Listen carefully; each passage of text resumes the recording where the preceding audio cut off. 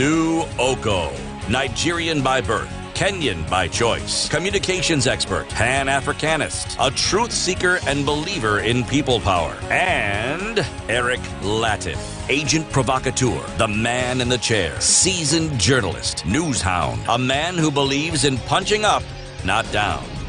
This is the Situation Room. It's Wednesday, the 18th of September, 2019. Good morning and welcome to the Situation Room. Everybody is in the room this morning. We've got to start with the orange one. That's such a layered phrase, but okay. Good morning. That could go very many directions, but good morning. No, take just one. Okay, yes. How are you? I'm very well. How Slept are you? well? I did. Good day yesterday from 10 a.m. to 6 a.m. Right, yes. The following takes place between 10 a.m. 6 and 6 a.m. C.T. Muga. Yes. Good morning. It's yet another bright dark morning. Yes. Bright dark, isn't it? Yes, it is. Actually, something interesting. It's getting hotter, isn't it?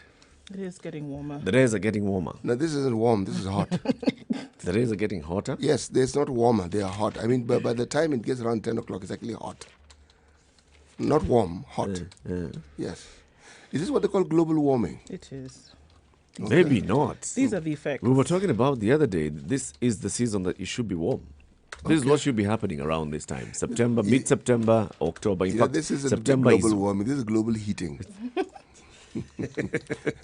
I mean, you have ice caps melting, the Antarctica, Antarctic, sort of like almost melting wholesale. This isn't warming anymore. Sorry. This is just, it's heating up. It's heating.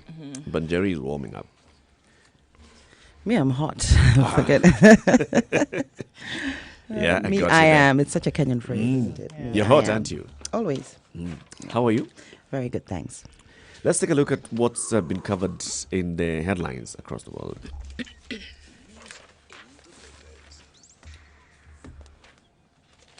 Well, let me look at something bright today. Yes, Okay? yes.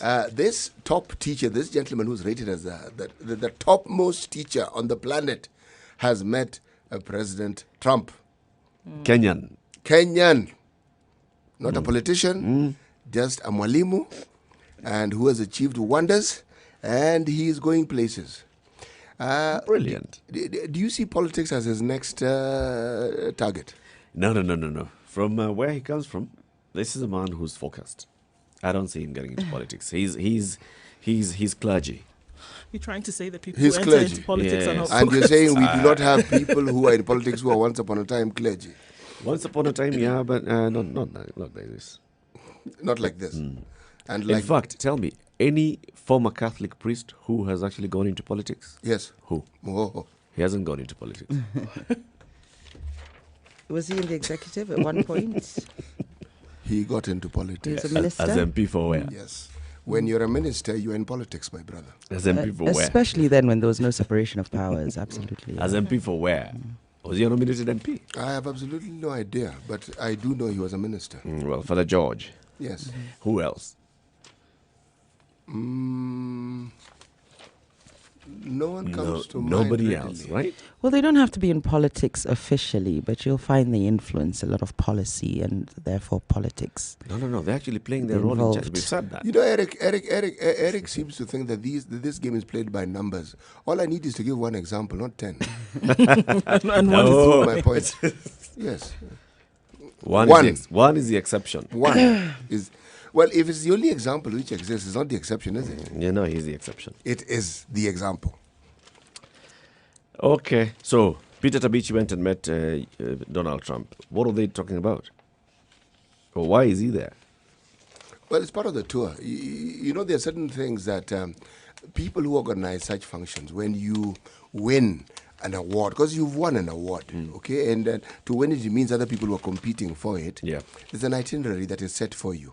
You go to this place, you go and see these places, you meet people who think like you go to this university, you're given an opportunity to give a lecture. Yep. Yes, and since you're in the States, you might as well meet the leader of what we like to refer, what they like to refer to as the leader of the free world. Yes. I like that, the free world. Yes, it's an interesting statement, free world. So he's met the leader of the free world. It's part of the itinerary. Reign of confusion. In grade 3 assessment at Teachers Blame KNEC. Teachers countrywide yesterday administered the grade 3 assessment in a strict and controlled examination-like environment, contrary to government assertions that the monitoring learner progress exercise is not an examination. So teachers seem to have had... Teachers are the old dog. Yeah, CBC is a new trick. Yeah, unfortunately, yeah, you can't.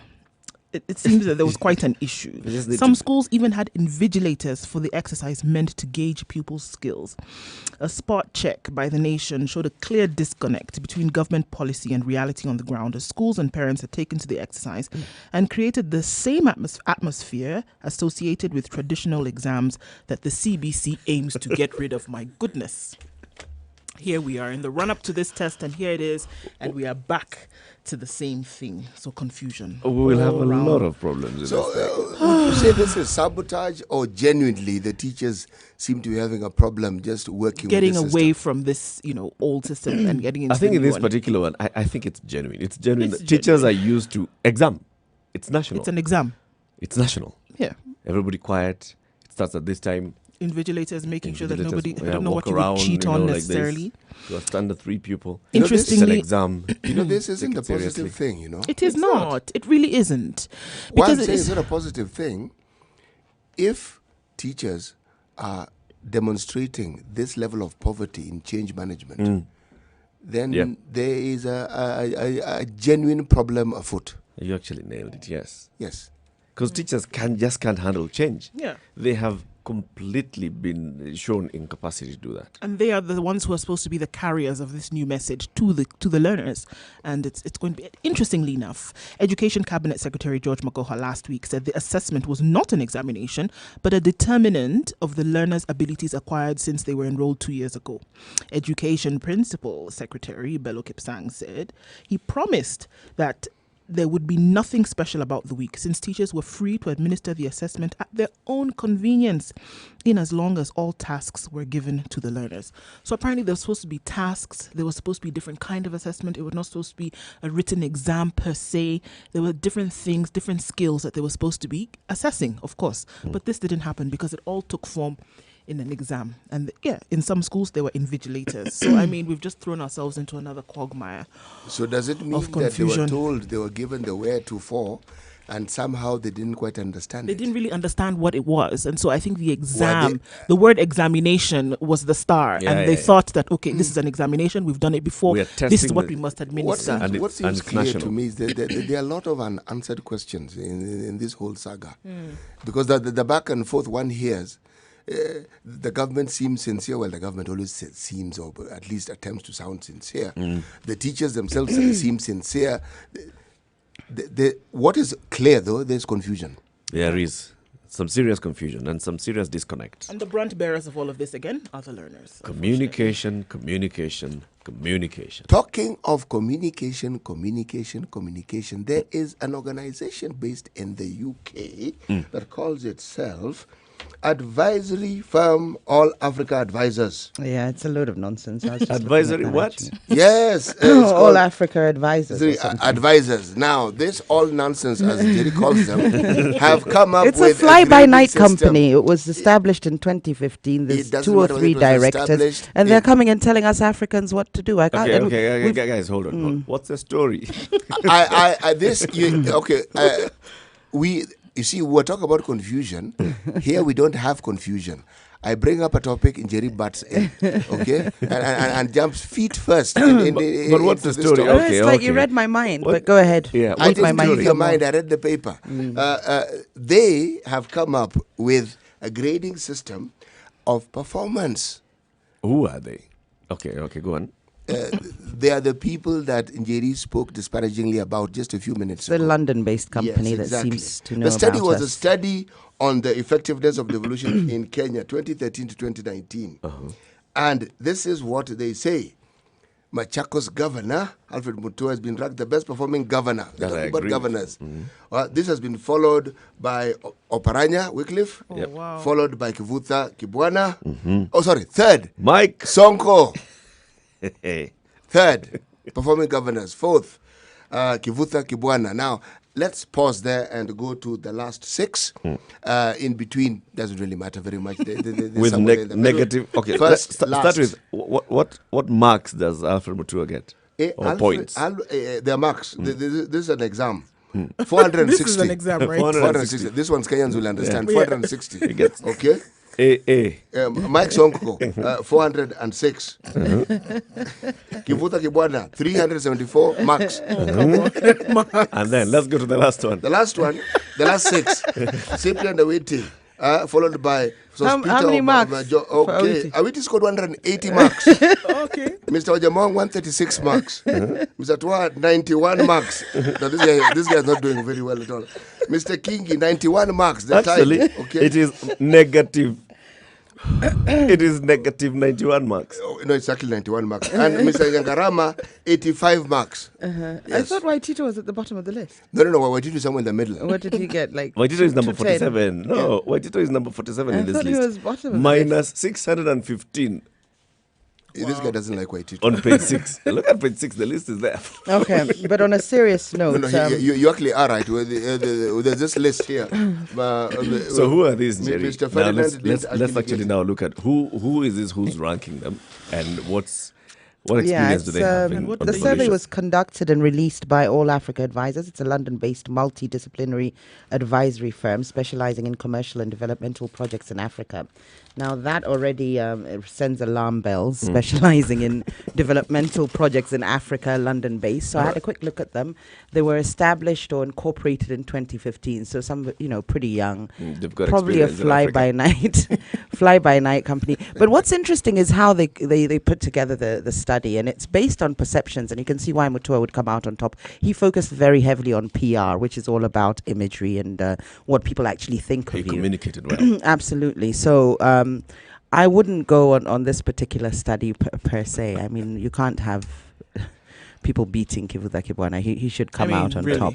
Oparanya as well should come second. If I was to rate them, it would be Kivutha Kibwana and then Oparanya. And then Movie. He wouldn't be too far off, to be honest. There's been some positive things he's done in the county, especially to do with health and roads in Eastlands and so on. But you are right. If you actually understand what happens in these counties, you will realize that the people who come out on top are the people who seem to be media savvy. They understand how to present themselves in front of the media and how to present what they'd like the world to believe they have done. Right. Yes. But I'm still. But I those mean, people that you've these- mentioned, the 4 that you've mentioned, you said Kivutha Kibwana, right? Yes. You said Alfred Oparanya, you said Mbuvi Sonko. They're in the top 4. Yes, and then number 5, Ali Hassan Joho. What has he done? Well, he's painted Mombasa white and blue. I've noticed that. Yeah. Paint. That's about Yeah. it. And he has relocated the dump site, hasn't he? He What, has. from the airport, on the way from the airport. Yep. Has he? He has he? Still smells a bit. And we are going to work on wait until we unveil the new Mamangina drive, which is not it's not by the county government, it's by the national government. But but it doesn't matter. Just like Mbuvi Sonko's projects are by the rehabilitation committee. Anyway, my issue is what is this firm coming to Kenya to do? These are the things we need to. We need to be doing. This is actually what. Can you imagine a firm in Kiambu sort of looking at 10 Downing Street and coming up with a report and then The Guardian publishing that? We Do should you understand do what that. I mean? We need to own our projects. We need to own unless it's something global and universal, so it's the World Bank or. Sorry, did you say a firm in Kiambu writing something about 10 Downing Street? Yeah, I mean, and this then is kind of the same published, thing. it being published in the Guardian and being taken as gospel. Because the did reverse they is know? what is happening right now. I just want to highlight the absurdity, but it's a money making firm and probably paid by Mutua, if you ask me. Well, we don't have all the facts. But Eric, if you don't have all the facts, your little speculation won't harm anyone. Absolutely. What Jerry has said isn't negative. Well, they've got good PR, whoever they are. No, because this they- isn't good. As No, Mutua it is. does. No, this organization. This has is got good Mutua's PR. work. They got full page coverage. This is whoever has done their PR as a person who practices in PR. Yes, but Kudos. it's misleading people completely. Completely. Former Nairobi Governor Evans Kidero is seeking 200 million shillings in compensation for his trial over allegations of conspiring to steal 58 million from public coffers.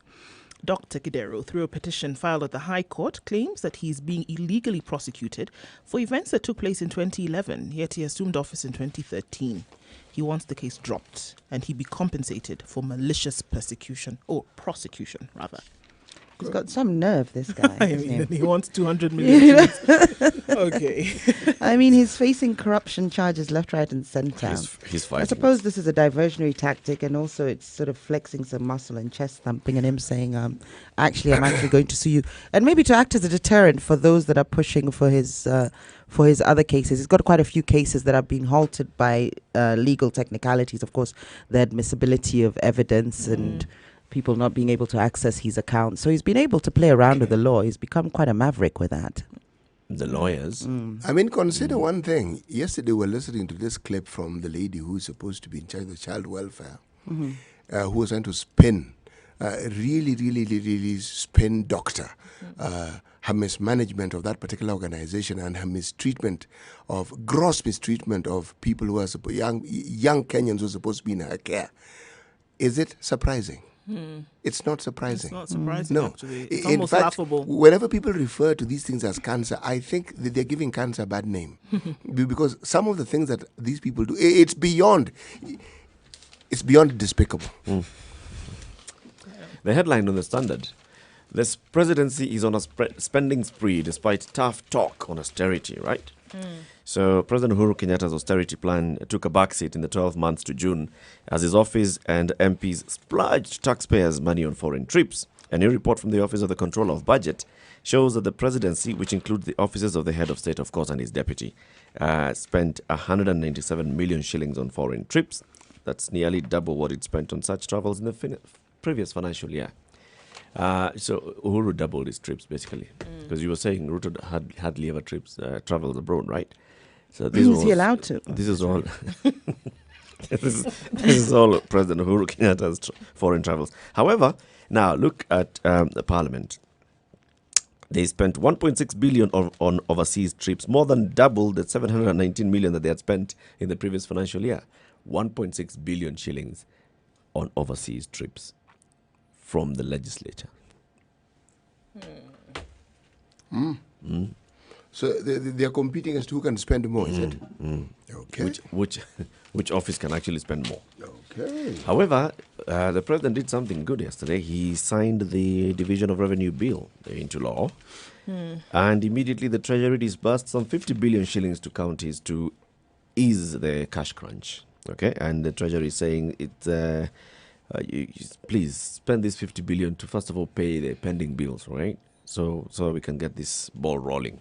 So now the counties are getting their 316 billion after the signing of the bill into law yesterday by the president. So that whole hula-baloo that we had, a 3-month standoff between the Senate and the National Assembly and the governors, and Put to bed. it's all behind us.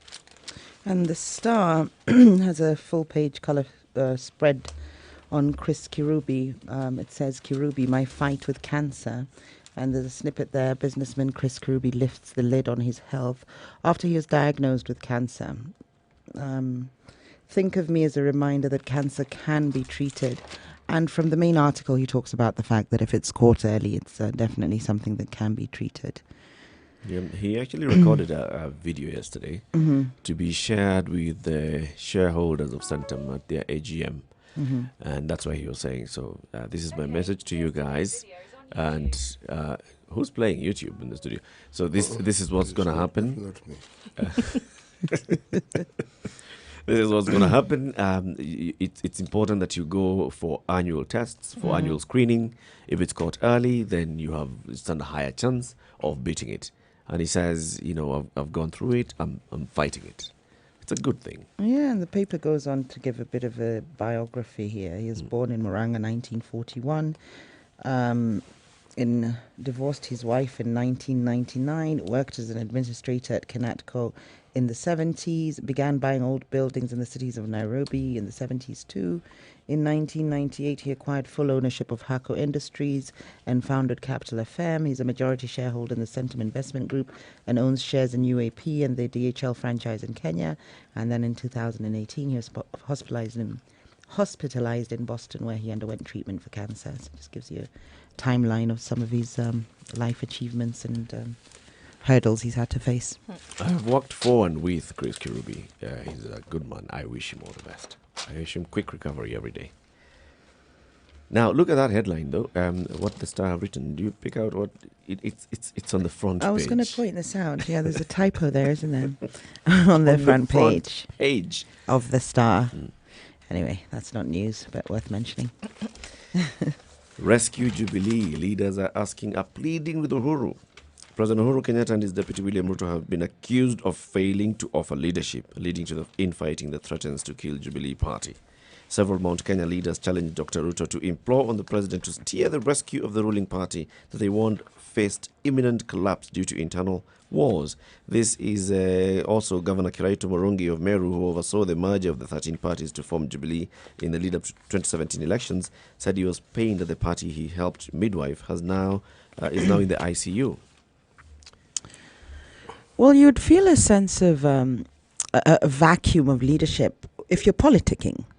Whereas if you're focusing on development, you would be watching what is developing as opposed to focusing on the people. So what's happening is one faction is busy politicking, and because the other faction is focused on development and not doing that, people are feeling that they're feeling his absence. And when I say his absence, I'm talking about the presidency, because he's not being seen at rallies, he's not being seen at funerals, making political statements and playing, the political rhetoric that's happening, let's say with Ruto. So that's why you get a sense of there's a power vacuum. It's because of the actual dynamics. And yes, there's definitely a rift in the party. Maybe it was never supposed to come together. Remember, it was URP and TNA. Maybe it was never meant to be. And 11 others. Well, you know what. And others. And others. So maybe it was never meant to be. But this is a consequence, and this is the byproduct of politicking. If you have observed, I have been quiet because I am pained. I am perplexed because we're like strangers in the house we built. This is what Kiraitu Murungi is saying. So, we know that President Uhuru Kenyatta recently nominated somebody to become Kenya's ambassador to South Korea. And that person holds a dual citizenship, also is a citizen of the United States of America. And this is Mwenda Mwinzi. Now, Parliament debated, vetted her, and approved her appointment. But they said she must first, according to the law, she must first denounce her American citizenship and become fully Kenyan citizen. So there's been a lot of back and forth on why has she actually done that? Has she moved to her new station? Now, Mwenda Mwinzi has declined to renounce her U.S. citizenship.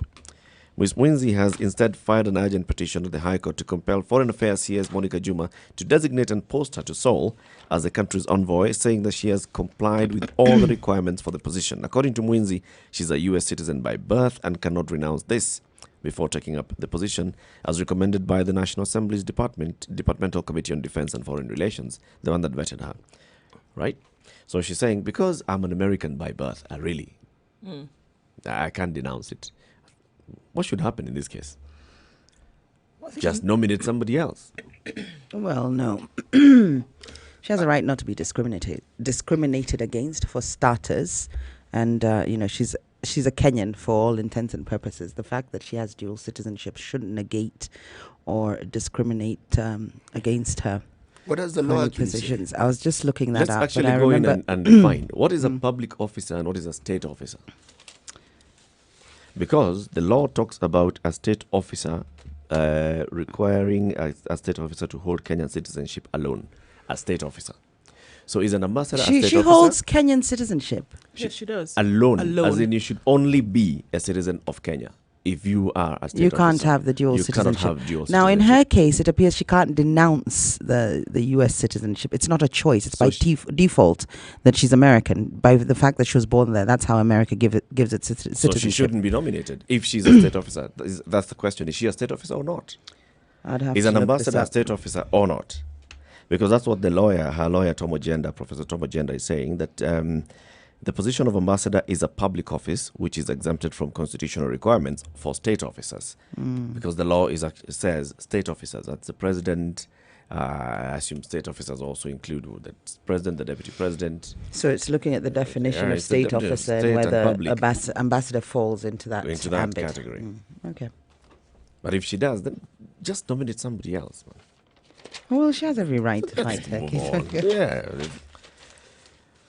You know, this somebody else could have been nominated even before her, and this somebody else wasn't.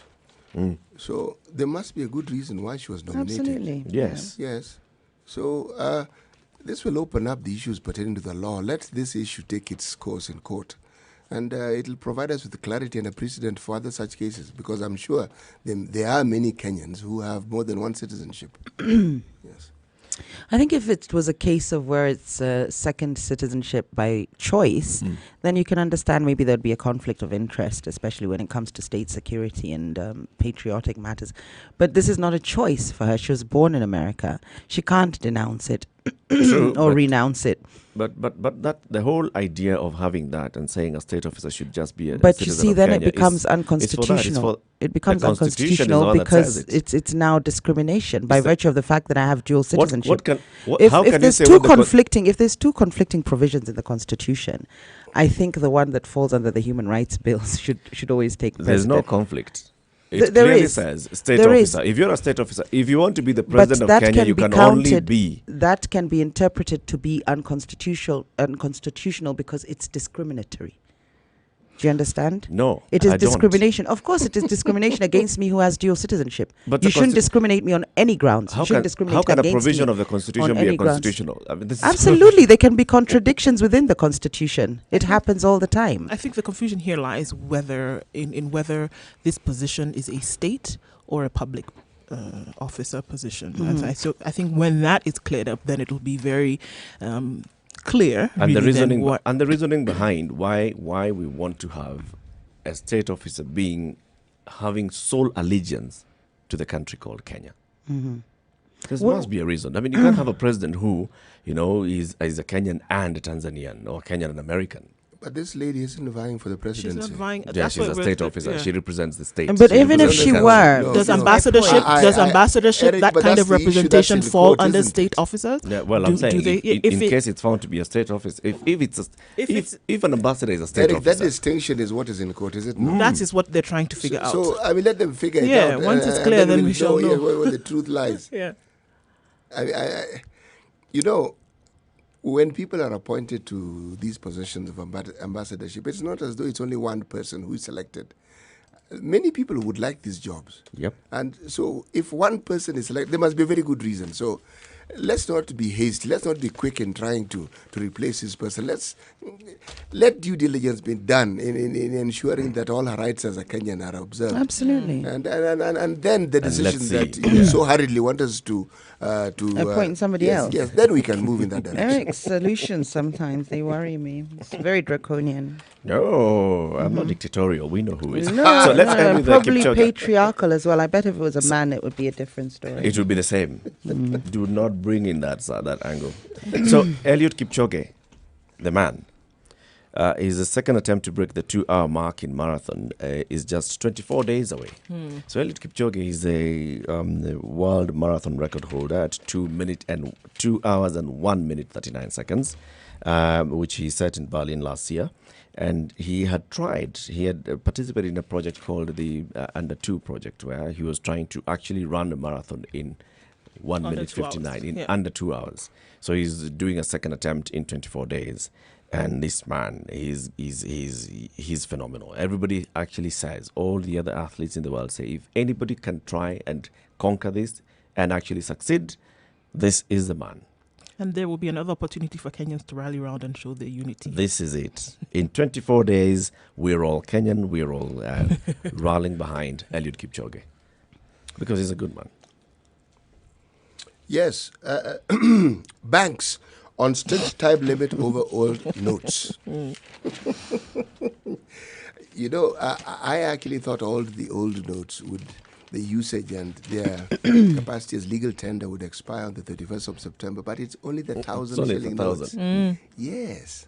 This is very good news. It's just 1,000 shillings. And, This is very, very good news. a little bit on this riveting murder, to say the intrigues that delayed Cohen's post-mortem. So the long-awaited post-mortem of the body of the murdered Dutch national Tob Cohen was postponed on Tuesday because of a stalemate over who should perform it.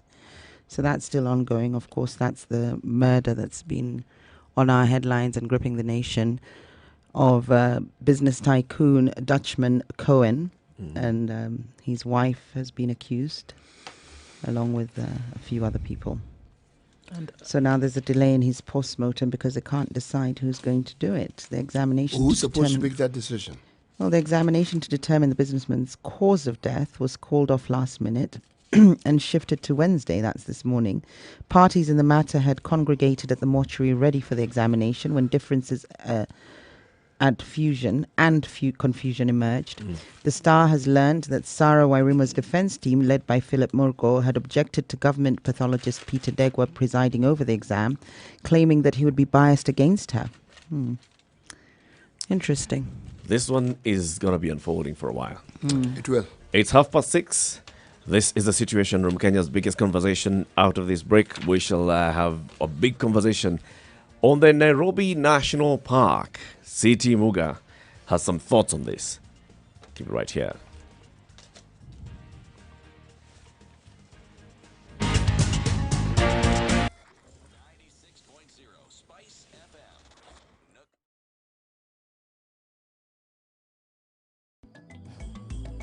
How well do you know your country?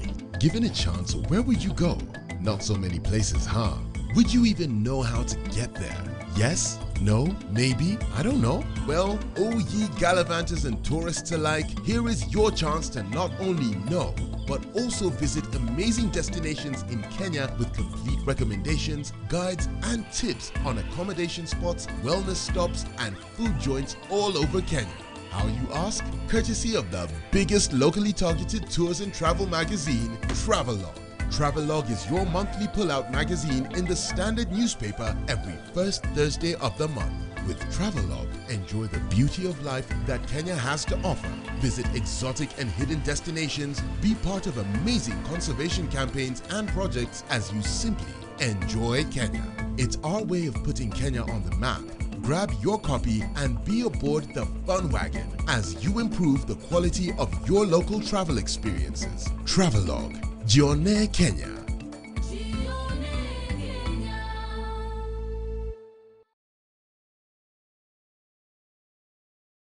Tired of living your same old life? Need to spice it up and add some flavor? Well, we can help you go from living to living it up.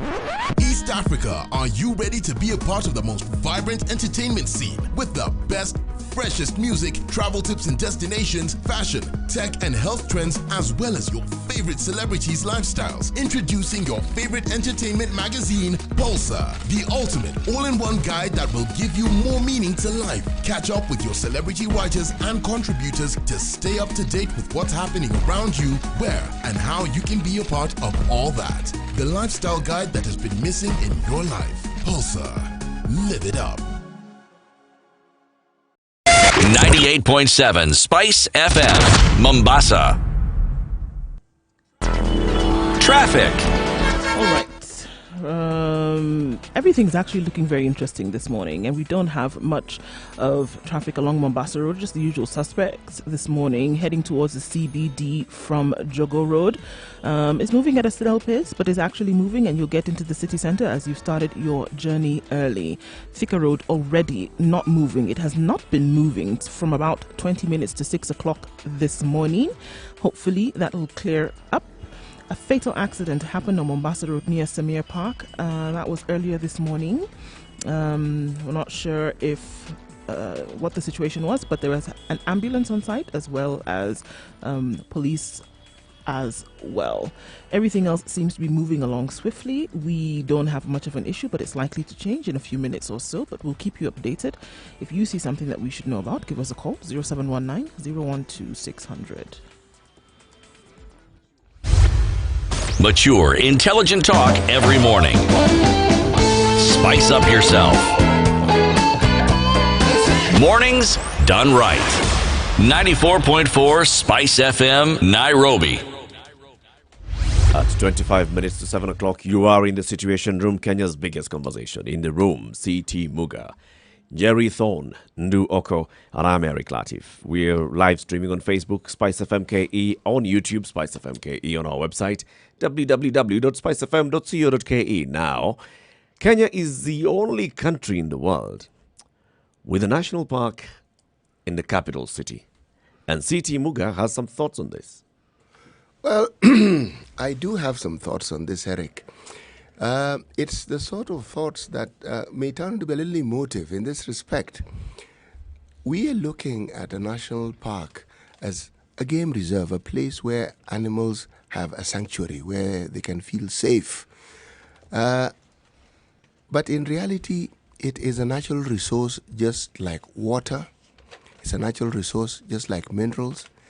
It's a natural resource just like the human beings who inhabit this particular country.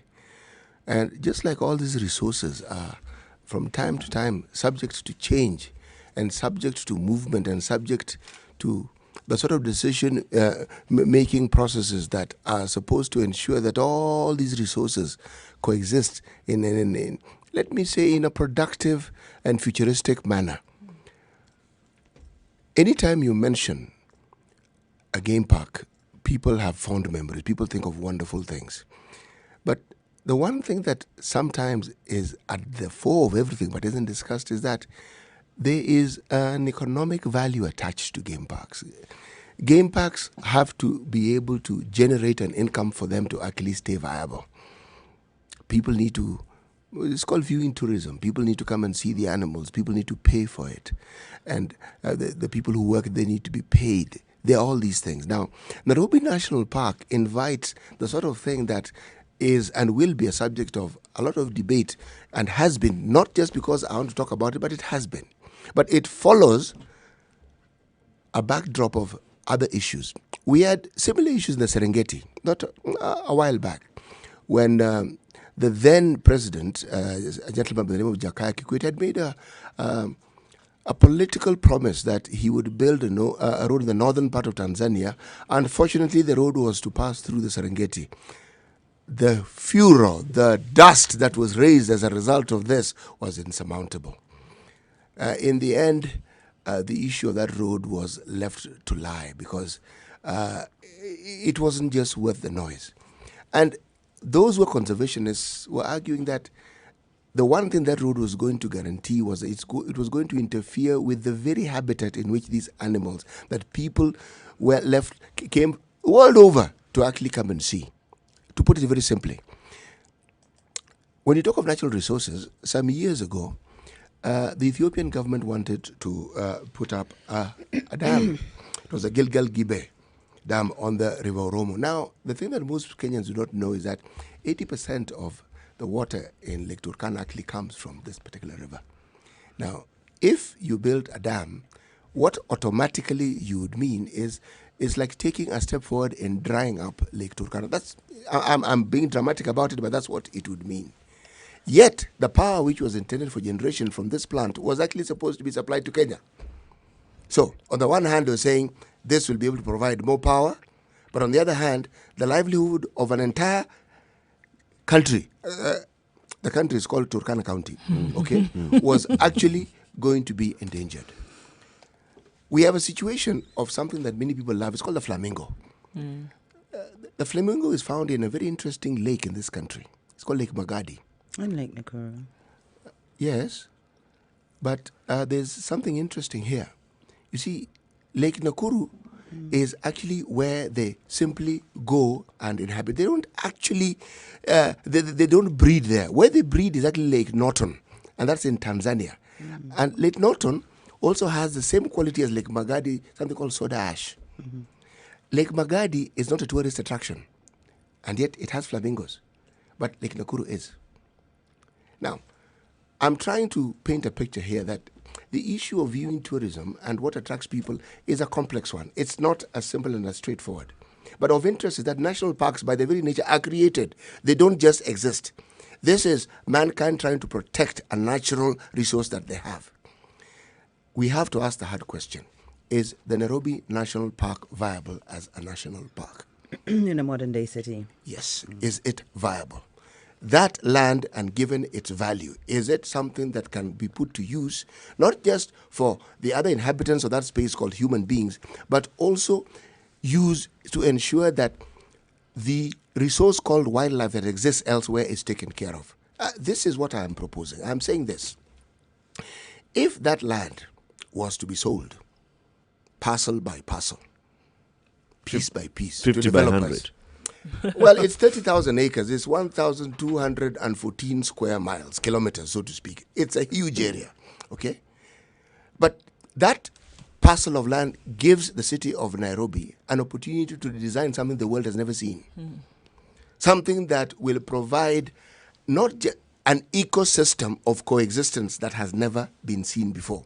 Now, when we talk of wildlife, Eric corrected me this morning when he says, why do you talk about big animals? Why don't you talk about small animals like rats? I say, okay, fine. Major cities in the world... And squirrels. Yes, major cities in the world to have see this rats. issue. They do have it. And the reason is this. Some of the places in which they were built had previously been habitats for animals, larger animals, which have long been extinct. So they talk about green spaces and they protect whatever wildlife or whatever other inhabitants, four-legged inhabitants in that space. Game parks don't just have large animals. This I understand. They have an ecosystem. There is the botanical aspect of it. Now, it's just as important because this is what many of these animals feed off. Now, the problem with the Nairobi National Park, and given that it's more or less been boxed in, is that the natural processes within which animals survive was interfered with a long time ago. It might actually have been safe and more humane if these animals were transferred to an area where they would survive better. And if I may use a phrase, where the other animals and in a habitation that can actually sustain them. What do I mean by this? Not a zoo. They can be taken to Lake Nakuru National Park. They can be taken to Naivasha. They can be taken elsewhere. These animals can actually be transferred to other places and they would live there. Now, there will be arguments to counter this. But if you think of an amount that an acre of land, say, would go for if it was sold off. This is money that could be put in a sovereign trust. Now, a sovereign trust is a trust that would ensure that this wildlife we speak of would have funding ad infinitum to look after it. The only problem with the sort of monies that we're speaking of is it would invite unparalleled corruption. It would invite a sort of corruption that is not just stratospheric, it's extraterrestrial. Something that had never been seen in this country. But that shouldn't stop us from considering how best to put the land that is now Nairobi National Park to other uses. You feel it could be put to better use, social and economic? Yes, I do. And that the animals could even be looked after and could even fare better. Well, when you say animals, you're thinking maybe of the bigger animals. I mean, there's 400 species of birds in there, so that would totally disrupt that ecosystem. There's animals, we're talking of creatures and so on, that we wouldn't be able to move. So you're thinking very But why do you think basically, they cannot be moved? How are you going to start moving things like caterpillars and so on? Those The fact that you can't imagine how they can be moved doesn't mean they cannot be moved. No, you're talking about microorganisms Yeah, as how well. can but you move Well, there's if an you- interesting... no. Even the birds that No, are there. The please. birds that are How there do you can move the birds? Argue in a feasible way. Whenever So you you're put up attacking my any style of building- argument no, or the points I'm I'm making? attacking the point you're making because you're now saying anytime you dig up the earth, there are microorganisms in the earth and we put up buildings. So what should we do? Should we have a policy of removing all the worms and rats and mice and cockroaches before we put up a building? Is that what I you're was saying? having to go to that extreme to highlight that there's other animals that can't be moved. But there's a statement you made that I'd like to focus on. You said that parcel of land is something, we can do something with that parcel of land that the world has never seen. Do you realize this is the only national park in the world? That So the the world world has has never never seen. seen this Yes. anyway. And this has In been the global. first It has been instance. global bragging rights for Nairobi for I think for a very long time. It's one thing that Brand Kenya has used several times to go out there and say this is one thing about Nairobi that we have had. Exactly, global bragging rights, and there's no other country in the world that has Apart from something the like bragging this. rights, these other benefits are Well, I mean, then you get the fact that people want to come in and see. The And other- I think it'd be interesting to know, CT. I mean, just looking at, not just for the sake of argument, for actually to look at something that could actually be done and implemented. If we look at, let's say, for example, what comes in terms of revenue or income from the national park, and to say that, fine, if these bragging rights were then exemplified, were then actually manifested locally, that brings now tourists in to see exactly what is going on, how much money actually comes in from the national park, whether it's domestic tourism or, foreign tourism, how much does the park make? And what's the potential? Is it that we have actually exploited the entire potential of this park and said, well, we've reached the end and there's nothing else that we can do here, so let's convert its use? Have we done everything we could with the national park? I think CT's Should- strongest argument, which he didn't make, it's Here worth we go no, it's again. it's always worth pointing out both sides. So yes, I'll argue that of course the parcel of land, as he puts it, is already something quite astonishing and puts us on the map globally. So we don't need to do anything that the world hasn't seen, because the world hasn't seen this. It's the only national park in a city. But of course, if because animal rights activists will of course jump onto this, which I did immediately. But it could be argued that with all the pollution in the country, in the county, and in Nairobi and in the city, it's not fair to be exposing the animals to that environment in the first instance. So we should move them. That would have been one of your strongest arguments for the animals. Yeah. That is your strong argument. And it's a very valid argument. But It's actually a carbon sink as well. I mean, we've got vegetation there that's helping. yes, it does. But that's what Karura Forest is supposed to do. Well, that's one. You see, Karura Forest is doing that. We've got the Arboretum, it's doing the other. We've got the National Park doing that a bit. I mean, it doesn't mean that you can only have one, You know something? or that you must have tall trees. Karura Forest is a home for trees. Okay? Other animals live there, but trees aren't animals. Okay? Yep. Now, the point I'm trying to make here is this. This is an argument that pro-lifers for trees and animals, excluding human beings, of course, will put forward very vociferously. And anyone sort of like putting forward the argument that I am putting forward is like a mass murderer. Look at the facts. This is real estate within the boundaries of the city. Lovely ecosystem. But the thing that many people don't seem to consider, this very, very so-called wildlife, given its inhabitants in that very place, their existence is actually guaranteeing their extinction. Their existence there, they're guaranteeing their own extinction. Because when you have a game park as it is, as it's currently surrounded, the one thing many people don't understand, we long interfered with the natural processes by which these animals sort of like live and coexist. Sort of moving around a Yes, lot more. we limited it. So what they end up doing, you may not know this, but they more or less walk around that same space over and over and again. What they're doing is they're compacting that particular earth. Now, the net result of this over time is that vegetation will stop growing as it should. Secondly, when water falls on that earth, it doesn't sink in because it's already compacted. It just washes over. But that's when you have a huge population. We don't have a huge population. Of animals. Yes, if No, the population no. if the It population isn't- gets it to that isn't a point, question of huge. I'm sure the It ecologists is tell you, the if the ratio population gets of to a land point, that is required to maintain certain species of animals. Yes. That's how you look at it. Exactly. It's not there are And- 1,000 and there are 2,000. And I am no. saying, I'm Yes. saying, I'm Yes. sure the experts always look when they're translocating animals. They look at that. They look at what's the population here and how much can this area accommodate. If the area cannot accommodate X number of animals, they are translocated. They are relocated to the other parks. What would Or we there's suggest- culling. Culling also is a method. But what you're trying to suggest here is that the animals, because they will not be able to move, they'll keep trotting on the same path, and therefore they'll look. I think he does have a point in that it's not optimal by keeping them in this, I wouldn't say enclosed space, but for lack of a better phrase, it is enclosed. This is not how they would live out in their natural habitat. Yes. It's still somewhat, it's already been tampered with, it's been interfered with. But CT, what I want to know, what do you suggest we do with that space? So Well, you're saying we sell it to He's saying developers cut it to, up into 50 by 100 and sell it. and build plots and start doing- kiosks? yeah.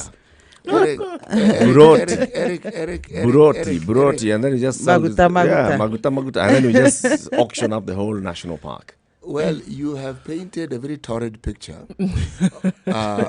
which is not what I intended to do. I use flowery words like unique designs, okay? The kind the world has never seen. Yes, exactly. Clear thinking. There's a Architectural gentleman. phenomenon. Yes, Architectural exactly. phenomenon. Yes, All those there's things a gentleman. come on there's a pieces of gentleman- land. There's a gentleman who's been forward in this sort of argument, but he's been forwarding it for the city of London. Okay, a gentleman by the name of Mr. Rawa Ellison. He has been focusing on also looking after the wildlife within the city. Now, the wildlife he talks about, of course, are rodents, caterpillars, Squirrels. birds, species of birds, Yep. flora and fauna, Chameleons. because that's what they have. Okay, That's what they've got left. that's what they have left, and And they hold it dear. they do. If we hold these animals dear, you see, I gave the example of sort of like what the process of overpopulation of the animals, and you simply focus on then trampling on the earth and hardening it. But there's also something called overgrazing. Okay, you may not think so, but one of the problems you have with very many of these game parks that are enclosed, you don't also stop cows. Cows also go in there. So Yes. when they're allowed to sort of like roam as they ought to, as they were created, they have a way of ensuring this balance themselves without our help. So are you doing this primarily for the welfare of the animals, or is this argument just to counter the fact that Jerry, you have there's nothing animal primary. activists There's coming nothing at you? primary in CT's argument that is about animals. No, he's got a He's point. If basically he saying wants, if these they need animals, to be he's talking involved. as if we do not have people who are experts. KWS is full of experts, and they know, they look at these things. They look at, yes, do we have cattle coming into this park? Yes. Do we have animals trotting here? Yes. Have we interfered with the migratory corridor? Yes. Or what are we doing about it? They've done all these things, and they see Nakuru how National to Park manage it. has been fully fenced. Completely, it's fenced. They have no natural predators. The population of buffaloes is currently around 5,000. And the land mass there and the vegetation can only support a third of these buffaloes. So where do the others go? They exist there. Why have they not been moved? There is a friend of mine mentioned to me, anecdotally, works in that system that you speak of, that they quietly cull them and then bury them. Because There you go. quietly, Yes. because we don't license hunting. The point I'm trying to make is this: these things happen even if you have experts. If you don't live in a natural habitation where you have natural predators, that balance, That balance of will always nature, be- it will be imbalanced. That's what I'm trying to tell you. And you have people and who I'm have studied saying this. that balance of nature is already imbalanced in the Nairobi National Park. That's what I'm trying to say. So to balance it, let the animals go to a place where the balance exists, and so their coexistence will actually be better than what you have there. That's what I'm saying. You'd also talked about the national park as a resource and a Yes, it source is. of income for It is. Kenyans, and you think it's not being best No, utilized. it is not. If you look at the real estate value of that particular place, and I gave the example of the monies you could raise from that given the proximity to the city and everything within it. We always look for funds to do this for animals, this to maintain wildlife. That park can generate more money than we would know what to do with. You put forward a good argument. With And- what? With what? And how many Nairobians actually benefit from the park? You don't get a lot of local tourism, as a percentage of Nairobians actually going there. and this It's is not People want to go out of Nairobi. And this It's is not what I'm like, talking about. It's Central about Park. It's about exploiting the full potential of the park.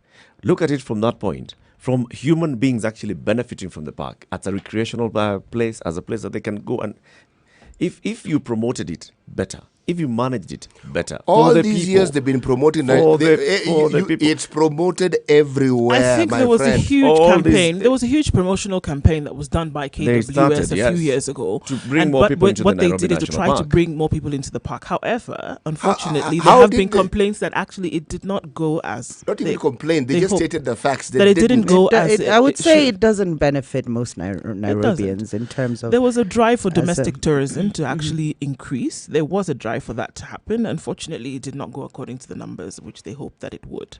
So, I mean, suffice to say It's that because we're looking at it as a one-off. You know, if you Well- if you look at it on a long term, the number of people who have actually been going to the Nairobi National Park from that point when they started As that a campaign percentage of the has total gone up. population of Nairobi, it's negligible. It's a drop in the ocean. It's- I'll tell you that. Yes, it's a drop in the ocean, Yeah. but you So can is it still do worth having more. it? Is it worth Can it having do it more there? for Nairobi residents if it was sold off? These animals So could be what put elsewhere where they can flourish better. What would a 120-story according building to in the see. middle of the Nairobi National Park benefit somebody who is not living there? no, So Eric, it wouldn't be we're Nairobi not National saying Park how would- anymore. That's how what would we're it saying. benefit the entire Okay. We could population bring of Nairobi? multinationals who want to be close to the And CBD how would and it the benefit airport the entire population of Nairobi? because it will create jobs for starters. You look at it as a socio-economic setup. It would create jobs. And already, to be honest, actually, CT does have a point. You've enlightened me a little bit. I mean, it's intuitive and instinctive for me to go against what you're saying because we've been socialized so, and we believe that it's such a gem to have this, and we care for the animals and so on. But you've managed to convince me that the animals can be cared for, and in fact this isn't the optimal environment for them, and we've got enough space as a country to put them elsewhere, and it's achievable. So with that in mind, perhaps we maybe should consider selling Nairobi National Park. Encroachment is already happening. So it's already happening unplanned. You're having settlements creep in slowly. And over the years, in the next 50 years, you could find this actual, it becomes a slum or it becomes a very informal settlement. It can become many things. When you have stories, when you hear stories of some lions having eaten some horses in Karen, okay? Or having joined the morning traffic on Mombasa Road, for Yes. example. Or part of the traffic police on Langata Road. There you Hear go. where this is going. Waving lions waving at pedestrians and waving at motorists. Yes. Eric, the picture you paint of a multi-storied building in the middle of the park is an interesting one, which is supposed to negate my argument. I am not saying that I don't favor the existence of animals where they are. I am asking a simple question: is this the best use that we can put this particular resource? It's simple enough question. And you're saying this isn't the best It isn't. use. That's all I'm saying. It What isn't. would your suggestion be, like a Silicon Valley? So instead of Konza City, we can have that here and attract, I am tech saying people. when you start thinking of the possibilities, they are vast. And if you start thinking of the things you can do, given that amount of land within the proximity of the city center, the things that could be done and the changes it can bring about are monumental. That's really what I am saying. Cost-benefit analysis, as people like This to is say. how human beings always look at things from that point of, all right, what can I do with this piece of land? Or what can I put up here? What benefit can I derive from this piece of land? And this is what actually has made Nairobi lose all its intended parks, recreational parks. That kind of greed. It starts from, let's look at it. Let's look at it. parks It's did not it lose? making No, sense. no, no, It's Eric. it's not making a lot of sense for No, us Eric. to have this. It's not, we are not, if you look at the kind of parks that we have, so you've said Nakuru National Park has been entirely fenced off, fenced yes. in, right? So the animals are fenced in. What's the reason for that? Well, Because of essentially- human activity around the park. Yes. So the next thing we're going to do is look at Nakuru National Park and say, is this the best thing you can do? Anyway, the animals are fenced in. Anyway, Eric, the Nakuru National That Park argument starts began here, its it does not existence because stop. of the flamingos and the small animals that existed. The big animals you see there were taken there, just so that you understand. yes. Okay, they didn't originally live there, okay? So as to create this national park image. Remember, I mentioned that national parks are created. Look. They are created. City. There are some animals that may have been added there, but you cannot tell me that the entire vast area of Nakuru only had flamingos. Yet But I didn't say that. Yet when you're going to Elementaita, which borders Nakuru, you find the same animals. When you go into Naivasha, which borders Nakuru, you find the same animals. If you go to Baragoi, in the other side, which borders Nakuru, you find the same animals. You can't tell me that those animals were only brought in there. They existed there. They were there. So which particular animal are you talking about that was taken there? Buffalo. Because you can tell me only one. Buffalo. So that's the only animal that you're saying that was Giraffe. taken there. So the others were not. But Let's get back to Nairobi National No, Park. but which other animals exist in that park? Wait, Which other big let's- animal? No. I want Eric to go to this argument. Let's- Which other big animal exists in Nakuru National Park? Let's go into that argument in the next hour. It's coming up to 7 o'clock. And CT Muga this morning is saying the Nairobi National Park has outlived its usefulness to Kenya. The Nairobi National Park has outlived its usefulness to Kenya. Do you actually agree with CT Muga? 0719 012 600, 0719 012 600. I'm opening up the phone lines in the next hour. Good morning, 7 o'clock.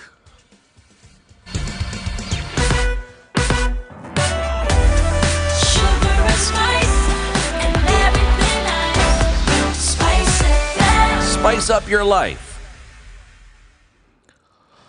Okay, unfortunately, it seems that it is the week of accidents because we have one accident once again on Gong Road, right opposite the Coptic Hospital, and it's causing unusual traffic at that junction on Gong Road. So if you're heading down Gong Road and you're stuck in traffic, that is the reason. All right. There those who are used to crisscross the road near Cabanas instead of using the footbridge. Unfortunately, you cannot do that anymore because that particular part of the road has been blocked. That again is causing some traffic this morning on Mombasa Road as you're headed into the city. All right. The new construction or the new bypass along Wayaki Way is being used, although it's not complete, and people have used that as an alternative route to run away from the traffic on Wayaki Way coming down from Mountain View and Kikuyu area. All right. Traffic starts at Sabaki on Mombasa Road, and we understand that there's a bottleneck right around Cabanas because of the accident that happened earlier in the morning. Jogo Road is clear. We are moving around the roundabout, heading into the CBD. Apart from that, nothing else major. If it changes, we'll be sure to let you know. Give us a call or send us a message, and we'll keep you moving this morning.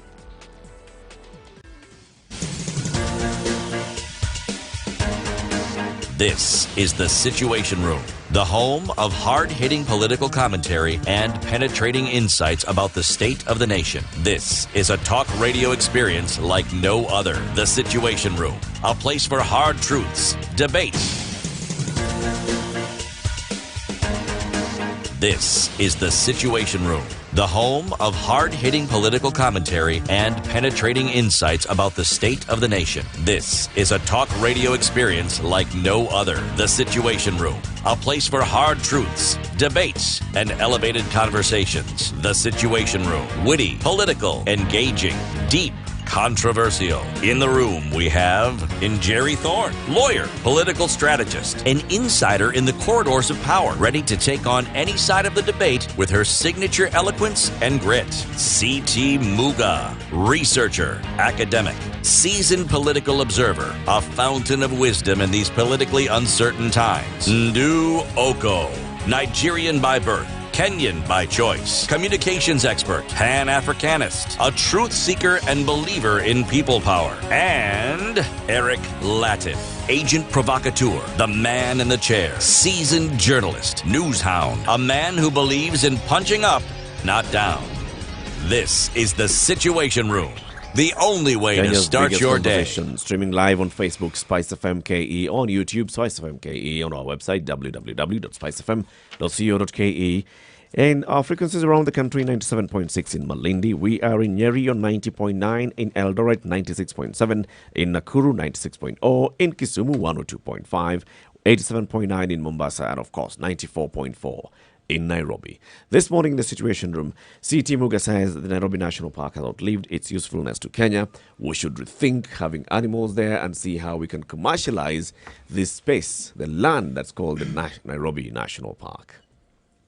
You know, one of the things that I like about this program is I have had to understand that it is important for me to change my entire diet of vocabulary intake.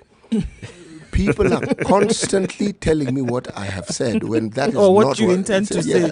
and that is not what I have said. Eric, You've this been morning misquoted has by no, the no, media. no, I haven't been misquoted. This is not called misquoting. You have actually placed words in my mouth, literally placed. Which words are those? C.T. Muga has said, I didn't say that. What I am saying is, we have a resource called Nairobi National Park. we need to ask ourselves this question: is it being put to the best possible use? Not very many years ago, we had coffee farms right around Nairobi. And coffee farms also had trees within them. People cut these things down, and we, lo and behold, we had real estates. I didn't hear these animal lovers and huggers and rat lovers and cockroach lovers coming out and saying, what are we going to do with these species of animals when you build it? I didn't hear that, and they are resident in those places. These were coffee farms. The species of birds that existed in that particular environment were profound. Birds will fly elsewhere. Okay, they will go elsewhere. They tend to anyway. They move around. I am saying it's a resource. Consider the best possible use it can be put to that takes care of all the species of animals and beings that coexist within this particular city. That's all I am saying. Including human beings. Including human beings. Mainly human beings. I think that's what CT is saying. See? Yes. Told you. Here Your we go. argument, from your argument, it's easy to deduce that you're saying mainly human beings. Eric, Let's that think bit as about the humans. sovereign fund and it being used by the KWS to ensure that animals are actually looked after, meaning you actually now have money so you can plan. Right. We will do this, we'll ensure we have this. All these things that are constantly niggling problems. Instead of looking for funds or fundraising, you have funds sitting in a place. If this place is sold off methodically, cleverly, wisely, economically, profitably, the money will be money that we haven't seen. It will be a whole bucket load of money with which all manner of things, well, from animal protection to animal this and animal that, whatever you want will be available. However, it will attract, as I said, corruption that we have never seen in this country. That is the other problem. That For would be how a long? problem. that So we is would it see. feasible then? It what is you're saying, feasible. It It is is feasible. It's a finite resource. So if you say that you are basically transforming this into a commercial interest, right? So you will sell off the plots, and the proceeds from those sales are what is going to go into this fund, right? Yes. And so this fund, once we finish selling off the plots, the fund can only be generating itself from interests, Yes, right? yes. And then for how long can this sustain? That the is an KWS, infinite. How do funds right? work? If it is properly invested, that thing can not even it goes beyond a lifetime. And it becomes rolling. I think So- also we look at the situation whereby we could actually at the same time deal with a lot of the issues that Nairobi as a city has been facing when we talk about congestion and we talk about traffic and we talk about the infrastructure of the city that is currently suffering. Here could be an outlet that could be used to actually develop the city even further, because you have all this space that essentially is, laying around that, is actually not doing so much in terms of what it has brought in. And you're actually trying to look at the numbers that the park has brought in terms of revenue. We're not looking at something astronomical that we could say would, tip us over the edge if we actually, got rid of it. To be honest, yes, it's emotive because it's heritage and it's something that I said, yes, gives us global bragging rights because we have the city with the only national park in it. However, if we look at what it could actually do for the city in terms of raising its profile on global standards, we could actually do quite a lot more in terms of expanding the city, in terms of improving the city's infrastructure, in terms of making sure that things that we look at like drainage and stuff now can be, pushed out, and the surface area could be enlarged. And so there's a lot that we can do. When you hear Eric speaking, you'd think I said, gather all the animals and put them in one place and shoot them, and then burn them, and then burn the national park, and then put up high rises. It's close to what you're saying. That's not what I'm saying. It's close to it. So you're saying that let's put them on the tracks, like the way we see them. So let's put them on the tracks, like we did the rhinos and took them to Savo. So let's put these animals in a truck and take them to the Savo. And in fact, distribute them. Some go to Savos, others go to Amboseli, others go to we Masai can't go to okay. Nakuru because Nakuru is overpopulated with buffaloes. So let's take them to Mount Kenya. Let's take others to Samburu and Masai Mara and the rest, right? Yes. And we put them on the trucks and take them there. I think you're focusing on sort of the logistics of how things then happen, Eric. I think the argument is, should we do this or should we not do Yes. this? Is it, if we look at this as a resource, are we making the best possible Use of this resource that we have. of this resource? Yes. For us as Kenyans and Nairobians. So do you not feel the role that it plays on putting us on the global map or on that platform? You don't feel that I would is ask the sufficient question. I would to ask bring the- in enough investment, or Let me ask the question, okay? you don't think it's part of our identity as It is, Nairobians? it is part of our identity, but identities change, if that's what you're talking about. Just like skylines change, you know, Yes, London had a certain yes, identity and they yes, put in new yes, things. you put in something new and some of that changes. I'm simply saying this. Our identity can change to be the one city in the world that took care of its citizenry by ensuring that the resources that they have are utilized and maximized to the benefit of the animal population that was there and the citizenry. I mean, if you talk about imagery, we can change it in any direction we see fit. When you have that amount of land next to the city center, the opportunity it provides are so vast. Especially when we've complained, constantly about the fact that the city is not big enough. If we just use a simple, basic term, it's not big enough to handle the needs that we currently have. With what we're looking at in terms of traffic, with what we're looking at in terms of infrastructure development, in terms of widening our roads, the bypasses that we've had to put in place, in terms of even, what they've said about putting a metro into the city. How is that going to be done with what we have currently? Really looking at the planning of Do you have even not other areas? possible. Do you have other land that we can actually do this? Come up with that project in that close does not have proximity, to in close proximity to the city, the way in which yes. this land is? Yes, do in we? close proximity.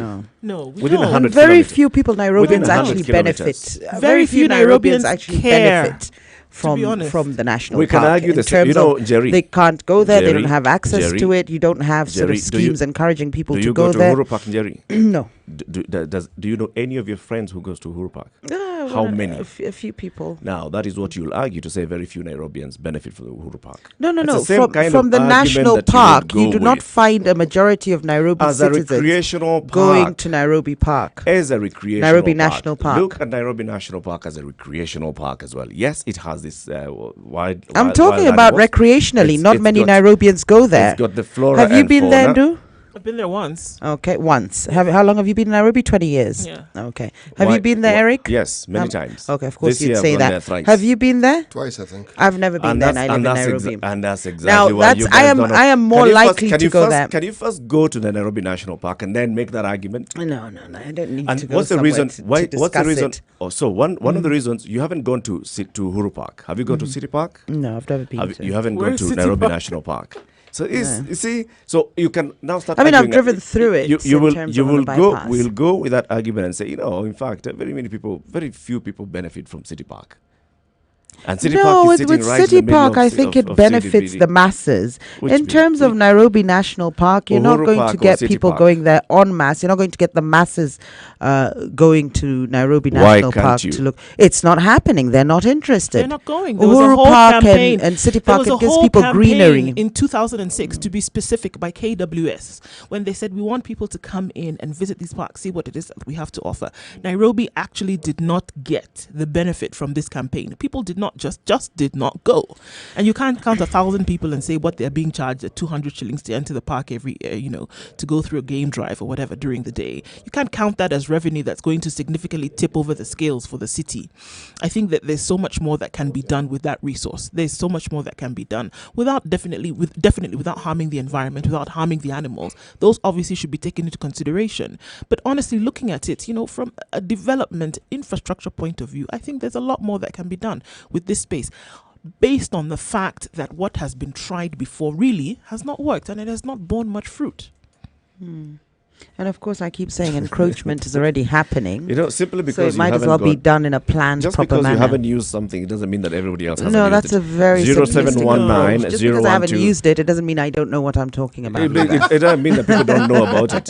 Just because you haven't gone Most there. Nairobians have most not been to Nairobians Nairobi haven't- National Park. most- I will tell you that. People living in Dandora, Jericho, which there's a large population there, they do not go to Nairobi National Park to view the animals. And they will not that go land there could be whatever put you to put better up use. there. What if you put a Well, Silicon Valley and it creates jobs? It still doesn't mean It that they will creates go jobs for there. those It's people. creating Eric, jobs for those For the people in Dandora and Huruma, the people they're calling absolutely, people in Dandora and Huruma, Jericho. Jericho. Eric. 0719-012-600. That's 0719-012-600. What do you think about this? I've got Joseph on the line. Good morning, Joseph. Hello. Hi, you hear me? Yes, Yeah. we can hear you. Good morning and welcome to the Situation Room. Thanks so much. Nairobi National Park. Yes. I've been in Nairobi for the last 30 years. I've been there twice. Thank you. I'm looking at even the Nairobi National Park. You see, we have two things. We have the orphanage and Right. the park. Yes. I've been in both twice in my lifetime because I'm 30 plus years. Looking at even the global front in terms of tourist numbers that arrive in Kenya right now, it is not sustainable even to run some of these parks that we call, the global attraction that we have. Even the Masai Mara itself is not attracting enough. Narok is lagging behind when it comes to development. Amboseli, the same case. My view is, Sell all. I do not need a national park in the city. Given the rate at which the population is growing and booming. In fact, this explains why, with no formula, you can be sold a land in a very derelict place away from Nairobi at a fortune. Because we have thousands of acres of a place where we just host 5 lions. And in fact, the time I went there, I never saw a lion. I just saw one distant rhino that was basking somewhere and some few antelopes.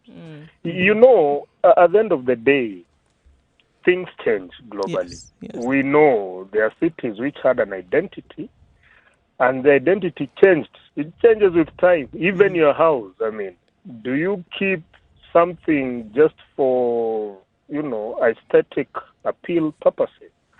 And especially if it is not adding value. I mean, you get to a point where you have children who grow up. You still tell me that you'll just keep to the same space that you had, simply because you want to have some aesthetic value to it. In my view, scrap this national park in the city nonsense.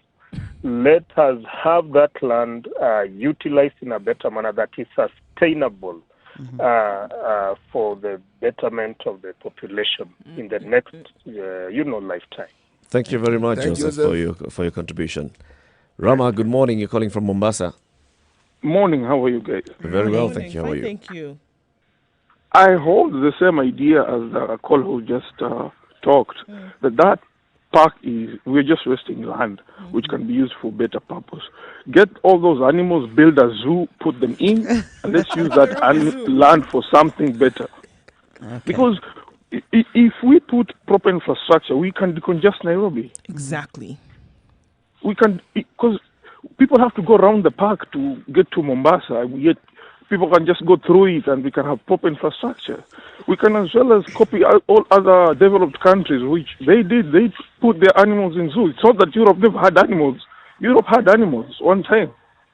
So we should be moving on, because I don't see the point of that park when even schools within Nairobi don't even take their kids to that park. There is no point. Put the animals in a zoo and let life move on.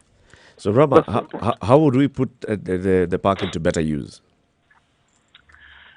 My take is a lot of infrastructure needs to be developed. Even the country itself, the headquarters we need to decongest the main town center, and in this case, we can even have a new center coming up, which is better planned. Yes. So it gives space for people to move, and then we can reorganize the old part of Nairobi, the existing one, the current part, and then we get a better chance to create a better city in this case. Actually, that space, you can actually build a new town. The whole new town. Yeah, can be built with you the can move the whole town to that side, and then we can now come back and say, let's reorganize the old town in Nairobi. But now we keep on talking about decongesting Nairobi, replanning Nairobi, but which other option? Where do we take all these resources first? Where do we take people to work, or where do we get people offices so that we can choose which buildings we want to demolish and create more infrastructure for the country? Yeah. We need options here, and Nairobi National Park is an immediate option. We even have that railways, the golf club in town. We should be rethinking about removing these things. Even Uhuru Park, right? Even Uhuru Park. I support it. There you Yeah, go. well, Yes. Absolutely. You walked right into that one. So let's just tell Wangari Maathai all the work that Wangari Maathai was doing and won a Nobel Award for is, I understand nonsense. all that. But necessity, you see, Necessity I is the would mother of say- invention, as Yes, it were. and invention. Necessity is the mother of invention. We can't be talking about decongesting for the last 10, 15 years. And then we say we don't have any It's now space, much. for example. And exactly, we don't have space. Yet we are looking at space which has how many animals? Less than 500 maybe. Rama, thank you very much for your contribution this morning. Okay, thank you. Asante sana. Are you in traffic in Mombasa or are you sitting in your No, office? no. I'm not in traffic. Okay. I'm about to leave my house. All right. Go to work. All right. Asante sana. Have a good day. Well, our man from Norieda is on the line. Good morning, Godfred. Hi, morning. How are you? Very well, thank you. Welcome to the Situation morning. Room this morning. Good to hear from you again. What I'm saying is I disagree with all the callers who have just called about scrapping and the person who proposed the motion. Because, you know, the way we are going now, next time maybe we'll reason Karura Forest to go also. I mean, why do we need all the parks?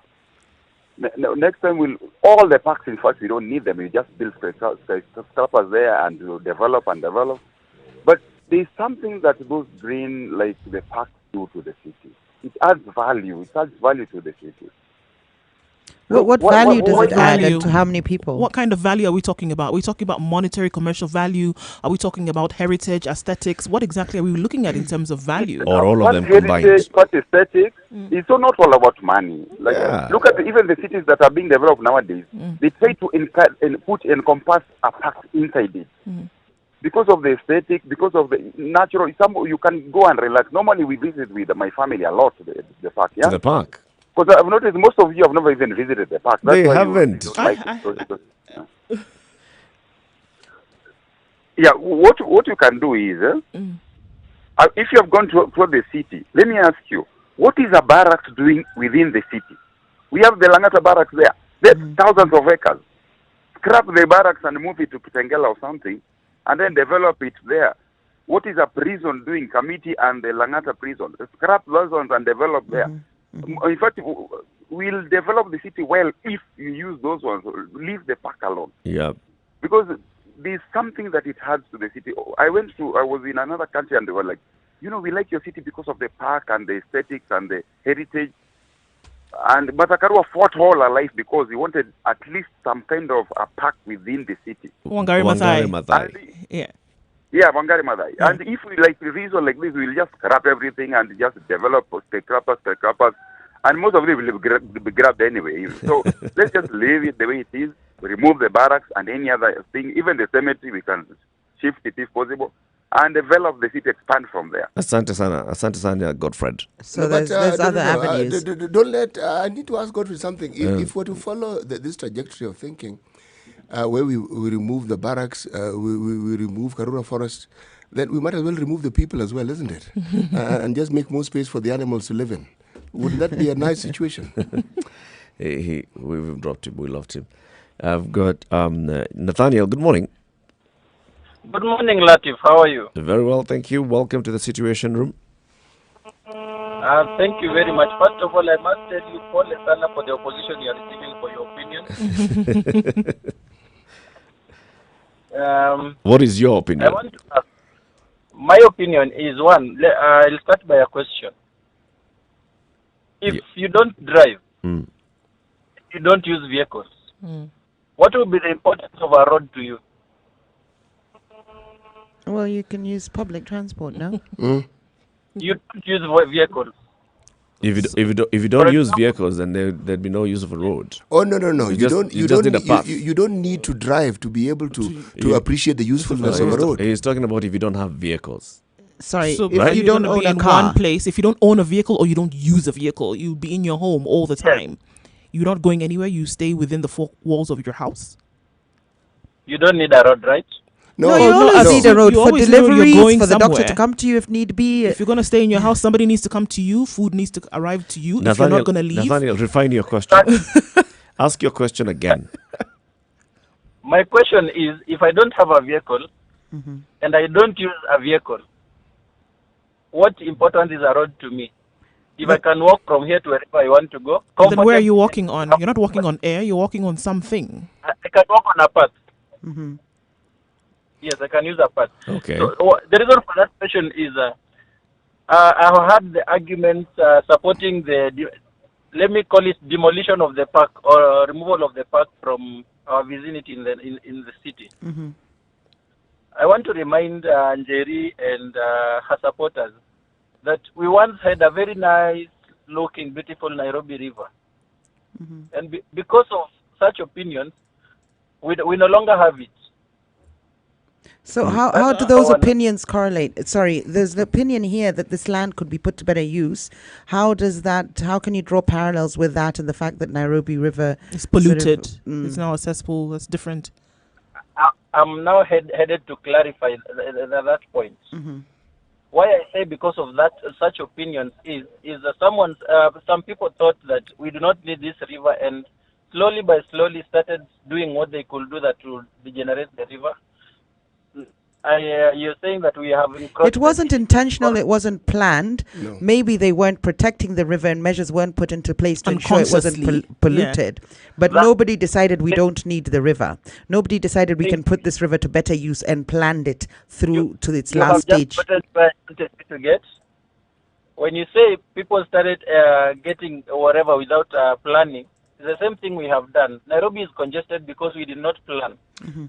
We've centralized everything in Nairobi that all of us from our country, we look forward to coming to Nairobi Mm-hmm. so that we get access to the resources and everything that is in Nairobi. Mm-hmm. For instance, what I always ask myself, what is the Ministry of Agriculture doing in Nairobi? The head office should be somewhere in Trans Nzoia, somewhere far.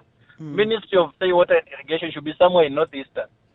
You make a very good point, and I agree with you there, but that doesn't negate from the fact that Nairobi National Park could be put to better use for Nairobi residents and for Kenyans. In fact, the very argument he's using is what supports what we are saying.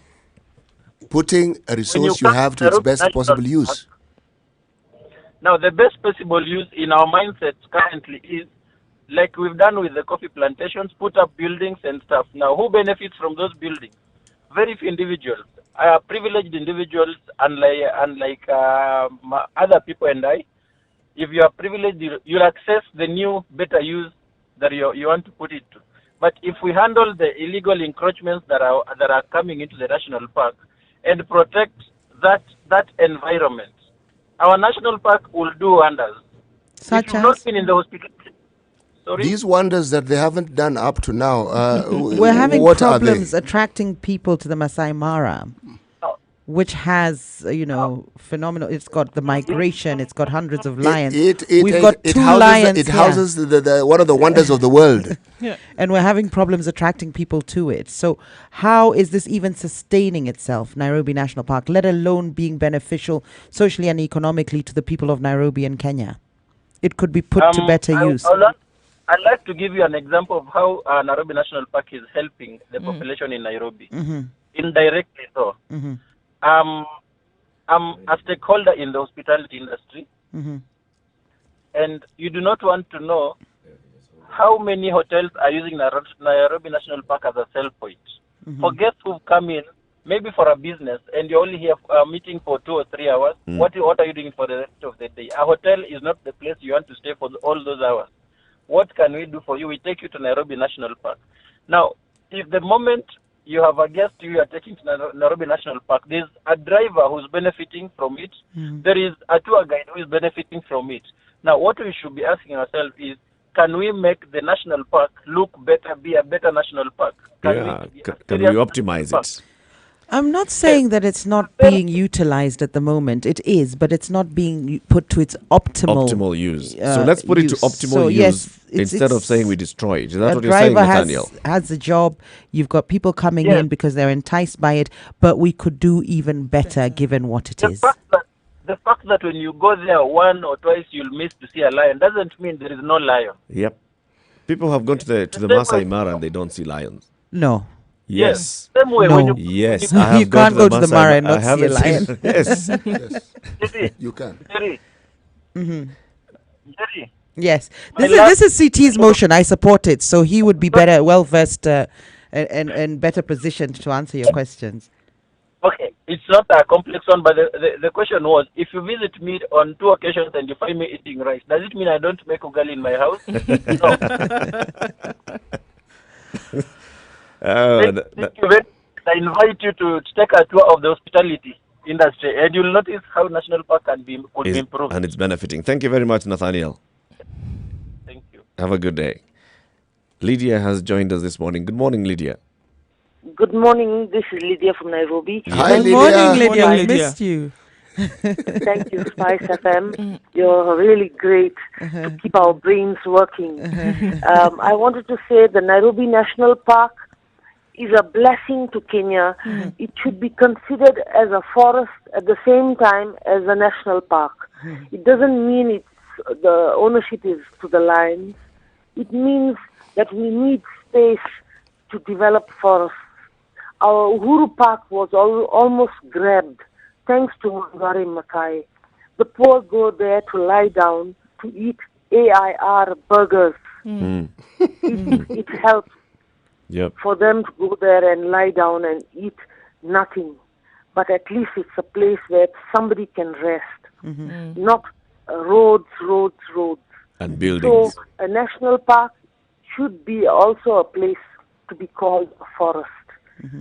Thank you. Thank you very Thank much, you, Lydia. Lydia. Thank you very much. Well, the conversation continues. 0719-012-600. That's 0719-012-600. So CT says that I'm misquoting him when I say that he says the Nairobi National Park has outlived its usefulness to Kenya. And that's exactly what he has said, despite all other things that he may tell you. Do you agree? Don't you agree? 0719-012-600. That's a telephone number to call in. Our conversation is also happening on Twitter, Spice FM KA. It's 7:30.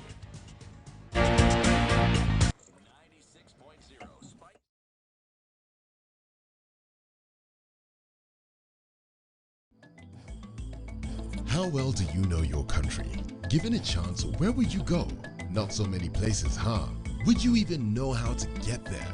Yes? No? Maybe? I don't know. Well, oh ye gallivanters and tourists alike, here is your chance to not only know, but also visit amazing destinations in Kenya with complete recommendations, guides, and tips on accommodation spots, wellness stops, and food joints all over Kenya. How, you ask? Enjoy Kenya. It's our way of putting Kenya on the map. Grab your copy and be aboard the Fun Wagon as you improve the quality of your local travel experiences. Travelogue, Jione Kenya.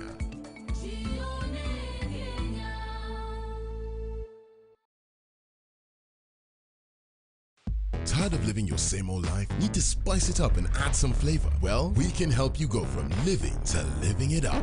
East Africa, are you ready to be a part of the most vibrant entertainment scene with the best, freshest music, travel tips and destinations, fashion, tech and health trends, as well as your favorite celebrities' lifestyles? Introducing your favorite entertainment magazine, Pulsar, the ultimate all-in-one guide that will give you more meaning to life. Catch up with your celebrity writers and contributors to stay up to date with what's happening around you, where and how you can be a part of all that. The lifestyle guide that has been missing in your life. Pulsar.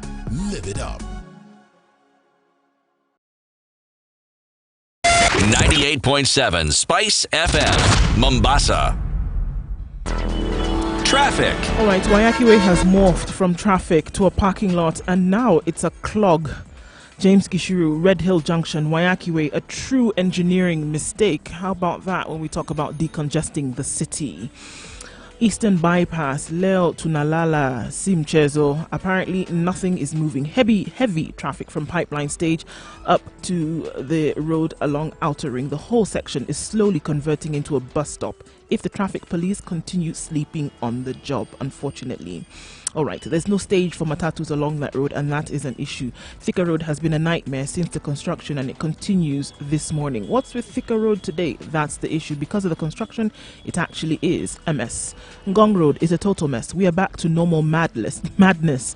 Demons have invaded again. The Santak Estate towards Dagoretti Corner is at a standstill, and this, of course, is because of the construction that is happening on that road. Mombasa Road Chronicles, toughness is the name of the game. So unfortunately, everywhere we look, it is the hour and it beckons traffic. As it ticks by, we will see how the situation changes.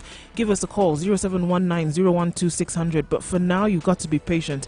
It'll get better. Mature, intelligent talk every morning. Spice up yourself.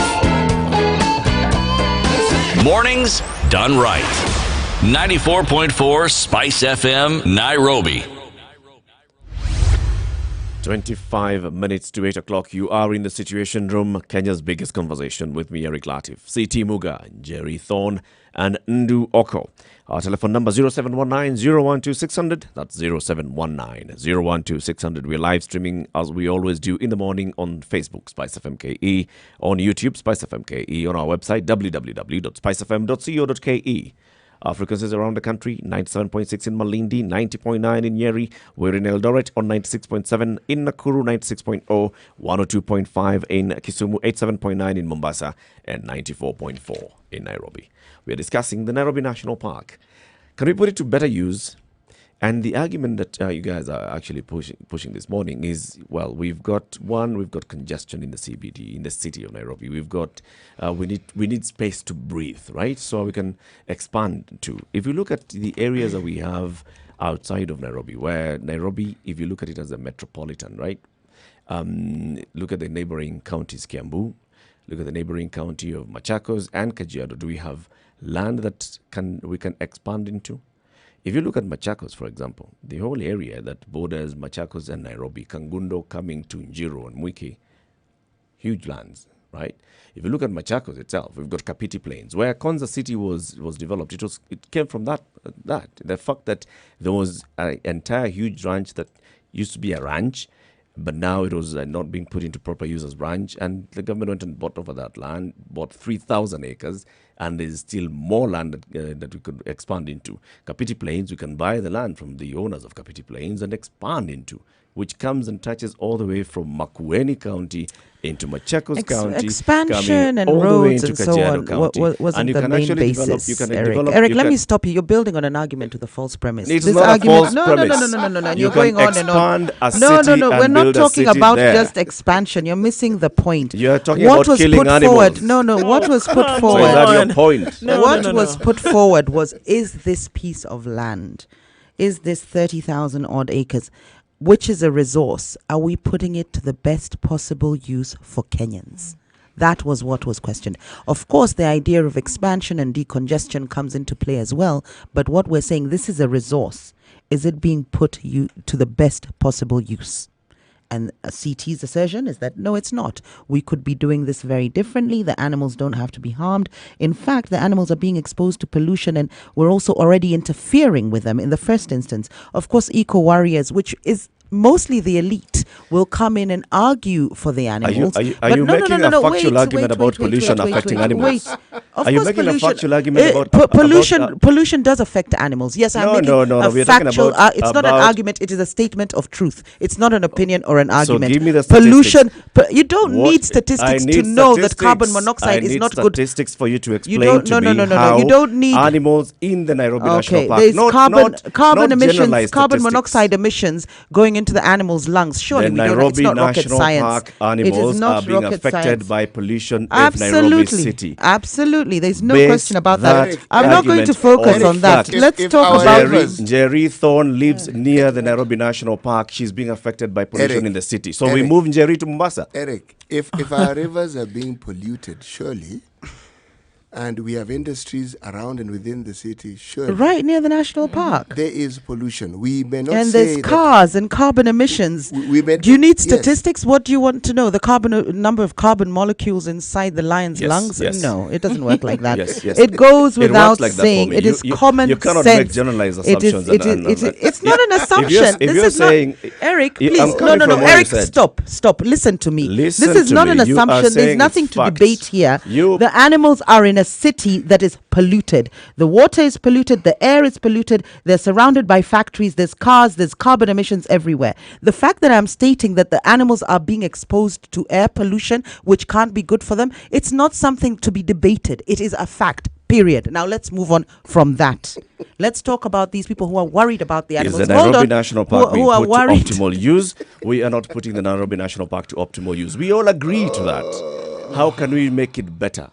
How can we make Nairobi National Park better without necessarily saying let's excise the Nairobi National Park and convert it into a city, into buildings, into infrastructure, into roads, into people living in there? Can we actually Eric, those were can we go into suggestions. Those were suggestions. Those were suggestions of things that can actually be done. And I'm what talking about those what other suggestions. suggestions would you put forward?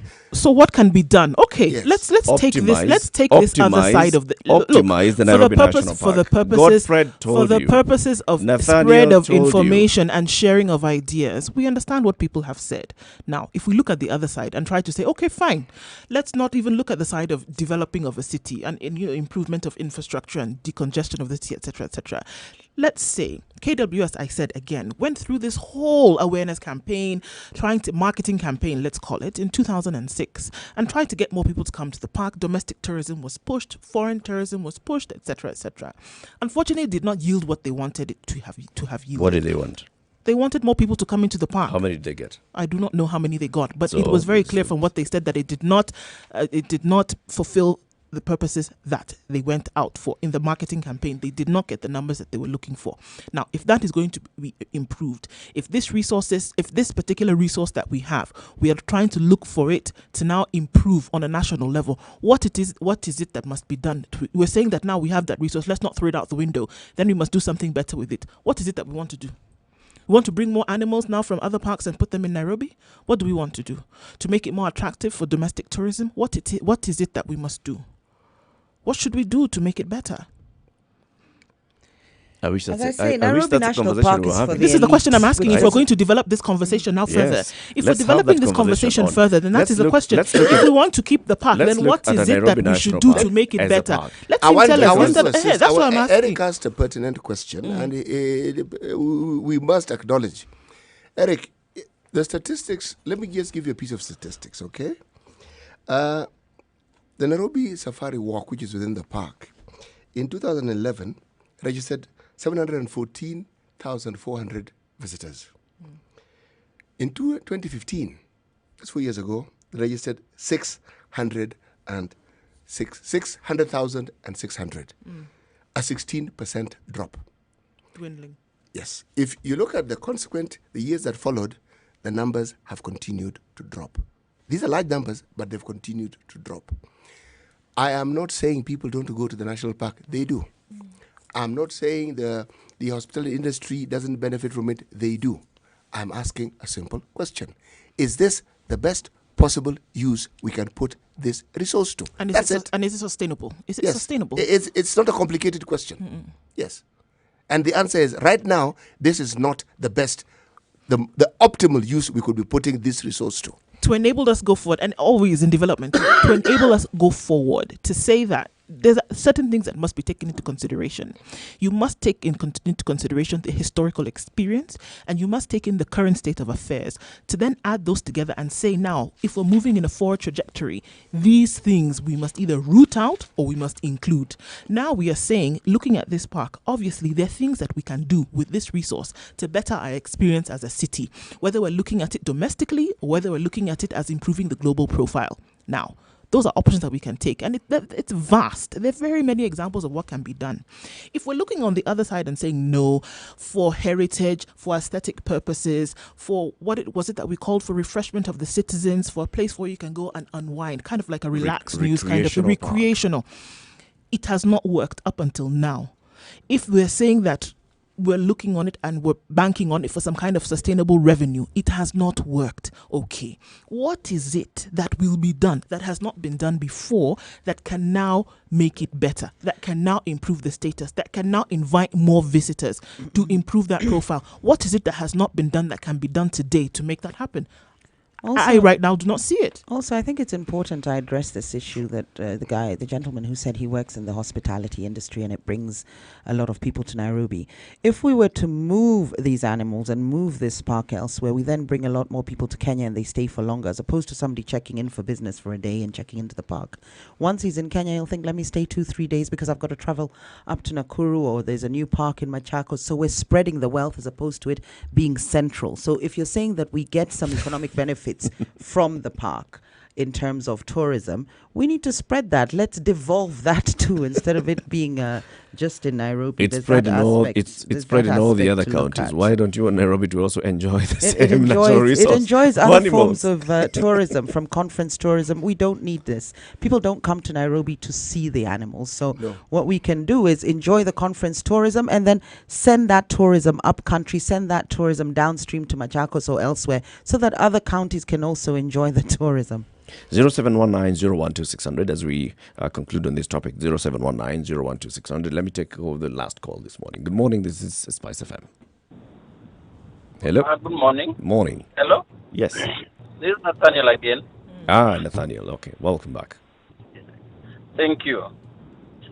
To respond to City's question, Yep. yes, it's true we can put it to optimal use, or we can improve its use and benefits. How? One is control the developments within and around Nairobi, so that we are not giving room for encroachment to the park. The same way we have protected that you cannot do high-rise buildings next to our barracks because of security concerns and stuff. Can we protect our national park? Number two, can we stop political appointments for serious organization or parastatals like KWS and give people who have a heart and passion to serve in those fields?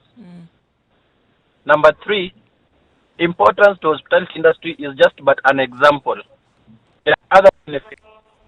Can we spread it across the country? Yes, it is already spread by nature. Okay. So all we do is protect what we have currently and not find another use, which already in Kenya the default use is putting up high-rise buildings and whatsoever to benefit a few.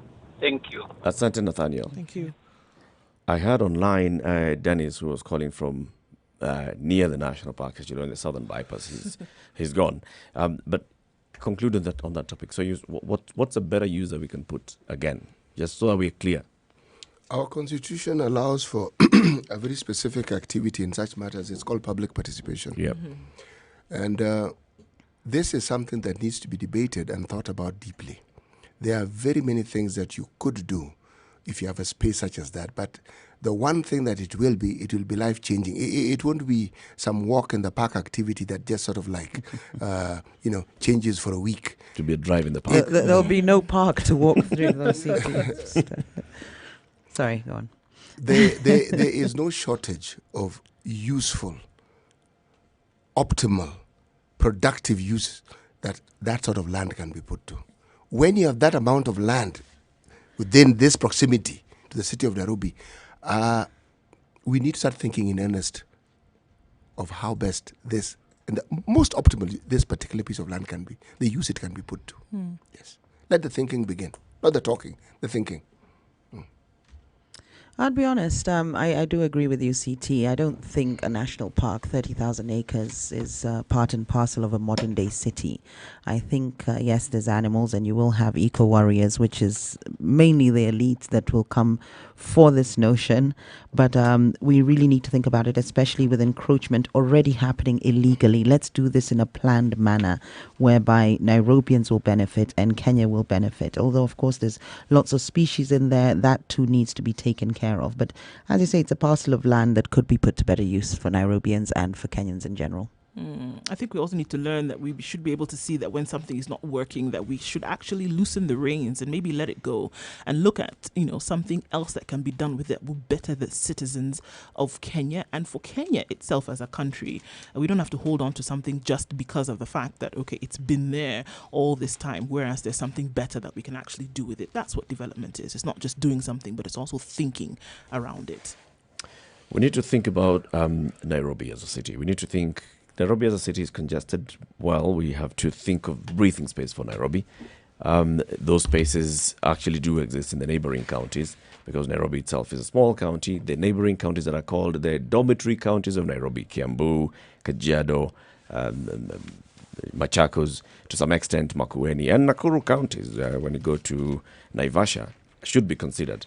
Also, when you look at the natural resource that is the Nairobi National Park and what it stands for, let's think about, well, we can say we work on reducing the 3,000 acres, but let's think about how best we can use the Nairobi National Park, how best we can make it actually work for us as a national park and encourage more people to visit the national park, encourage more people to actually utilize this resource. Because what we have is an underutilization of a resource that we all know and agree is of benefit to the people. We know people, not many people are going to Karura, not many people are going to Uhuru Park or City Park or Uhuru Gardens, but that doesn't mean that it's because it has no use. We know the use. Let's work on the use. But also, thank you very much, City, for introducing this topic, because like you said, public participation is important and we open up the conversation. So let's continue with this conversation. So now shall we go into Muranga, or do you want us to go to Tana River? So I'm asking that is because in Muranga, yesterday, the County Assembly of Muranga yesterday debated, voted, and rejected the Punguza Mzigo Bill. The Punguza Mzigo Bill, as you know, is the one that's sponsored by the Third Way Alliance of Kurwa Aukot, and it's saying that, it's pushing for a referendum through the public initiative route. It has been taken to the county assemblies. It's being taken to the county assemblies. County assemblies have until the end of October to consider it. And if the Punguza Mzigo Bill gets 24 county assemblies approving it, it'll go to the National Assembly, and there's no stopping it from that point on. It actually goes to a referendum, and people will vote on what has been contained in the Punguza Mzigo Bill. Now, we've seen the politics enter into Punguza Mzigo. Well, it's a political process, of course, but we've also seen the other side of politics actually come into the Punguza Mzigo Bill. We've seen the proponents of it's not Beba, it's BBI. Let's help you. Building Bridges Initiative. The Building Bridges Initiative, I beg your pardon. We've seen the proponents of the Building Bridges Initiative saying that theirs would be a better alternative for Kenyans to consider when it comes to amendments to the Constitution, than that we should reject what we are calling the Punguza Mzigo. In fact, the leader of the BBI, Raila Odinga. Eric, you're struggling with this one, aren't you? I'm actually struggling with, because I'm used to Beba Initiative. So this one, Raila Odinga, who is, of course, is a leader of ODM, during the burial ceremony or service for the late Langata MP, Kibra MP, Ken Okoth, he spoke about the Punguza Mzigo. Nataka hiyo ndio Kenya ambayo tunataka, na hivi karibuni BBI itatoa pendekezo. BBI itatoka. Wacheni hii nyingine ati punguza nini? Punguza gunia.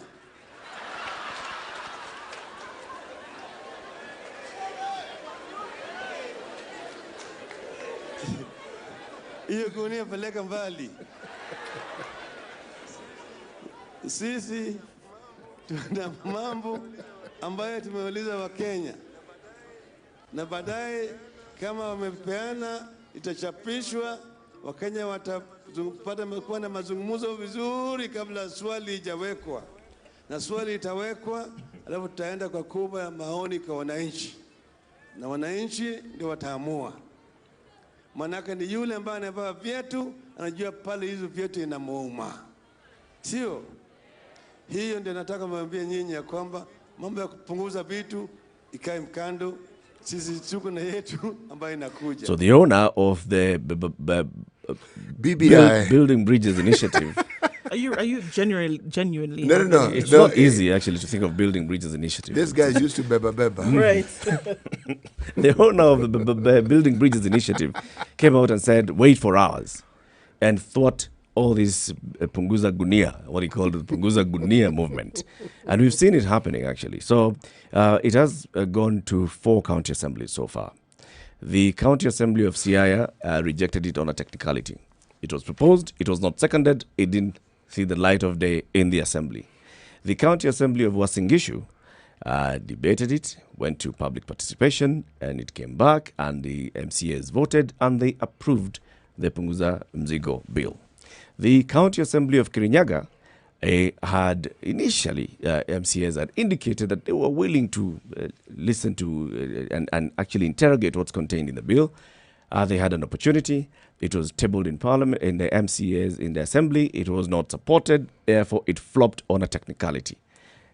In Muranga yesterday, it went through the whole process. It was debated. It was voted on. It was rejected. So, Punguza Mzigo has one assembly that has approved it, one assembly that has voted and rejected it, and two assemblies that have basically thwarted it. Stillborn in two assemblies. It still has a number of assemblies. It needs 24. So there's still some 20 assemblies at least that need to discuss it, and then we see what the fate of this is. Now, what I'm seeing here is the Punguza Mzigo initiative seems to be a thorn in the flesh of the Building Bridges initiative, the Punguza Mzigo bill. It's a thorn in the flesh. And that's why you see Raila Odinga actually coming out to call it Punguza Gunia and saying rubbish it and saying forget about it. And if you even think about what happened in Kirinyaga County as well, this is what the governor of Kirinyaga said soon after MCAs did not discuss the bill.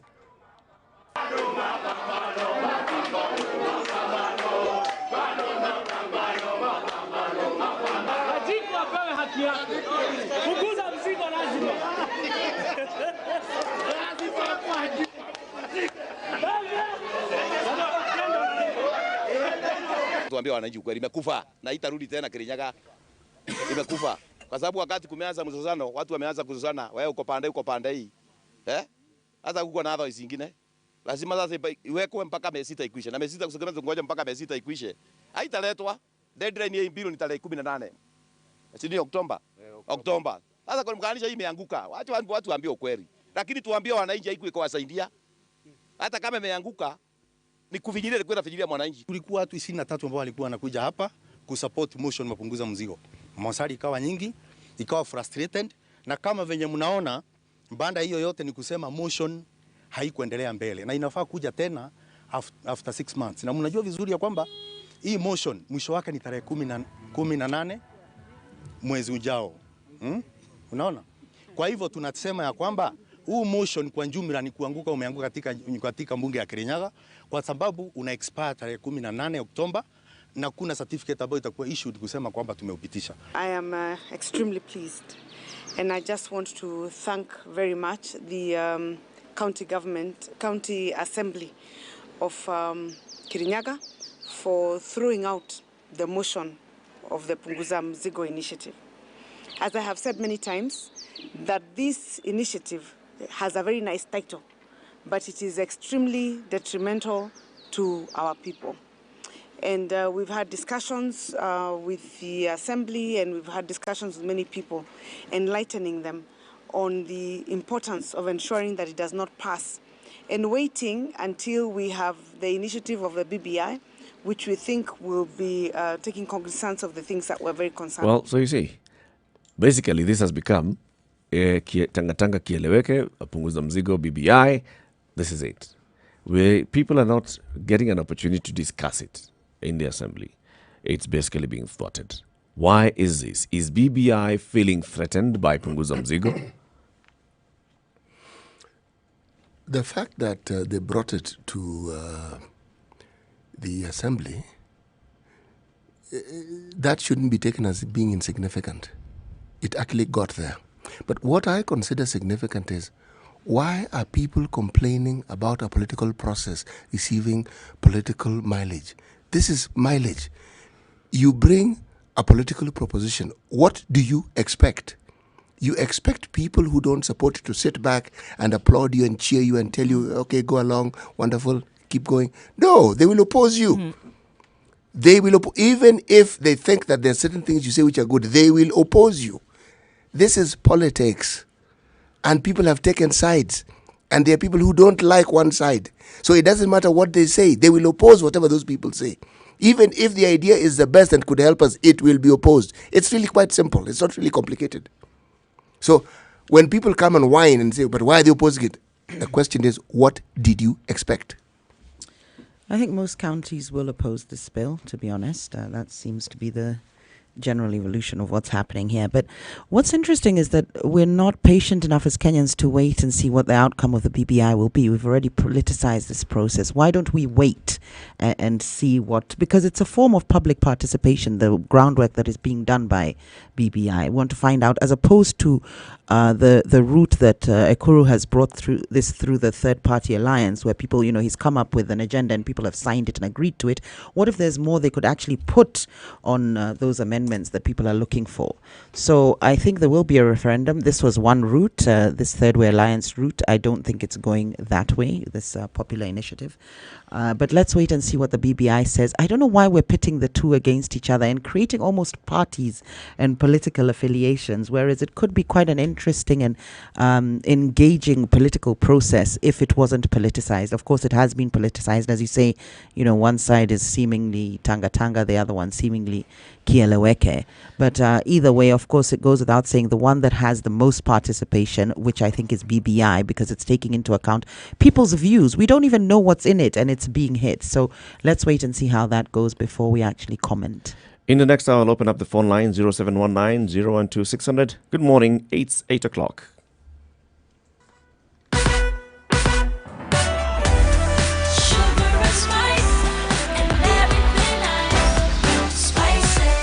Spice up your life.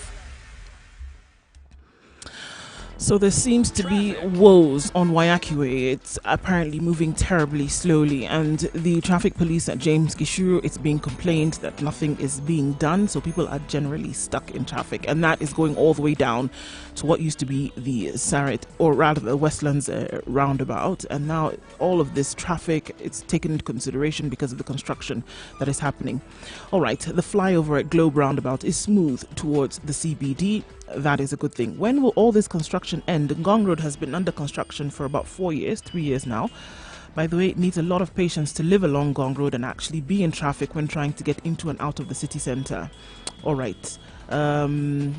Somebody's asking if we can get through to town without having to go through Brookside, looking for alternatives. If you do have alternatives, do let us know if you found somewhere that you can get out of the traffic with. Thika Road, not so bad as much as it used to be. Langata Road, also coming towards Nyayo Stadium, is fine. And coming to the CBD from Jogo Road is not much of a problem. Give us a call or send us a message. Let's see how we can keep you moving this morning.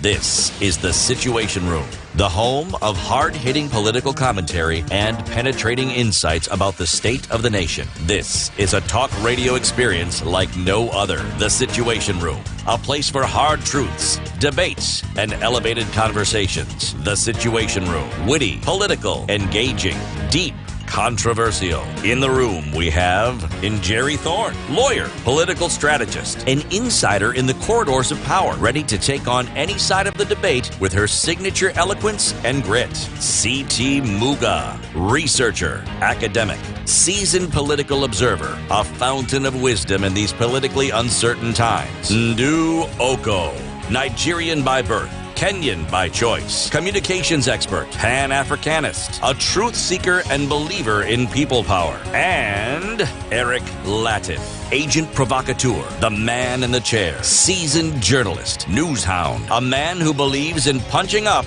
not down. This is The Situation Room, the only way to start your day. Kenya's biggest conversation. That's 2 minutes past 8 o'clock. The Situation Room on 94.4 in Nairobi, 87.9 in Mombasa, 102.5 in Kisumu, 96.0 in Nakuru, in Eldoret, we are on 96.7, in Nyeri, 90.9, and Malindi, 97.6. Every morning, we also are on Facebook, Spice FM KE, on YouTube, Spice FM KE, and on our website, that's www.spicefm.co.ke. So, we're talking about the Punguza Mzigo Bill versus the Building Bridges Initiative anticipated bill that's going to lead us to a referendum to amend the Constitution. So one thing that we are seeing clearly is that we're going to have a referendum at some point, before or in 2022. And the referendum will be to amend some sections of the Constitution. Now, whether those sections we are all in agreement are something else altogether. The Punguza Mzigo bill has its 7 points that it's of the agenda that it's pushing. The BBI will have its points. We have heard from what we've seen the politicians who are supporting the BBI say. It will bring in several things, including change of our system of governance, introducing a parliamentary system, and separating between the government and state, and having a head of government and head of state, and among others, which you don't know. We are waiting to see. However, the BBI is now being drafted by the BBI team. The Punguza Mzigo was drafted by the Third Way Alliance team. It went and secured 1.2 million signatures, went to the IEBC as is required, was ratified by IEBC that those signatures are legit. It was then sent to the county assemblies, and county assemblies have until the end of October, basically, 90 days from the day that they receive the bill to discuss it and either approve it or reject it. Now, we've seen 2 county assemblies that have rejected it even before discussing it. We've seen one that has approved it after discussing it. We've seen one that has rejected it after discussing it. And you're saying this is now has taken a complete political twist where it's not a matter of Atutasoma. As long as it's not BBI, we don't need it. It has become a contest, unfortunately. If we're going to look at a political process which has to live out, that clearly is not happening in terms of what is being brought forward, and actually what is being discussed. I think there was a comment there in the clip that was played earlier of one individual who said something to the court of Tumishinda. So it's like now we've actually won. We didn't discuss it. We just came and basically voted it out. And I think that there's some prudence to actually maybe hearing out what it is, or what could be the merits and demerits of such a motion that is being brought forward. And so again, it points us in the direction of knowing that here we are, so long as there's a particular character behind the politics, that is what we are going for. And it's very clear that it is not the factors of these particular bills that are taken into... Are you saying that they are being undemocratic? Yes, to some extent, because I mean the process is actually not being allowed to play out. It has become a contest, and we're voting to win as opposed to voting to understand. Really, it got to the assembly. Yes, it got to the assembly, but you heard very clearly it was not discussed. It was voted out immediately. I'm trying to ask the question: must it be discussed? For them to even understand what it is that was brought forward, we just don't want it because it's not ours. Actually, that's the kind of situation that we're in. It mustn't be discussed. Yes, true. But we just don't want it because it is not ours. We were not the authors of it. I'm asking a different question here. You see, we are assuming that just because it is presented, it must be discussed. I'm saying, must it be discussed? No, it doesn't necessarily. No, it doesn't necessarily have to be discussed. But what I'm saying is now we're throwing it out not because we fully understood it or even had weighed its merits or demerits. We voted it out because it's not ours. I'm just stating something that has been done. This is the situation that we find because now it has become a contest as opposed to who will win and who will lose. What we're doing now is a general politicking still yet again. At what point was it not a contest to do? Well, that's what. Yes, it was a contest, but what I'm saying in this case is that it is about who will win. And again, it's about who will win, and it's not about the development. It should be the people's initiative. It's not about the people. It's a popular initiative. There's 2 ways. It's not about the people. It's about we win. Because we've delved straight into the politics ourselves, the politics of BBI and the Punguza Mzigo initiative. So basically, there's 2 ways to come across, to have a referendum. There's 2 avenues. First of all, you can just process the bill through the 2 houses.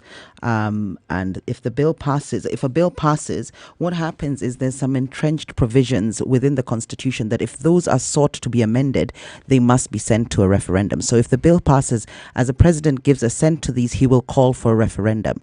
When I talk about entrenched provisions, these are provisions that would affect maybe Bill of Rights, principles and structures of government, the independence of the judiciary, and so on. And the reason you call for a referendum for this is to make sure we don't tamper with highly important what I would say principles of the Constitution through just Parliament. So there's 2 ways to call for a referendum. And we do need amendments from time to time. Earlier on, we were having a discussion with Eric, and he said, how is it the Constitution can be against the Constitution? There can be contradictions within the Constitutions, provisions of the Constitution that contradict other parts of the Constitution. And also, it's the question again, is man made for the law or law made for the man? So if we see something is not working, for instance, we don't maybe need this many counties. Maybe we could do with provinces as previously. If we see it's too expensive, if we see the wage bill is too much for a developing country, why should we be handcuffed to this? So there's nothing wrong with the referendum. What's happened here is the Popular Initiative, which is a Kuru Aukot's initiative. Thank you. Well done.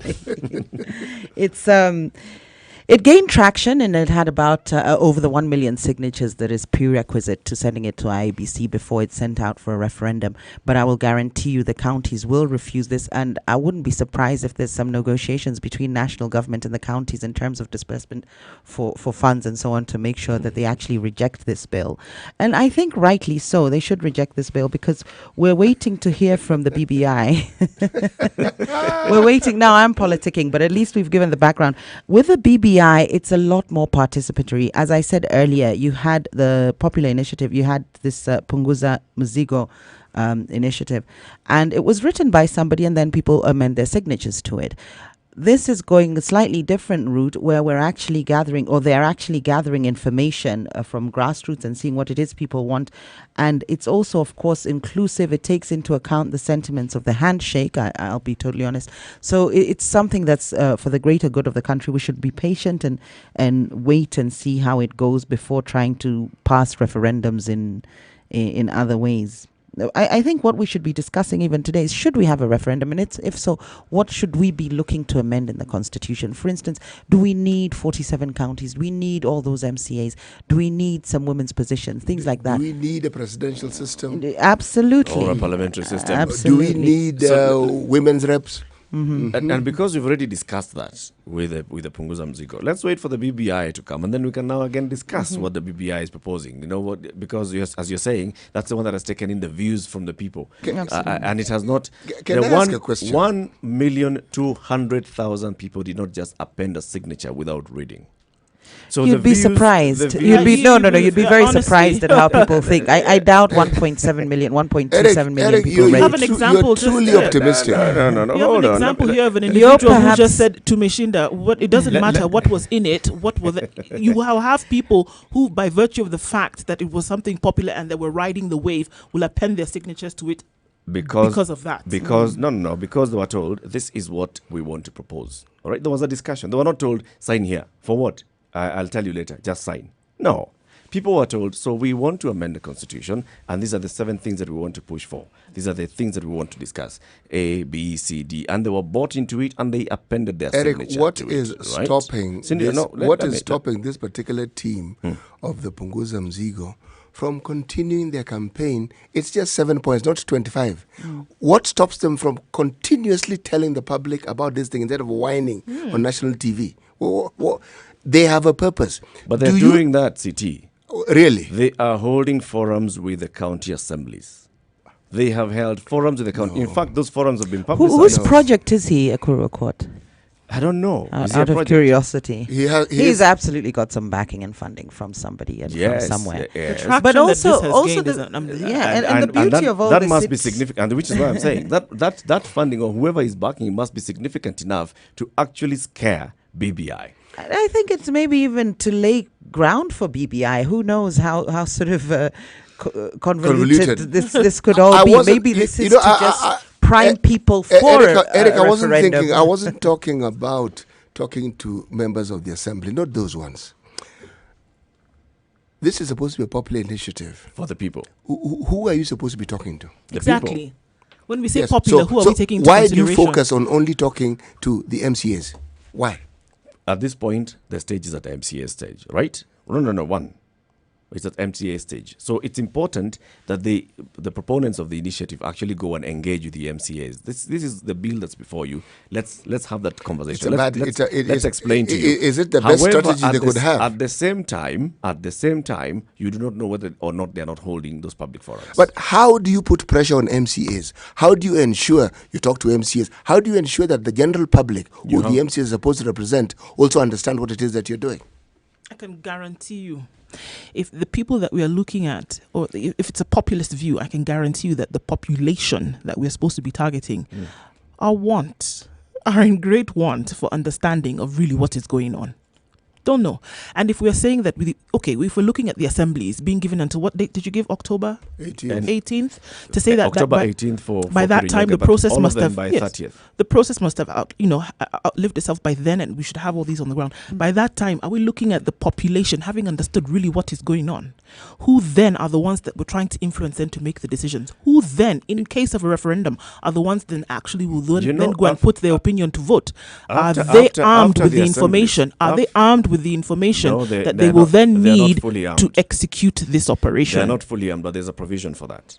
After the assemblies approve and it goes to the Houses of Parliament of National Assembly, then the referendum date is set. Now that's a time for civic education. Oh my There goodness. is a time for civic education. Just The the same horse- way. the horse just the will same have way. long bolted. Just the same way. You know, if the other initiative that Jerry actually read for us, the other initiative that originates from Parliament, if Parliament sits and discusses a bill, they'll come up with a bill. They'll discuss the bill before, and they'll have some bit of public participation in it, in the formulation of the bill, but not widespread, not civic education. Once they have passed it, and now we are going into a referendum, that's where the civic education happens. So civic education happens before you actually go to the ballot to vote yes or no. Eric, or whatever question it is. we have something in this country we refer to as a handshake.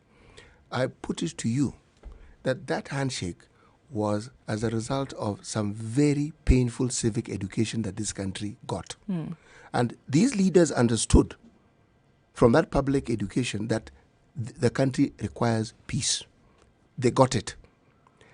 It is from that particular initiative that these other things are now coming into play. This is a political setup.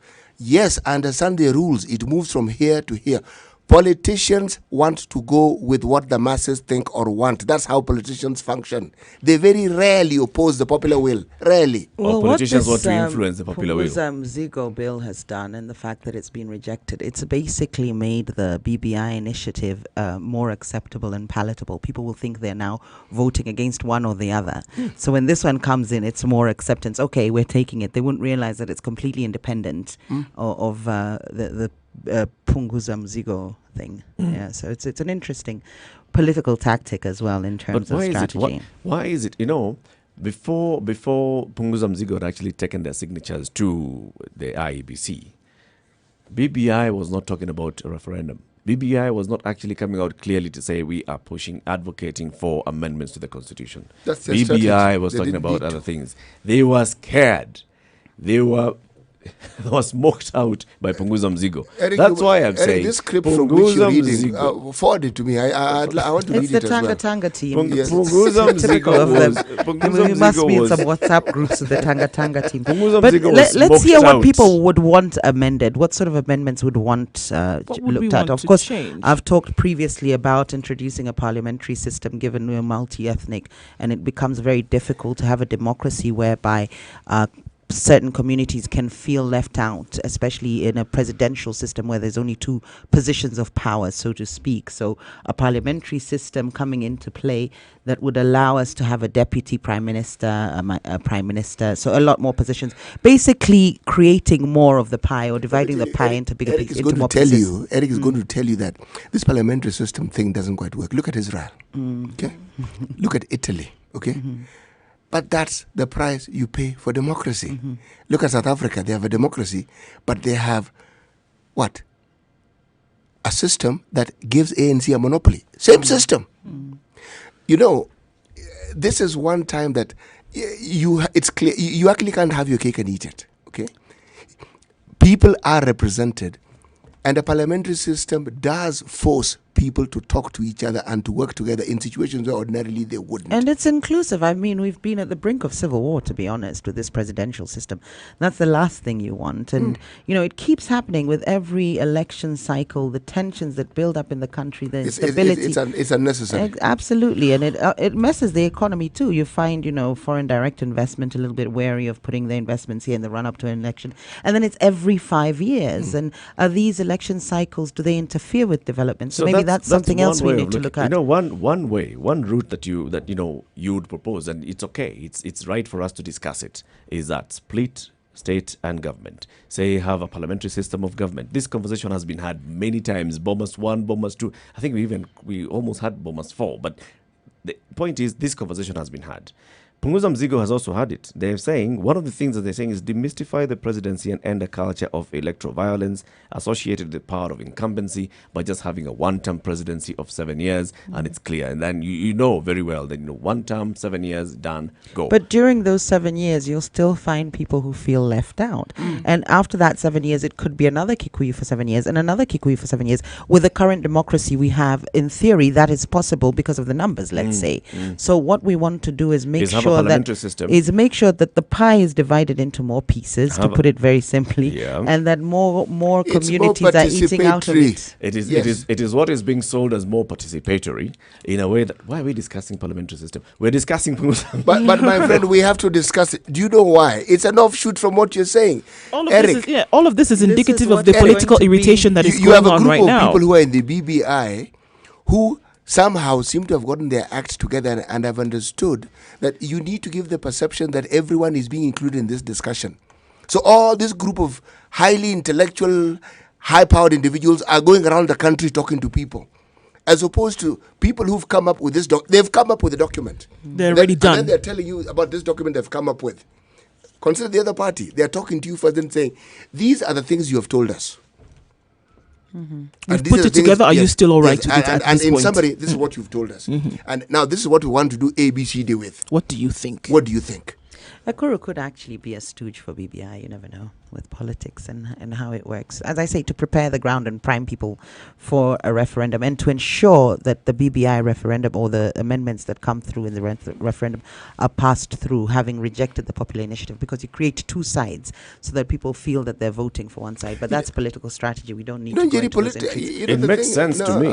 Conspiracy theories are good. It's not a conspiracy theory. It's a typical conspiracy. It's a typical political strategy. No, this one is really. You pulled it out of left field with that one, Jerry. Because now what will happen when people are voting for whatever initiative, if a referendum comes out of BBI, when people are voting for it, they'll also think they're voting against Ekuru Akwat's popular initiative. So which is actually the narrative that is being painted right now. They will not be voting for the issues on the exactly. That's what I was saying. If you're in the arena and it's a contest, you're not voting. It's not issue-based voting. Why it's not development-based voting. It becomes a contest. Of issues in a country where we never vote on issues. Why? Because we are saying that is the direction in which we should be going, actually. In a referendum, you would only be voting for issues. It is clearly important. It is clearly important. How are discussion issues important to us? How do they help us? Are these initiatives that are being brought out not based on issues? They're laden with issues on both sides, whether you look at BBI or whether you look at... They're all issues. They're all issue-based. They're all issue-based initiatives, and this is what is being brought to the people. By pitting these two against each other, it's no longer issue-based. It's exactly what you're saying. We now have, I am for so-and-so, or I'm against so-and-so. This is what I'm saying, and we're going away from the direction. In 2005, people voted orange. In 2005, people voted orange, and very many of them were actually saying, Baba Mesoma. Okay, so... as opposed to Amesoma. He had read it on behalf of everybody. So he read it, and this is what he said. That's what leadership is. He understands it better. This is what I talk about weighted voting. He understands it better. Yes. There's people who are not going to understand certain things within those provisions. They're not going to understand, things like independence of the judiciary. And I don't mean to play down the electorate, but there's a drunk lying somewhere that has a vote that counts as much as somebody who's done a master's or a PhD in constitutional law, yet that drunk's vote will count. When I say the drunk, this is somebody from a ditch who will wake up and go and vote because he's been paid 200 shillings. His vote will count for as much as somebody with a PhD in the constitutional law. Now you want to tell me that's fair? In this case, Baba Mesoma works for me because yes, he knows he's a leader. We put together a team of those experts, and those experts actually came up with this current constitution, and they said that drunk must be consulted if you want to tamper with the judiciary or the system we of must government. We must also go back to the constitution. We must also go back to the constitution, and that guy of unsound mind that has been barred from voting by the constitution, he must also be included. The expert has told us no. The expert has told us that the person who is of unsound mind cannot vote. Yes. On what basis? Let's follow his logic. What if rationale? At the time he was of unsound mind, does it mean that a time after that his mind would not have been sound? But not just that. Not just that. This unsound mind. What is the rationale behind it? That you can't make good decisions, isn't it? That's you don't have to be of unsound mind to make bad decisions. There's other people who are supposedly of sound mind and would make similar decisions or would have the same understanding of the consequences of their decisions. provisions. So if there's provisions for us to not be able to vote because we have unsound mind, then we must realize that some votes should count more than others. We can open up a Wait a window. moment. We can open up a You're window using with this the forum poll to forward numbers. To push that agenda once that again. slanted No, thinking that, yes. When we said Baba Mesoma, it was a clear example of when you place your vote on somebody else's who is more informed than you are. Not- In not this case, necessarily it's not even more necessarily informed. that he's more informed. It just comes from the fact that he controls the population to a certain degree. He's a leader. Yeah. I never thought I'd sit here and defend Baba, but he is a leader. He is a leader, and not necessarily because he understands it more, or that because they feel because he said, look, he's understood it, and we put our faith in him. He has read it, he has understood it, and because of that, then we say, okay, fine, we don't need to read it. Go ahead. But in this case, looking at both of these initiatives, whether you look at BBI or whether you look at Punguza Mzigo. Punguza Mzigo, they were issue based, and the issues we're looking at is leadership. How long should a leader last Well, in we power? know we know etc., one is etc. issue based. The other one we don't know. However, bringing them into being has now become a contest and has taken away from the Okay, issues. You lovely collection of intellectuals, tell me, when you take loans, how many of you have read through Terms that and document that you conditions. signed? That one. Many people don't. This group. Oh, right Who here? has read it through I've before never. signing? I haven't. I have never read it. I haven't either. Yes, precisely. Even my insurance premiums and policies are rather. my We insurance sign policies because are- we have a general idea I don't know and what I'm understanding insured. that this is what it's about. Is that Yep. not so? Yes. So when it comes to political issues and somebody clearly understands this politics better than you do and they make a decision on your behalf, so be it. For the people. So we are discussing. So then we have no right to come later and complain about these issues having not been taken care of. No.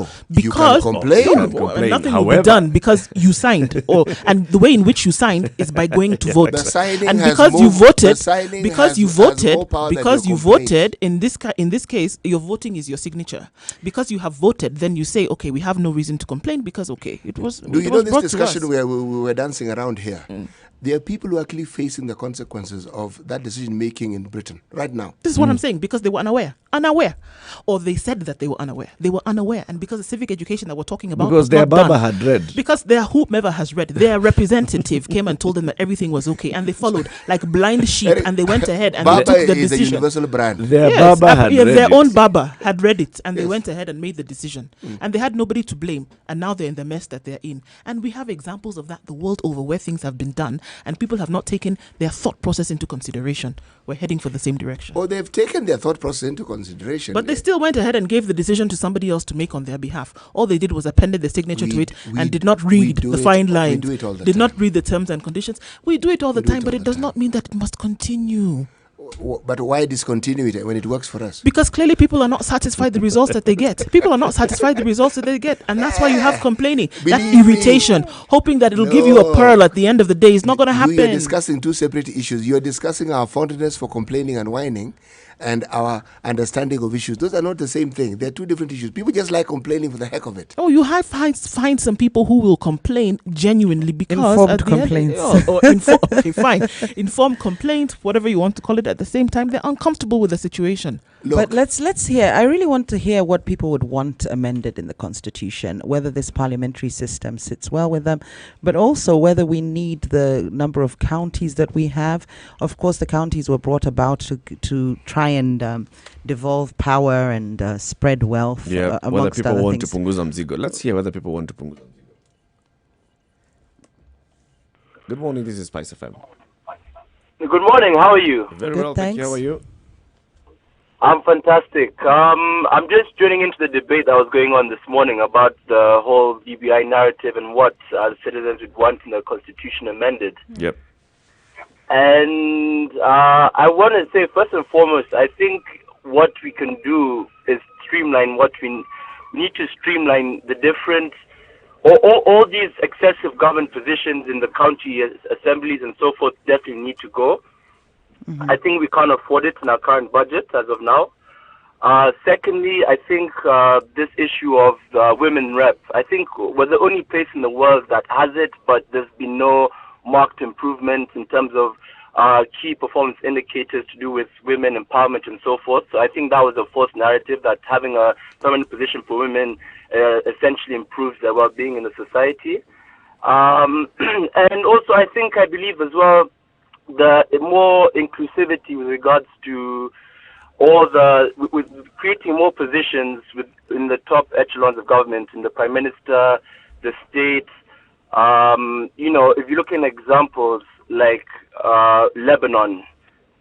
Lebanon is a highly fictitious society along religious lines, and their religious frictions are probably 10 times more than our tribal frictions. But even them, they've come up with unsaid rules such as a Christian must hold a prime minister position, a Muslim must hold this position. I'm not sure of the exact positions, but they've come to some form of power sharing agreement that's maintained some form of fragile peace. But that's something in the grand scheme of things we need to look at as a country to understand what it is that we need to do to create long, sustainable peace and prosperity. Asante sana for your Okay. contribution. Thank you. Those are very actually good points. So in line with exactly what I think. Indeed. And one thing we also have to remember is the outcome. Whatever conduit we use to get there, the outcome is what's important. Absolutely. So I agree. Let's wait to see what this BBI has to offer, and let's take it to the people and let the people decide how do we get to the destination of peace and prosperity for Kenya. Have you had a chance to interact and interrogate the Punguza Mzigo bill? I haven't actually. I must admit, but from what I Why do is know, that? in terms of because he's been busy, what perhaps. me, I haven't had the opportunity. Let him answer. Why haven't you had the chance? Because it's Well, unavailable? Well, frankly speaking, it hasn't been presented to me as a citizen. I haven't had a forum to be able to assess it, its pros and cons alike. I haven't had that opportunity. Whereby in BBI, we've been reading what what's going to the exercise in which they've undertaken to get to the outcomes they're going to present to us. I think is a lot more formidable. They've visited 47 counties for starters. The team tasked with undertaking exercise is a highly diverse team from across the country that's well represented. So I think that they have a lot more, how do I put it, ammunition. Legitimacy. And legitimacy, actually, that's the correct word. Thank you. Yeah, they have a lot more legitimacy to tell, to present to us what it is that the people require. And if I can also kindly add, there's a whole notion I feel from certain people whereby it's a taboo to change the constitution. May I remind people that the constitution is a living document. It is something that is amended every so often to suit the needs and dynamics of that society in that time of their period. And you see, if for example in America they've done countless amendments to their constitution, and it's because they realized that they are progressing through different stages of their society whereby different needs of the citizens need to be addressed.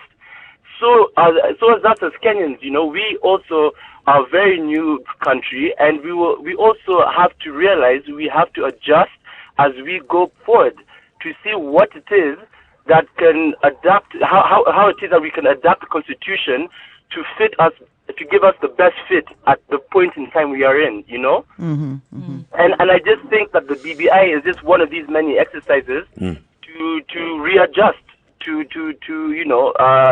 as children you outgrow the clothes that you're in and you buy new clothes when you grow up. So same for us as a country and a constitution. All right, It's a I'd encourage you to. fantastic analogy there. The Punguza Mzigo bill is actually on their website. You can go into, if you just went and did a simple Google search, you'll actually find the bill as well. Just before the BBI also comes out, just take some time to also interrogate this one as well, so that you have wealth of knowledge and depth of knowledge in what your decision will be when it comes to the ballot.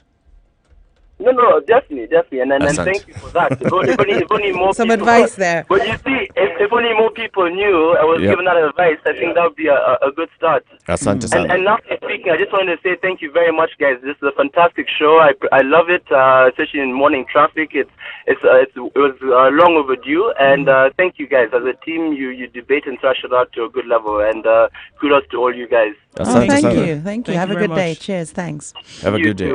Okay. So we are discussing the Punguza Mzigo and the BBI and saying the constitution amendment is gonna come. That train is definitely hurling down towards the station. So what did you like to see amended in the constitution? What did you like to see? Have you engaged and interacted with the Punguza Mzigo bill?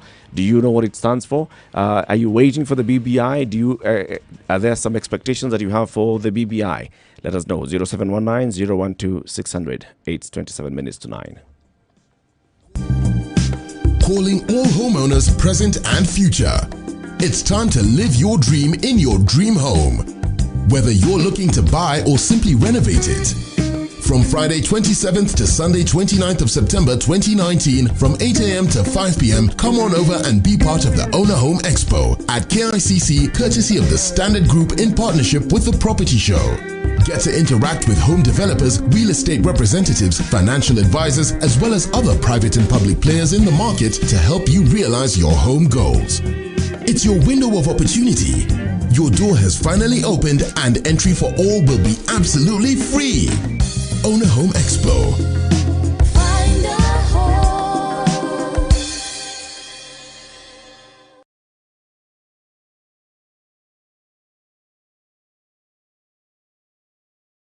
Tired of living your same old life? Need to spice it up and add some flavor? Well, we can help you go from living to living it up. East Africa, are you ready to be a part of the most vibrant entertainment scene with the best, freshest music, travel tips and destinations, fashion, tech and health trends, as well as your favorite celebrities' lifestyles? Introducing your favorite entertainment magazine, Pulsar, the ultimate all-in-one guide that will give you more meaning to life. Catch up with your celebrity writers and contributors to stay up to date with what's happening around you, where and how you can be a part of all that. The lifestyle guide that has been missing in your life. Pulsar. Live it up. 98.7 Spice FM, Mombasa. Traffic. Unfortunately, traffic is thick along Thika Road from the Garden City and inbound, and we still have a situation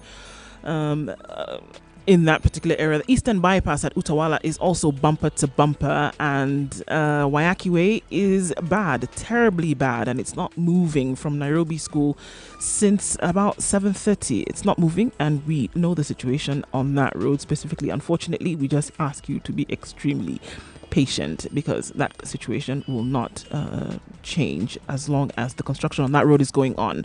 All right, apart from that, getting into the CBD is not so much of a nightmare right now.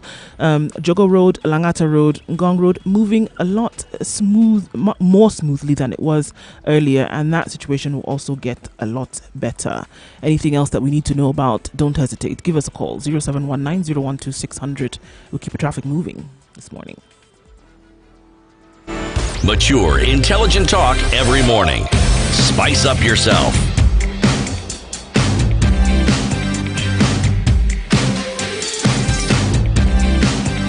Mornings done right.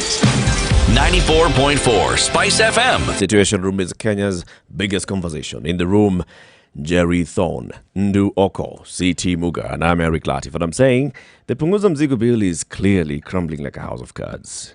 Two assemblies have not even allowed it to be debated.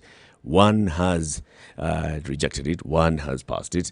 Well, and the kind of vibe that we're getting across the country is it has taken on this route. Punguza Mzigo is against BBI. BBI is for development, prosperity, for the handshake. It's one that's going to give us the solution that we need as a country. So people are saying, let's not even read it. And so the question we are asking this morning is Punguza Mzigo basically just being killed in order to ensure that the bigger brother survives? Mm-hmm. When the bigger brother is born after the BBI, the BBI is born after Punguza Mzigo. We'd love to know what you think. 0719 012 600. Yagon, good morning. Good morning. How are you doing? Good morning. Yes, I'm very well, happy and healthy. Mm-hmm. Very good. Yes. I want to say this that constitutional review is good. It's a good way when we are reviewing it after using looking what is the scorecard of our current constitution. Mm-hmm. So it is good, but now we have turned it into a contest. You know, initially, before the Punguza Mzigo bill was brought in, when it was drafted, as Njeridon has said, there were no discussion about Punguza Mzigo. No one was rejecting. But after the IBC passed, after attaining the 1 million signatures, this is where the topic of this Punguza Mzigo, what this Punguza Kunia is bad, what is it? And this was only a Guru Code initiative from the start. But look what now the guys who are advocating for the BBI, they are killing it by labeling that this thing belongs to the deputy president. You think it was Okuro Court's initiative from the start? You think he decided himself? You don't think it was a project? Yes. And he was just fronting. He was fronting maybe DP's thing, perhaps.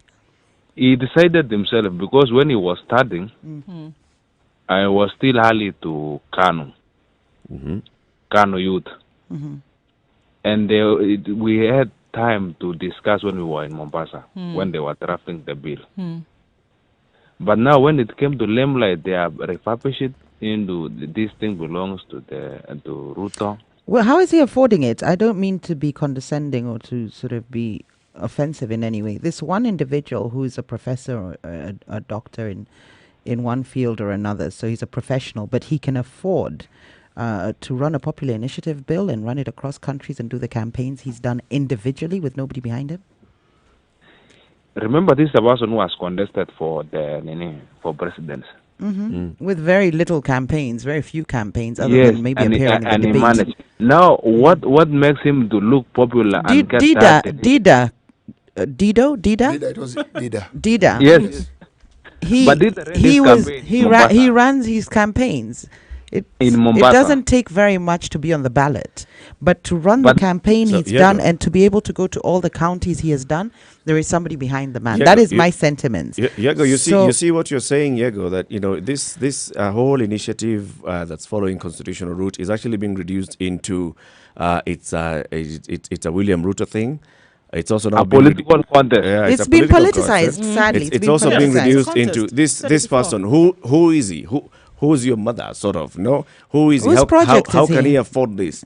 Why do we need to reduce it to that level? Yeah? Because then we understand, there's transparency in the process. You know, the proposal in the Punguza Mzigo actually, Wanjiku feels it, and this Punguza Mzigo favors Wanjiku. Now, because it favors Wanjiku, the other team has to come with a narrative whereby they will confuse Wanjiku. But do you know what they have come with? Do you know what that narrative is? You're assuming. Maybe that narrative favors Wanjiku even more. There's no end as to how much Wanjiku can be favored. So maybe BBI comes with an even stronger motion in favor of Wanjiku. Why are we beating that down already? We haven't seen what it is.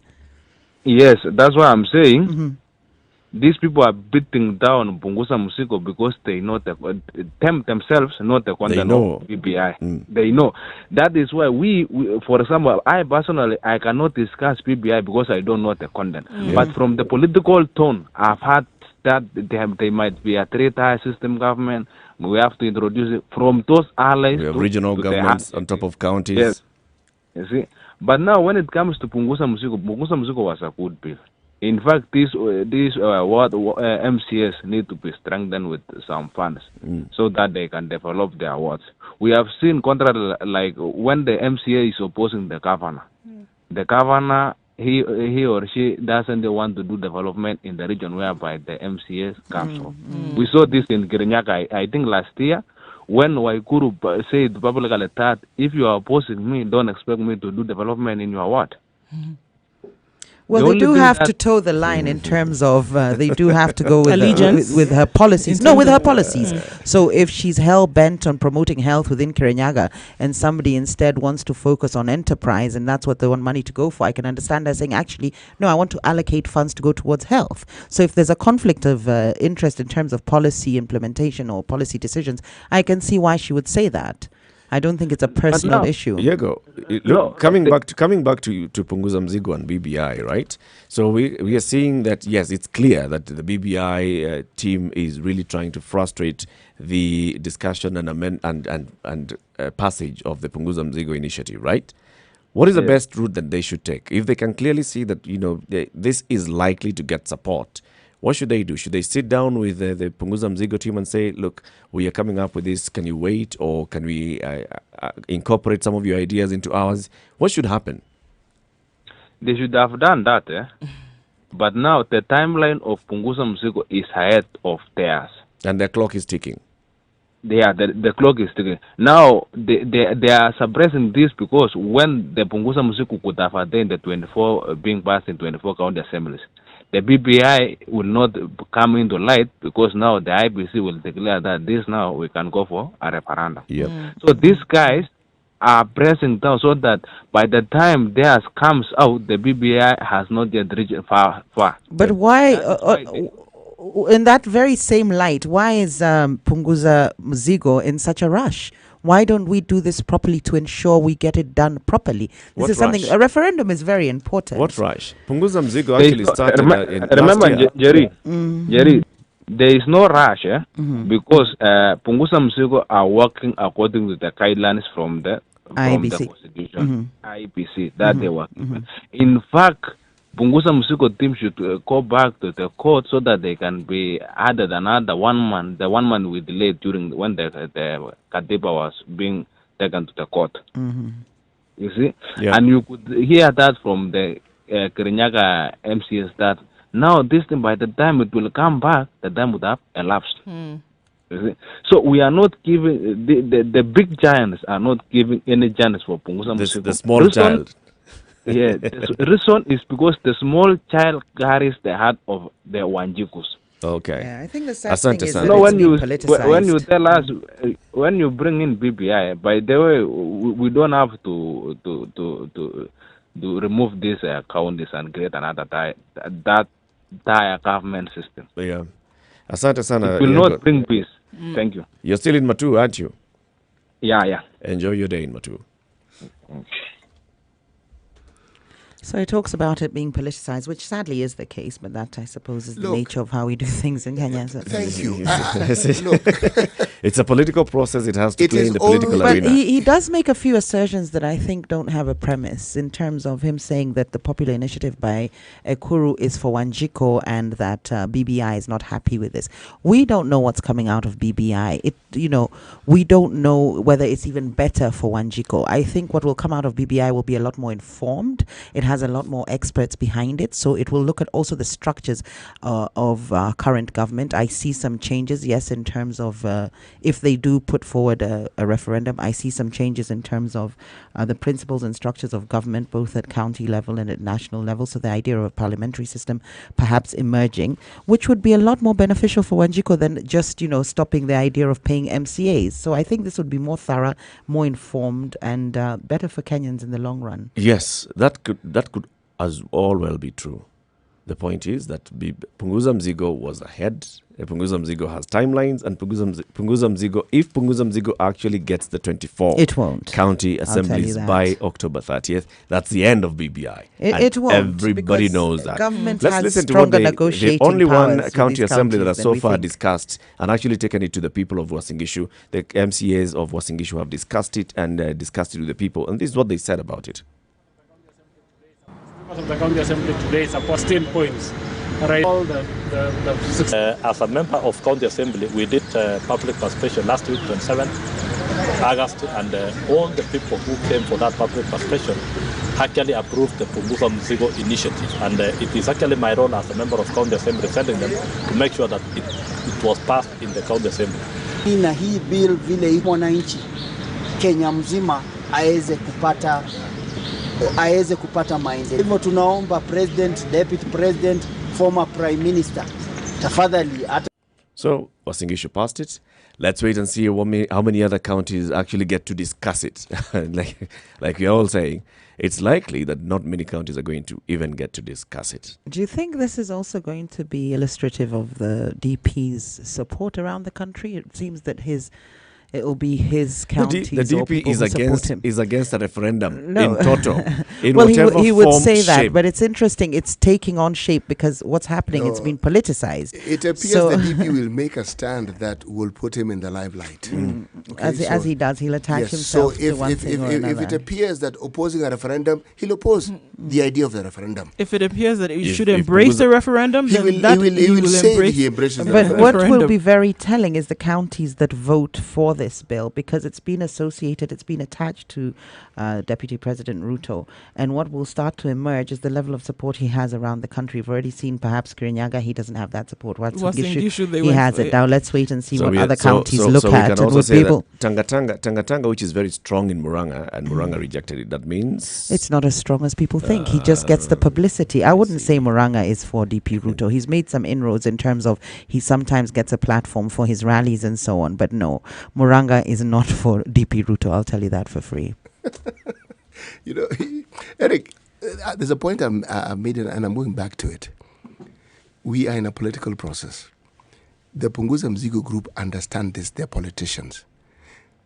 Did they actually did they expect that their initiative would not receive any form of opposition? What did they expect? Of course, they expected opposition. So, if they expected it, then they need to have been prepared for it.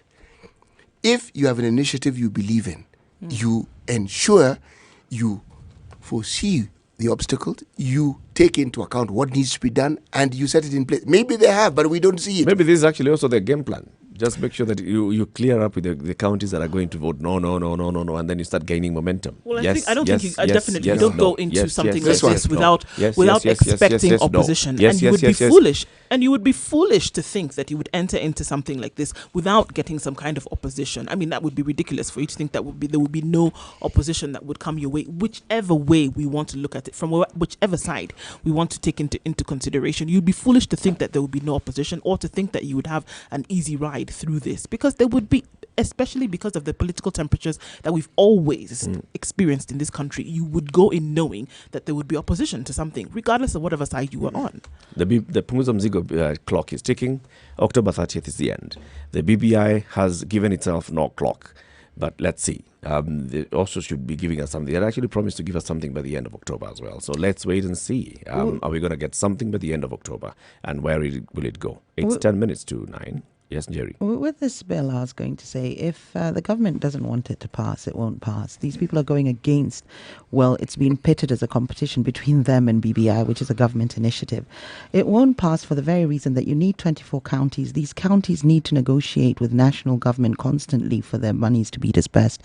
And government can actually put a serious noose on counties that decide to pass this bill. So if the government decides they do not want to pass this bill, it will not pass. And given that it's going against a serious government initiative, which is a national agenda, the idea of unity, the handshake and so on, it will not pass. I'll That's it. guarantee you that.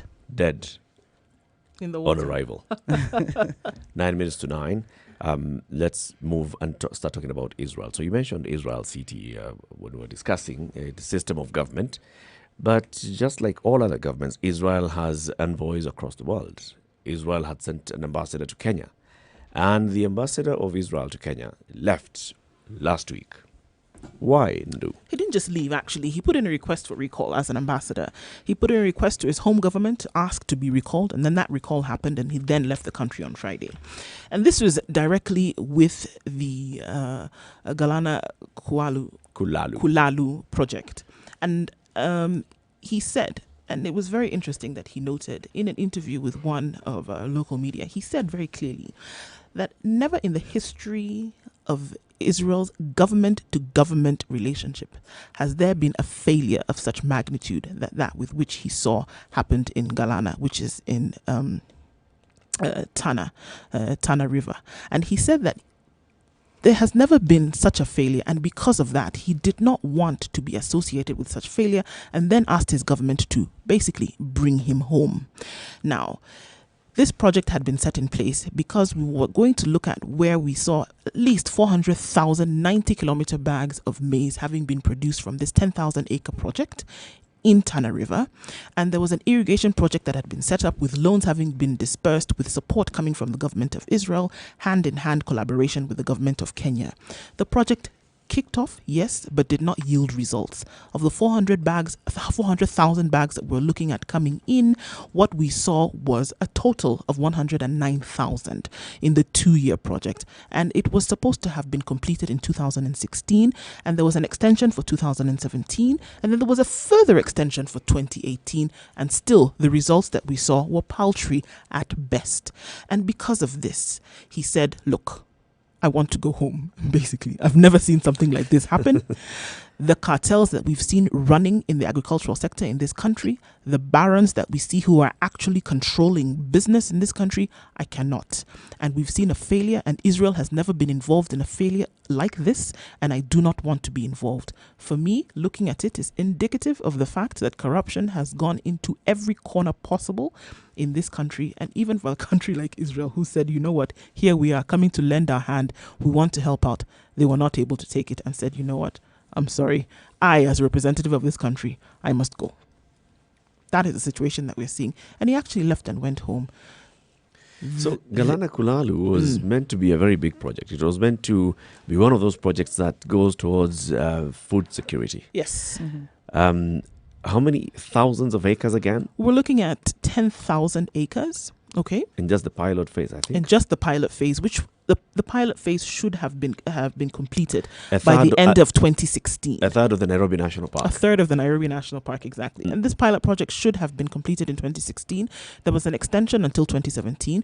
There was a further extension until 2018. And still, the yield that they were hoping would have come out did not. And to be able to sell maize within the country at 60 shillings for every 2 kgs, still did not happen. And these were some of the factors that were to come into place because of this project. And there again, we're seeing that the shock absorbers were not able to handle the levels of corruption that had been seen.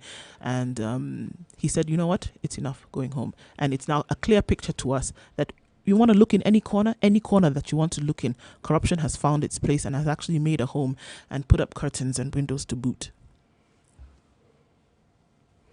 Interesting, this one, because there had been some back and forth between the contractors that were doing this project and the National Irrigation Board on a few occasions dating back 2-3 years ago.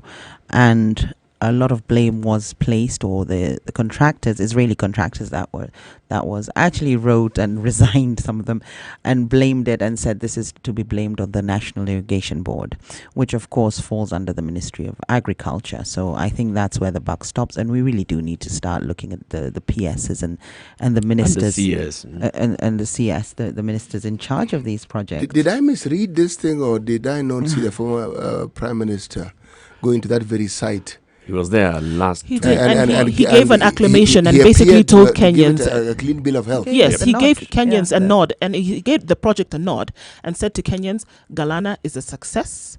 The project is a success. Everything will go on as What planned." exactly did he say? This is there's a. You're paraphrasing. I'm paraphrasing, but this is basically what he said. That everything is in tip-top shape. Everything is going according to plan. Do not worry. It is fine. So what did? I'm a bit confused here. Yeah. So which is which? What it is not. I mean, the project has collapsed. There's no doubt about that. And sadly, this is what happens when we bring politics into areas of development and projects like this. Of course, it was to further strengthen. Maybe it's a project that had been heavily criticized by the opposition at the time.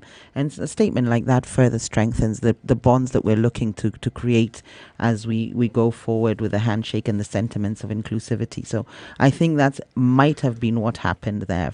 It was a PR exercise. And this is sadly where politics comes into development and disrupts development. I'm all for the BBI and the handshake, but we can't be getting into development projects and politicizing them this way and using them as a platform for politics, sadly, because these are the very things that affect the people's lives and livelihoods. So it's a real shame there. So I think it was a PR exercise, personally. Sondu, the Israelis that came in, the contractors, quit. Basically. The government representative has actually said, "Look, guys, there's no point. I myself cannot deal. I don't feel like I'm serving my country when one of the flagship projects that Israel is actually doing in Kenya is collapsing right in front of my own eyes, and I'm also leaving." But then locally, we are seeing the government, actually, even the ministers have been there and said, well, this project is still on course. We had a few hiccups here and there. Raila Odinga has said, we've seen a couple of hiccups here and there. But if you look at the progress that we were making versus what we wanted to do, we're still on course. Are we on course or are we not? Who should we believe? Should we believe the experts who are telling us, look, we wanted to do it this way and the reason why the Israelis were being brought into the country is because we assumed and we know that they have got the expertise. They've done it elsewhere. They've actually perfected this in their own country. And here they are. They're being brought into the country. The CS for Agriculture, one of CT's good friends who says, CT continually says, look, this individual has failed on a very high level. He himself said, look, we understand that with this particular project, the National Irrigation Board took over some of the cases and actually kicked out the contractor, whether it was that the contractor resigned or whether he was kicked out. He actually went on to say, just a month ago, I can assure you that we are going to make a breakthrough. Over the years, we have been making losses, but this year, 2019, with a promising season and proper supervision from the government, we are going to prosper. This is what he said. He said, we are going to prosper. We can understand that there have been losses. So definitely, it was very clear that what they set out to do in this entire project with an agreement from both sides, being the Israeli government and the Kenyan government, it was not achieved. With development, we cannot say maybe we are going in the right direction. It's either we're moving forward or we are not. We are not. And it is very clear that, look, if our target was 400,000 and for it to be sold within Kenya at a price that most Kenyans can then afford, and this was not being done. And then we have people who are actually the drivers of this particular project saying, you know what, thank you very much, we've tried, but even this we are not able to handle. We can definitely say without a shadow of a doubt that yes, it has failed. And we need to actually start getting people to take responsibility for their actions. So this basically just exposes the kind of levels that our corruption has sunk into. We have gone so deep that even in Galana Kulalu, which was hitherto unoccupied, it was clear land with nobody in it, we've gone and corrupted it as well. The Israeli ambassador has left the country. Why? Well, we'll open up the phone line 0719-012-600. That's 0719-012-600. We'd love to know what you think about this Galana Kulalu project. What does it expose of us? Good morning. It's 9 o'clock.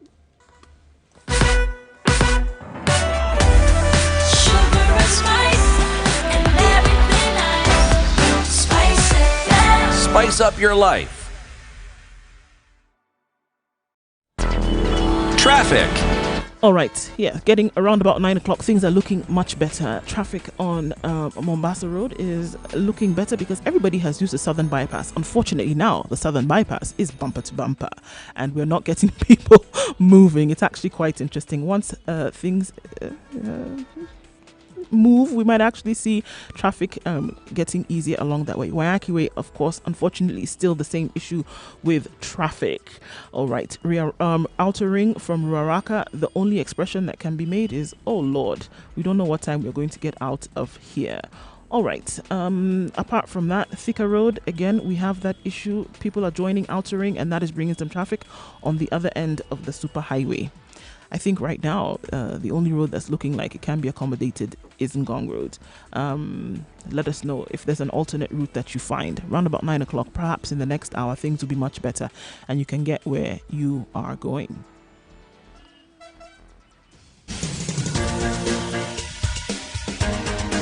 This is The Situation Room, the home of hard-hitting political commentary and penetrating insights about the state of the nation. This is a talk radio experience like no other. The Situation Room, a place for hard truths, debates, and elevated conversations. The Situation Room, witty, political, engaging, deep, controversial. In the room, we have Njeri Thorne, lawyer, political strategist, an insider in the corridors of power, ready to take on any side of the debate with her signature eloquence and grit. C.T. Muga, researcher, academic, seasoned political observer, a fountain of wisdom in these politically uncertain times. Ndu Oko, Nigerian by birth, Kenyan by choice, communications expert, Pan-Africanist, a truth seeker and believer in people power, and Eric Latin, agent provocateur, the man in the chair, seasoned journalist, news hound, a man who believes in punching up,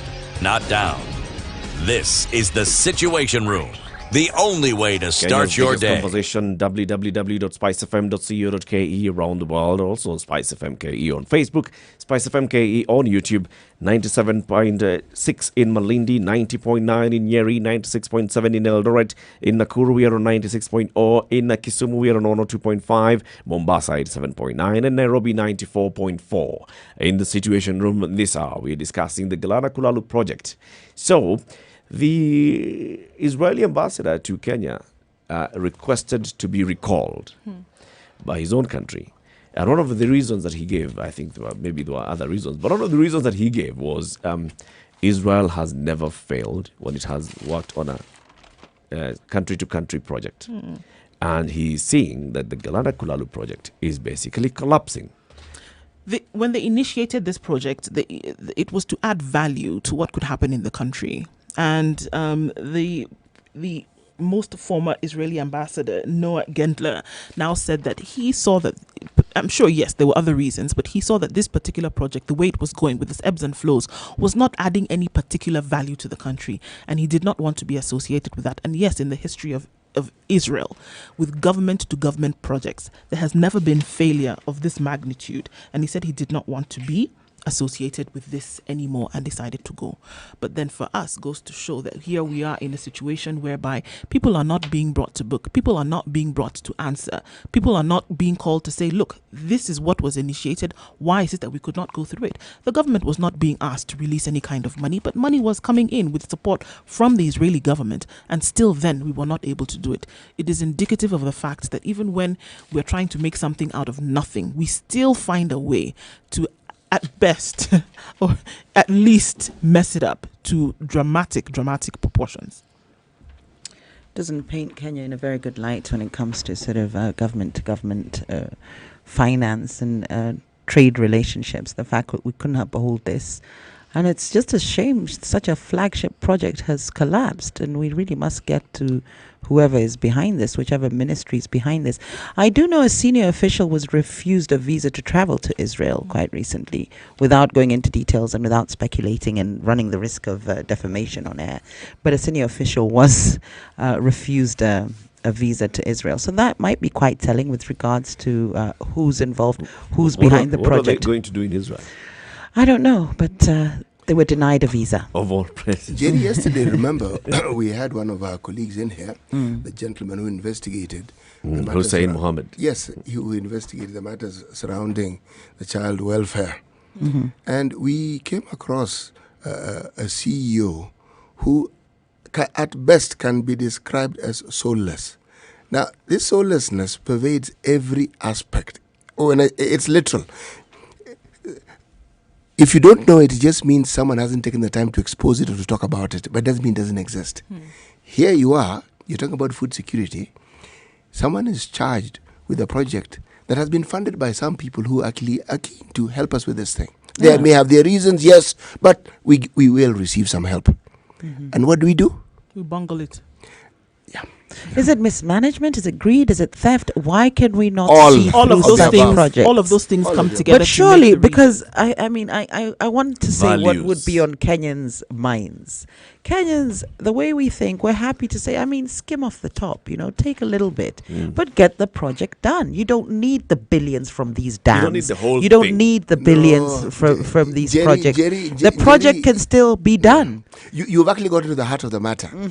When we now have a grading system for graft and for ill, you are allowed to be bad, but you should within reason. It's grade A corruption, grade B I'll be honest corruption, with you, I don't grade think C Kenyans corruption. mind, and I hate to say this, They but I don't mind think so long as something is being done. so long as things are done. I don't think Kenyans are all for that level of integrity and the shame and so on. What they want to see is development.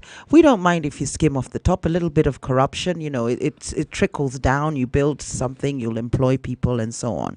And I say this and I sound absurd and almost facetious and flippant, but this is the sentiments of a lot of Kenyans. Skim off the top. But we've gotten to a point in this Actually, country not where just people are digging deeper than even where the funds run People are eating and them. extending projects But to get my- more money before having We're reached going a as far certain to level. suck. We're You're- going. We're Absolutely. eating the flesh, and then we're going into the bone, and then we're sucking the marrow And you out still- of the and bone, you and still you're still expect looking milk. for more. Yes. And then you still want And this then tomorrow you ask for skeleton. milk. You want this skeleton to produce something for you that you Steak. can run on. How do you think that is going to happen? But my point. But where my did this point turn? Who's exactly. emboldened this level of corruption? Soullessness. Where is it Soullessness. happen? Is it because there's no repercussions? Is it the That's culture it. of impunity? Impunity and because there's no repercussions. there's always definitely. been corruption in Kenya. Let's be completely honest. There's but always been projects, corruption on the projects were planet. done, development happened under Kibaki's government. There was corruption, probably not as widely reported as Yeah. under this administration. There was corruption, but look at There the was level of under- development. This administration has taken to levels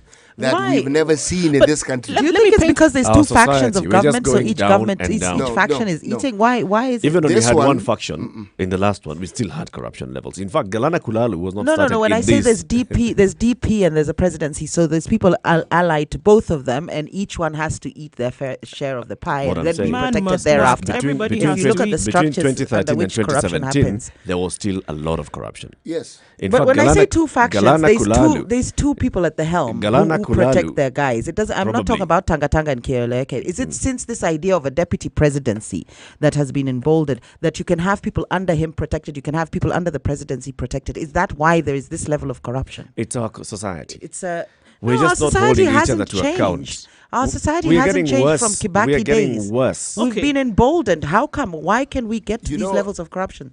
Jerry, the question is actually very simple. Mm-hmm. It's the power of example. Impunity cannot be this widespread if it doesn't exist at the very top. Mm-hmm. It cannot. It only exists because people know that if so and so at the very, and I say very top, He at has, the very top, he at the has very top, emboldened at the level of them. the presidency. Or the deputy presidency, more like in this case. Presidency, Yeah. that's the level. When it happens at that level, people feel they can get away with it because that level, they don't do anything, but they have their minions who do their bidding. And people know. They don't say it, but they know. Everyone knows so-and-so is doing so-and-so's bidding. Everyone knows so-and-so is doing so-and-so's bidding. So you are right. I think And in you know terms how of this is for the actually clear that presidency, is there that- hasn't been any actual cases. With the deputy presidency, there has been cases where he's been associated with things like the dam and so on. There's no particular project that has been pointed to the president, and there's no claims or allegations of corruption there. Only with the deputy presidency. Could he be the one emboldening corruption? There's also the lack of a strong opposition. Because you see, that's what an opposition does. An opposition brings some issues to light. In the previous government, in the last government, 2013, 2017, you saw like the issue of Eurobond. Eurobond, we had the opposition leader actually coming to say, look, people, the money has And been borrowed. and how far did you go with that It one? didn't go far, but at least there was someone to highlight it. You see, there's someone to highlight it. Now there's nobody highlighting anything. But the corruption we have now is just a continuation of what was there before. It's not as though they've begun something new. No, and they're just all we're they've just done. reaping All the we've done is that fruits. we've Yes. labeled it as different things now. I mean, if we just look at the splash in the headlines, and CT, you're actually very passionate about this last week, and I choose to believe that you still are. Look at what was splashed out there. Food security. We are looking at prices never been so high in Kenya for food, and then we have a project like this that was instituted in order to curb some of these things that would now avoid these headlines or these splashes that we are seeing, and still. And then we have somebody like CS Omala who said the other day, okay, now what we're going to do is form a committee so that we can then now see how we can tackle this food security issue in the country. To give a better example. We have problems. We have problems when we look at things like that. Actually, it is being said in public. Have we shame has been thrown long time out of the window. This is one sad situation where you can't even just blame the government. When you hear of people being laid off, usually it's because people are not making money, the business is not working. In this country, I mentioned it yesterday, I'm mentioning it again. You have a situation where bankers are indicating a profit of 85 billion. And then what do you hear next? They're laying off 200,000. people. Now, where does that happen? What are we talking about? This thing got convoluted a long time ago, and it's just getting worse. When I say that we have created a soulless society, I mean it. This isn't some lame, weak assertion. No accountability Zero. whatsoever. No compunction. But my question is, at what point did it get to this level? We've always been corrupt. Corruption is ubiquitous. It's entrenched in our culture. Small petty Jerry, bribes I've here and already there. told It's you. there. At what point did it get to This this level- level where we're stealing billions We're stealing upon every- billions No, we're stealing upon every- billions? Jerry, we're stealing everything. Everything. We open even. We've gotten to the point It's- whereby we're it's taking everything. food. Food is So being what taken out of the changed? mouths If you of look at Kenyans. the big That's how scandals, bad it is. The big scandals also, even Goldenberg was in the 90s. Then we had the Anglo leasing of the early 2000s. But there was still development going on. It didn't halt projects. Even You weren't now- having even now, governments Jerry, somebody calling will back still their argue. ambassadors. Somebody will still weren't- argue today that we still have electricity, being supplied. We still have No, road but the construction project going that was on. set We out still have to materialize here, in this case, this irrigation scheme, And it was a Jubilee it's project. failing. It has failed. It has failed It has to the failed. extent an ambassador Anglo-leasing has ensured that we gone don't back have to his passports. country. Actually requested Anglo-leasing to be called ensured back. that we do not have a Passports forensic are a unit. secondary consideration when But it that was comes the to human project. rights. This That was- is food That was the billion security. shilling project. The project was passports, zero. The project was the DCI, the ability to have forensic investigations, forensic unit, zero. And The now entire CS money Kinjuri gone. has actually said that there's a solution Now to it's this agriculture. to this specific Galana project, and he has said no problem.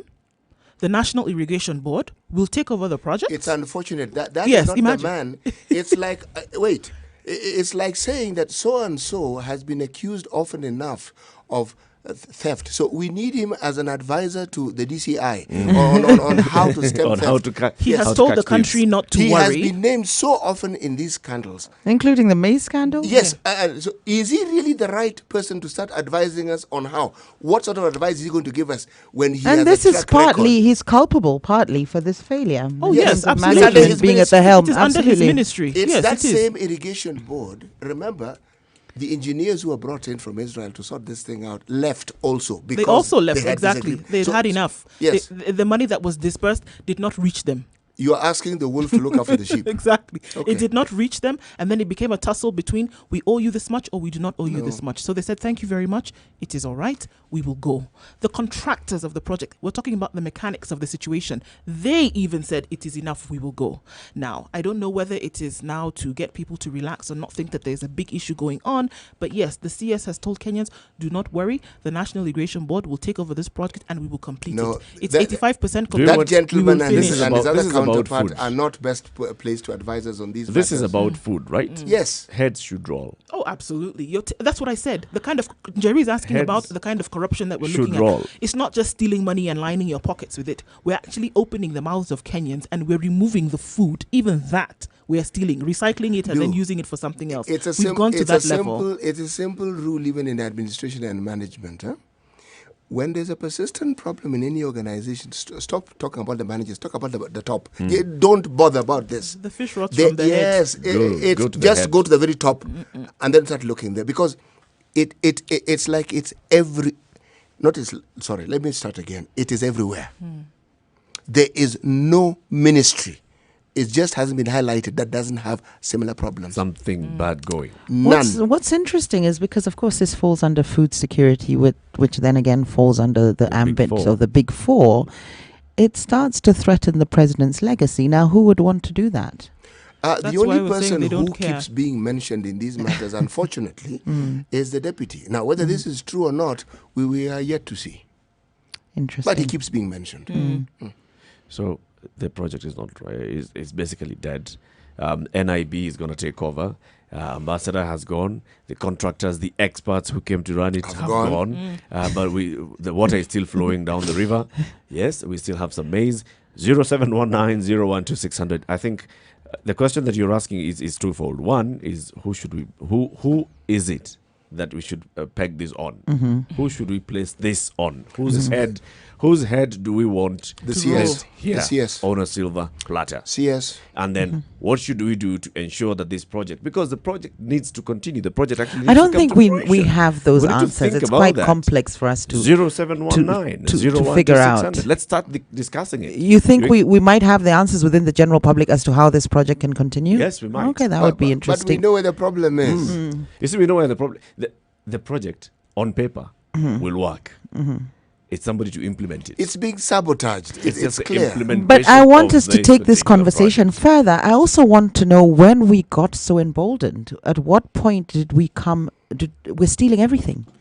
Where projects don't even work. It's okay to skim from the top. Kenyans No. agree on that. No, it's good that we resonate with Kenyans' feelings. I know we can be very, we can go for the integrity and it's Jerry. completely wrong, but it is in our culture, the corruption aspect. It's there. We're Jerry, not moving away I from think that. the What Kenyan Kenyans are culture- shocked at the Kenyan, is that the to what Kenyan extent? acceptance is it's okay if you eat whatever you want to eat. Yeah, but that's skimming from the top. In this case, Not we've even licked- skimming from the we've top. licked It's the whole okay for bowl. you to eat everything you have.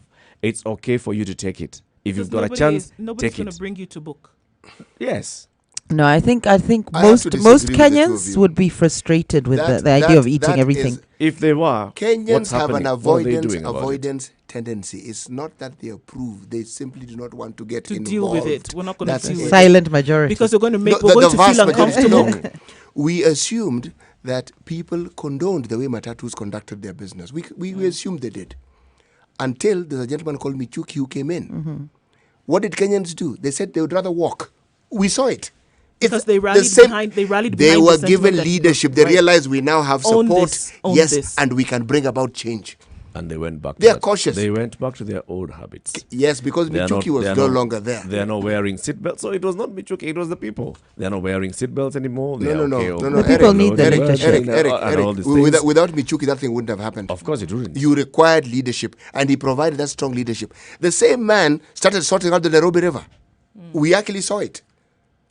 Look, I'm giving examples of political will to exemplify the absence of it, which is what we have now. Yep. And what we have is a presence of bad leadership examples. And these are the consequences. 0719-012-600. Our conversation is also on our social media platforms. We are live streaming on Facebook, so you can go in and comment there as well. Spice FM KE. Also on YouTube, Spice FM KE, and on Twitter, Spice FM KE. So we are discussing the Galana Kulalu project. In all manner of ways, this project has collapsed. Raila Odinga was there a couple of days ago, and he said, no, the project is right on course. But we've seen the government that was coming to help us implement this project, the Israeli government, the ambassador has requested to be recalled.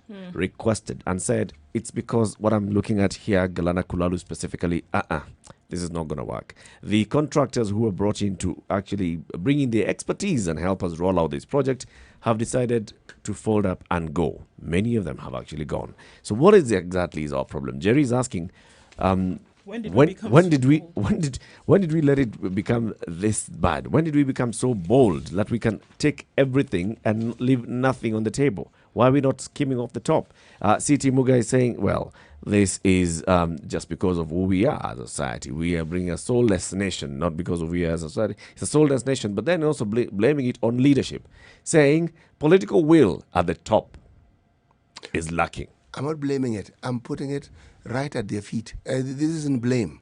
I'm actually apportioning responsibility. Political will at the top. Yes. What do you think? 0719-012-600. So how many acres now have we, apart from the 10,000? So it was 10,000 acres in the... The project was the scheme itself, the irrigation project, was to be over 10,000 acres. So that doesn't change. But there were certain, of course, there was a mechanics that was supposed to be put in place with construction, etc., in order for them to yield a specific amount. And the yield that they were looking for was 400,000 90-kilogram bags annually to then be sold at 60 shillings per kg, because now what you would do essentially with this project is that you had great yield every year because of the water that would be used from the Tana River. 1, 2, you would also be able to sell this maize at a cheaper price to the people of Kenya. And that was what you were able to do from this. But then we've not been able to do that because the yield, the total yield now from that pilot project was about 109,000 bags over 3 years.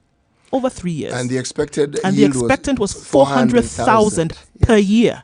So now we're looking at little over a quarter, over triple the time. Over triple the time that we were expecting it. And not that there was want of money, not that there was want of funding. We should have had 1.2. You got it. Millions. Absolutely. And here we only we have 100. 109,000. How does this bode, or how does this juxtapose itself against the food security initiatives?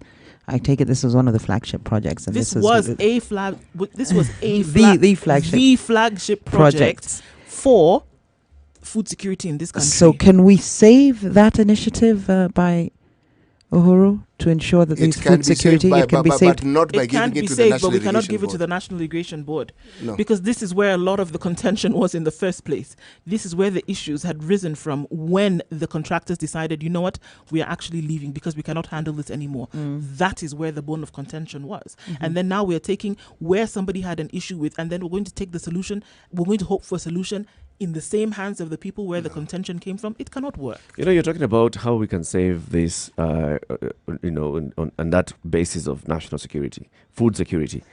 And I keep saying, this government and the previous government have not had any will to actually have food security in the country. None whatsoever. Just looking at the projects that they've had. So that is one. So yes, let's have a big project. Galana Kulalu, White Elephant. What have we done so far to try and resuscitate it? What have we done to try and make sure that no, let's get it back on track? Nothing. So the contractors left. Even by the time the Israeli Prime Minister came to visit this country, those issues are still there. That this project is heading in the wrong direction. What did the government do to actually try and correct it? It has always been a position Not of much. salvage. By the as we time go an along. ambassador is leaving, don't you assume that he has actually taken it up? He has taken it up once, twice, thrice. With the host government. He actually said that he tried on 2 occasions to have a sit down with the CS, but his invitation was denied. There you go. You know, the what problem, has the government done? The Zero. problem with the government as we have it right now with the DP and the presidency, there's a lot of political considerations as well in terms of ministries being divided amongst the two. It shouldn't work like this, but we all know it works like this. So Ruto gets some ministers, and of course under TNA, if we divide it as TNA, let's call it TNA and URP for argument's sake or for debate's sake today. So you'll have some ministers falling under Ruto, and they're his people, of which I believe agriculture comes, believe it or not, irregardless of his tribe. I think agriculture comes under this, and then it becomes very difficult for, say, the president to actually act on it, because what I have seen is a number of threats by the president to Kiunjuri himself on a public podium, on a public platform, over and over, and it's to do either with the maize scandal, payment of farmers, etc. Absolutely, and then now we have this, and given the political considerations that have to be taken into account, it becomes impossible to curb corruption and to make sure projects run to their fruition and they crystallize and materialize, so that we can see this food security that the president wants us to see. So there's a lot of frustrations within, and the political intrigues, we can't isolate them from development as we would like to. Forget what we're seeing with Tanga Tanga. There's deeper within politics and development. The two factions actually it drives a wedge. The two factions make things worse. Before recently, it was very clear that Mwangi Kiunjuri was an Uhuru Kenyatta person. Well, how was it clear? Uhuru Kenyatta himself went on campaign and said, give me Mwangi Kiunjuri. Don't let him come and vie for Laikipia governor.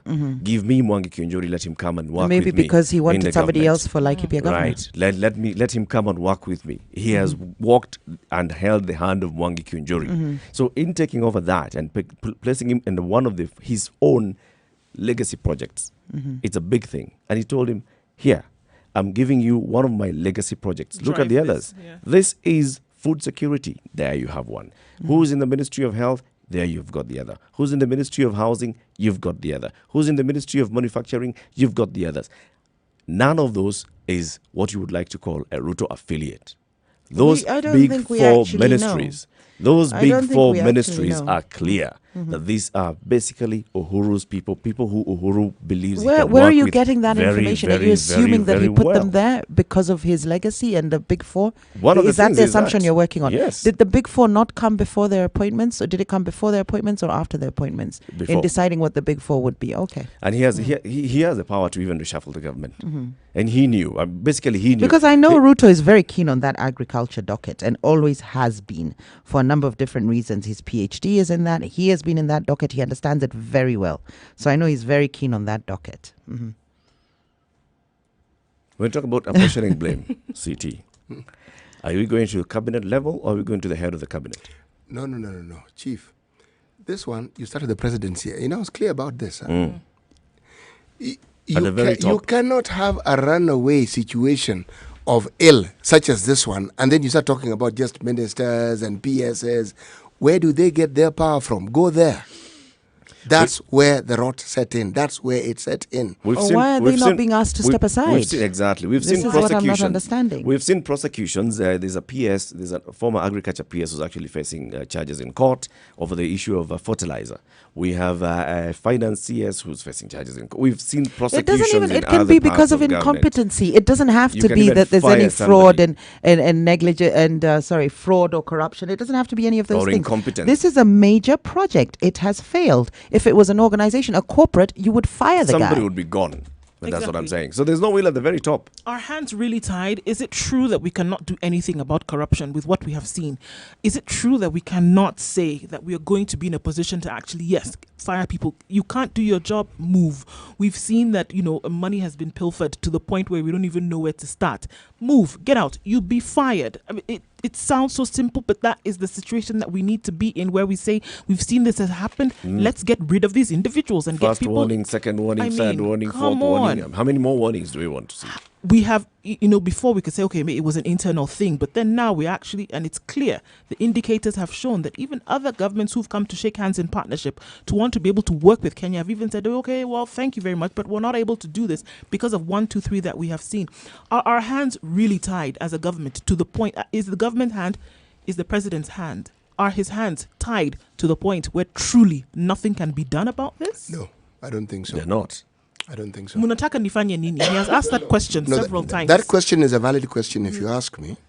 Because when you have separation of powers, the truth of the matter is there's the things the president cannot do. Absolutely. But he can But sack. he can sack he can ministers. ask- he Yes, can he replace can, ministers and he can and have a PSs. DPP, and he can have a DCI, and whom he can empower to work. That he can.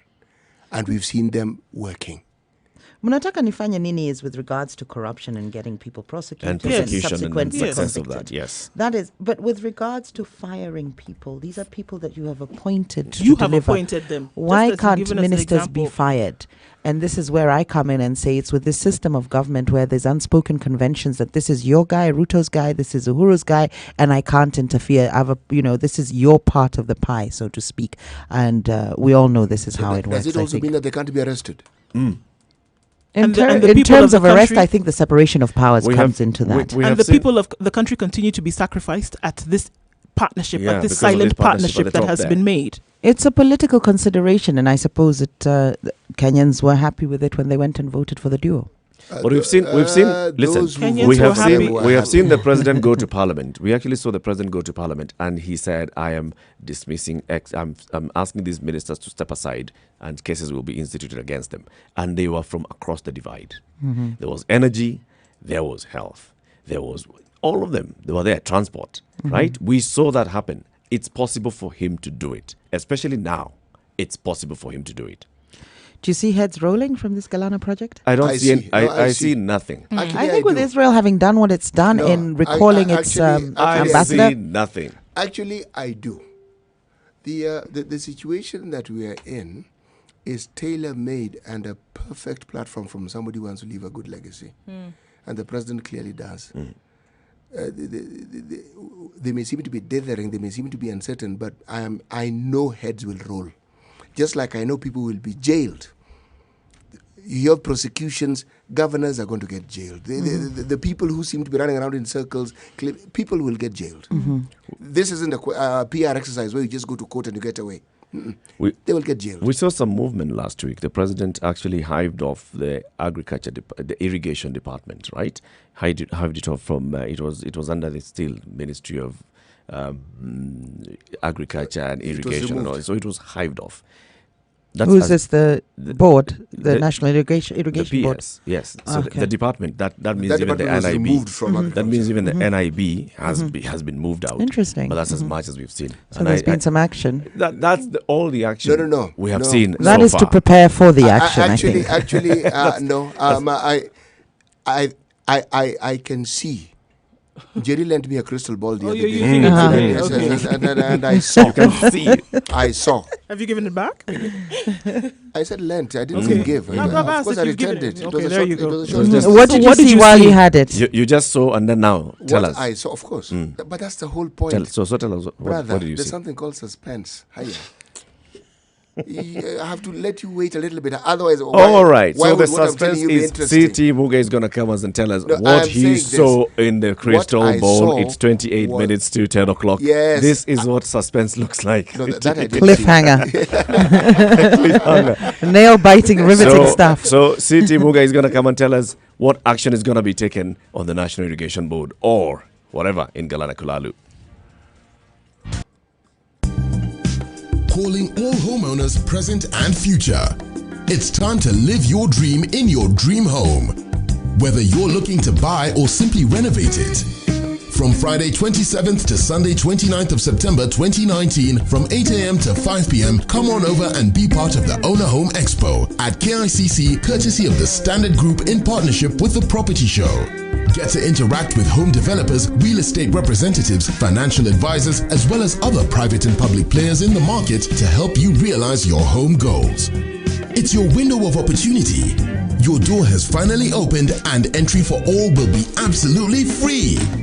Owner Home Expo. Find a home.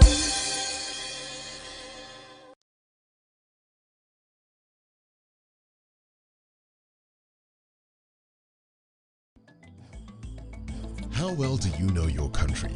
Given a chance, where would you go? Not so many places, huh? Would you even know how to get there? Yes? No? Maybe? I don't know. Well, oh ye gallivanters and tourists alike, here is your chance to not only know, but also visit amazing destinations in Kenya with complete recommendations, guides, and tips on accommodation spots, wellness stops, and food joints all over Kenya. How you ask? Courtesy of the biggest locally targeted tours and travel magazine, Travelog. Travelog is your monthly pull-out magazine in the Standard newspaper every first Thursday of the month. With Travelog, enjoy the beauty of life that Kenya has to offer. Visit exotic and hidden destinations, be part of amazing conservation campaigns and projects as you simply enjoy Kenya. It's our way of putting Kenya on the map.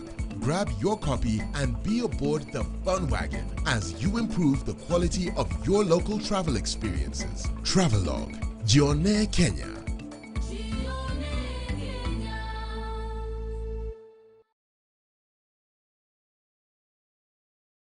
Tired of living your same old life? Need to spice it up and add some flavor? Well, we can help you go from living to living it up.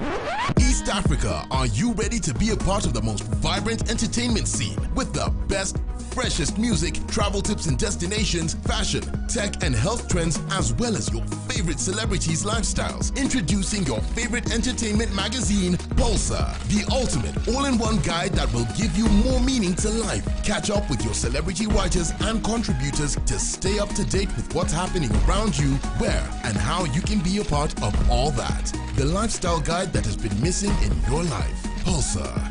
Live it up. 98.7 Spice FM, Mombasa. Traffic. Through a long car park. There are people who've taken this as an alternate route to following the Wayaki Way, but unfortunately that has caused some traffic in that area as well. All right, let's look at other parts of the city, and we have a better flowing situation along Thika Road. The same applies for Jogo Road and Langata Road as well, where we still have to have some issues on Mombasa Road, a little bit here and there, and also on Thika Road. Well, we're looking at a time where it will not be so bad in a couple of hours, and we hope that you will enjoy that time. Anything else specific that you need to let us know, do give us a call, 0719 012 Pure, intelligent talk every morning. Spice up yourself.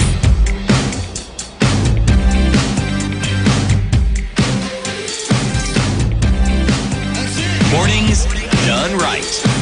94.4 Spice FM, It's 24 Nairobi. minutes to 10 o'clock. You are in the Situation Room with me, Eric Latif. Also in the room is Ndu Oko, Njeri Thorne, and C.T. Muga. We are discussing the Galana Kulalu project. So basically, the Israelis that were coming in to help us roll out this project left. The Israeli ambassador who was in this country helping the government-to-government project requested to be recalled, citing, among other reasons, Galana Kulalu. And now we're looking at the National Irrigation Board being told, okay, you guys can take over this project. You can run it. I mean, it's no big deal. Falls right down your alley. It's irrigation. This is what it is. But we're saying, no. This issue really goes back up to the top. It goes to the presidency, and it goes to the presidency and the people who the presidency have entrusted to run the ministry. So the question is, the CS for Agriculture is Mwangi Kiunjuri. Should Mwangi Kiunjuri be sacked? Right? That's the question. That's where the buck stops. Are you looking for an answer? Yes, he should be sacked. 0719-012-600. That's 0719-012-600. Should Mwangi Kiunjuri be sacked? He should be sacked. We've got an issue here about food investigated. security. So not just sacked. Investigated. If he's found culpable, the man should be jailed. But sacked first for Yes, mismanagement. first of all, sacked because he for will failure not, to deliver on a he project will, as he you will, would he, be in a corporate. He will not step down, so he has to be sacked. KPIs, KPIs, because that is the thing. When you're looked at for some kind of performance review in a job that you would normally do, they ask you if you've been able to achieve your key performance indicators, and they'll be able to mark off 1, 2, 3. You have not achieved this, you've not achieved the other thing. So clearly, you're not able to do your job. Thank you very much. You do not require your services anymore. I think it's very simple in that case. You don't do your job, because we seem to glorify this thing of public office to think that it is not a job. It is a job. It is a job. You're not doing your job. People are suffering because of you not doing your job. Then we need to look at it as that. I was waiting for CT's crystal ball. Oh, right. There we go. This is what I saw. There is some clear planning in everything that we see. There's nothing random here. The arrests that you see, the way they go about it, this is also what I saw. Now, when I asked, I'm seeing this vaguely, it's okay, can I be, this crystal ball is actually very responsive. And the crystal ball spoke to me and told me, you need to look at how all the security elements in this country were reorganized and revamped. If you look at it, it will give you a clear indication of a path that is being followed. And I asked, what should I see? And I was told, open your eyes wide and you will see. So I am opening my eyes wide, and I'm asking you to open your eyes wide. There is a plan afoot, and it isn't one of these situations where they'll just be talk. No. This is long game. People will get arrested. People will get jailed. Yes. It's coming. Will people get sacked also?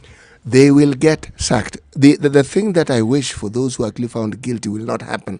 I know they will not get shot, but at least they will get jailed. So nobody will get shot. In terms of getting jailed, you're then saying the judiciary is now playing ball in terms of ensuring that those responsible for corruption are brought to book. I'm saying because that has been the bottleneck. Yes, they are the bottleneck, and I agree with you there. But the judiciary have been put under pressure themselves because they have so many skeletons in their closets that if they don't play ball, they themselves may find themselves revisited. They will be revisited because they are also not above the law. And examples, parting and firing shots have already been heard in their direction, so they know. Right. I don't think, just from the sentiment that he has expressed, I think the president does not want a tainted view of what it is that he has been trying to do over time when it comes to development projects. And I think in line with that, we are going to see a situation where he will actually act on these things that we have been seeing. I mean, agriculture and food security has been in the limelight. It's for 3 months running, repetitively over time. And I don't think that's the kind of taint he wants on his legacy. We've got 2 years left. I mean, look at a project whereby it has stalled for 3 years. What they wanted to do with the project clearly could not have happened. That will not be saved in 2 years, especially when you're putting it back in the hands of the people who bungled it in the first place. He doesn't want that kind of legacy on his presidency. I don't think so. I don't think he wants that kind of taint. He doesn't want that kind of smear or stain, and he's going to actually do something about this. At least to be seen, in the very least, to be seen that he's doing something about what it is that we that we see. You know, when you say all these things, so the president has said these are his legacy projects, right? He'd like to see some movement towards this. He'd like to leave the country when he leaves office on a very good path towards these 4 projects: food security, housing, manufacturing, and affordable universal healthcare, right? He knows the clock is ticking. Just like we were talking about Punguza Mzigo, the clock is actually ticking. And he knows that 8th of August, 2022, there will be a new election. Unless something is afoot between now and then, the president will not be the president after that. After we have the new election and the new president is sworn in a few days later, a few weeks later. So he knows he's working towards August 2022. Why is he taking so long to take action then? Why do we need to play long game on something? His hands are tied just because you have these political considerations. Just remove this person, when you say bring in his somebody time, else. What is the standard of measure with regard to time here? The standard of measure is the deadline. There is no deadline August in these 8th. matters. Look at it this Legacy, and we'll start seeing his legacy. But by the first week of January 2022, we'll already be seeing this is Uhuru's legacy. This is what Uhuru has achieved in the last 5 years of his presidency. It's not a question of I believe. If we pause for a while and just cast aside very, very, very briefly our pessimism and ask yourself, even if you think it is nothing, the number of people who've been brought to book.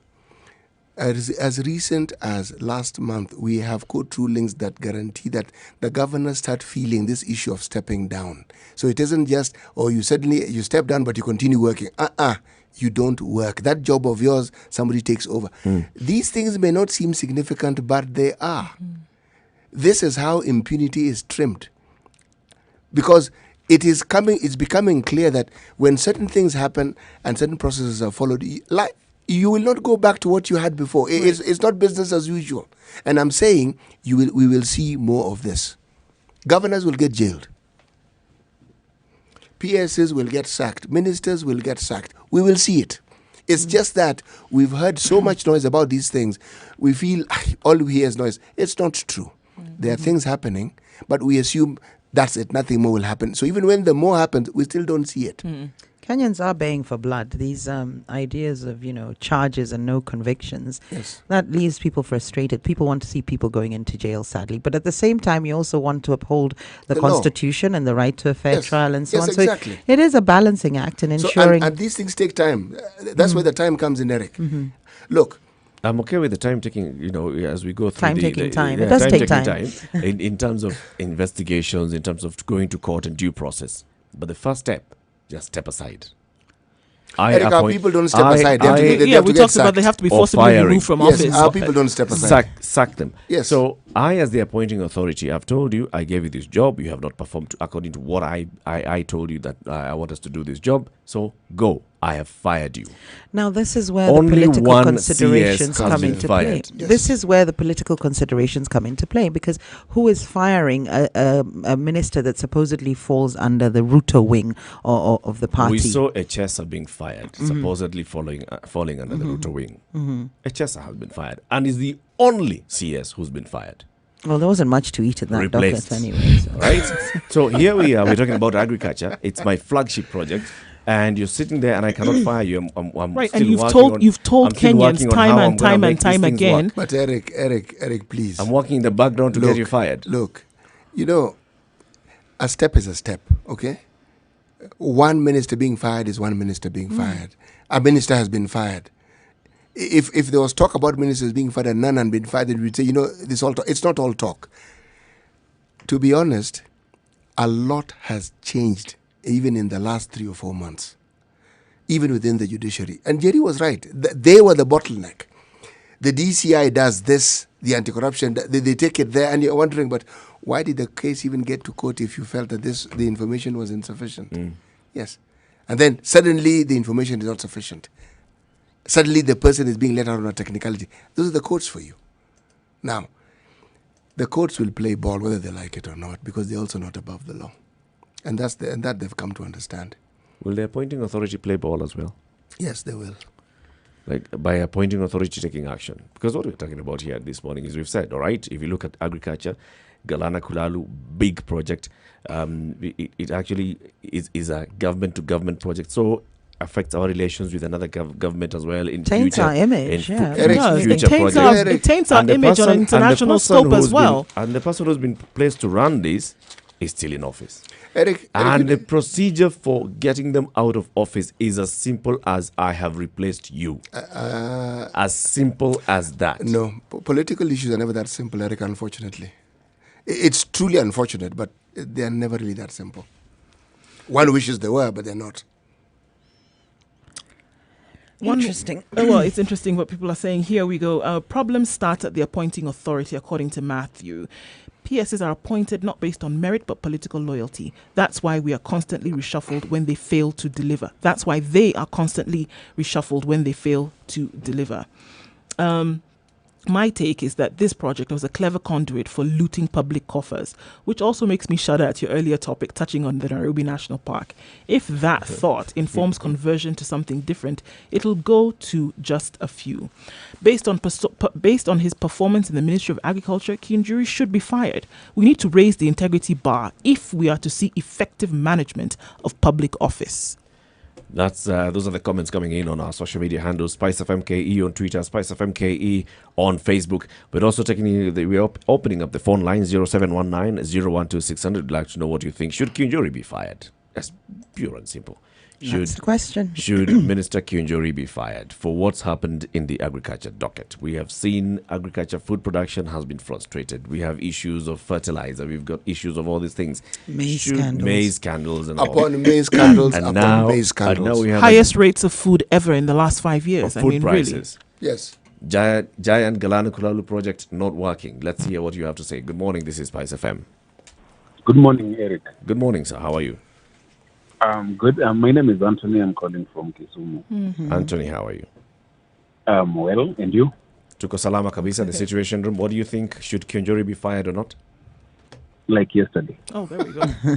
I think the society we have, we've accepted irregularities, lack of rule of law, lack of ethics, moral standing to be at the bottom. Yes.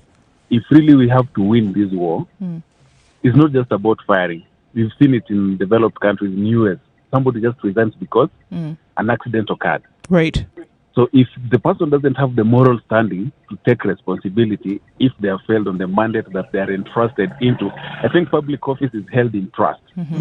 So you've betrayed the trust the public had by giving you having the public office. If you don't have the moral standing to step aside or to resign, then I remove think you. the appointing authority should just do the pen on the paper and show you the door. Okay. Anthony, the political considerations that are being discussed as well this morning, do you see them playing a hand in why the person has not been fired so far? If I go well by the drafters and the letter of the constitution they currently have, initially we had ministers who were members of parliament, they were politicians. We were told that to make them be technocrats and to deliver effectively on their mandate, they should be professional. I wonder if Kinjuri did something in agriculture, probably in university or in life practice. But if we are to go by the rule of law, by the supreme law of the country, we should be having somebody who did a PhD in the agriculture, knows Like the policy things and all that and lead us to the right way. Now, having it on our face that we have politicians in places where we should not be having politicians makes it even harder for the appointing authority. Now, we should just go back to the root, the foundation of our law. We should appoint technocrats, we should appoint professionals. There's a technocrat in the deliver, PS. The PS is the technocrat, and of course the CS is the technocrat in terms of management and leadership. So that's why they can be moved from docket to docket. But in terms of the esoteric knowledge of the actual ministry, that falls under the PS. You'll find they do have that level of education in that particular subject. Which takes me again to the supreme law. Then if they are supposed to be politicians, perhaps we should appoint them from parliament, our MPs. Right. Yeah, from parliament. Anthony, But to make the record straight, my take on this is Kinjuri should be fired like yesterday if he doesn't have the moral standing to take responsibility and 100% to step aside by himself. Yeah. Asante sana, Anthony. Being a traffic policeman, I'm going to be sued for calling while driving. Thank you very much. Goodbye. Let's not get him into trouble. Good morning, Yegon. Yes, good morning. Good morning. Yes, Kinjuri should be fired. But because of the political tone, Kiunjuri will not be fired. Mm-hmm. The Israel ambassador will go, but Kiunjuri will remain. He's already gone. He's gone. Yes, yeah. Oh yeah, so Yes. he's go. Another will come and go, but Kiunjuri will remain. What is the political undertone?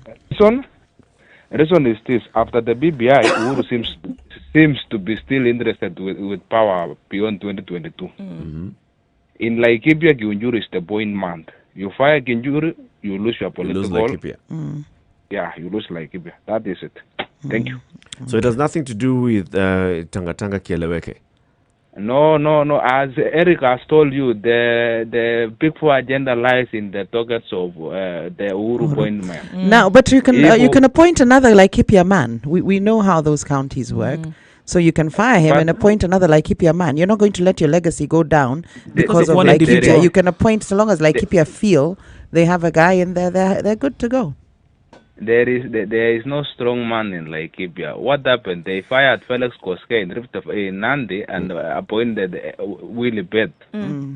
But later, Willie Bett had no political stability in Nandi County because Ruda controls everything.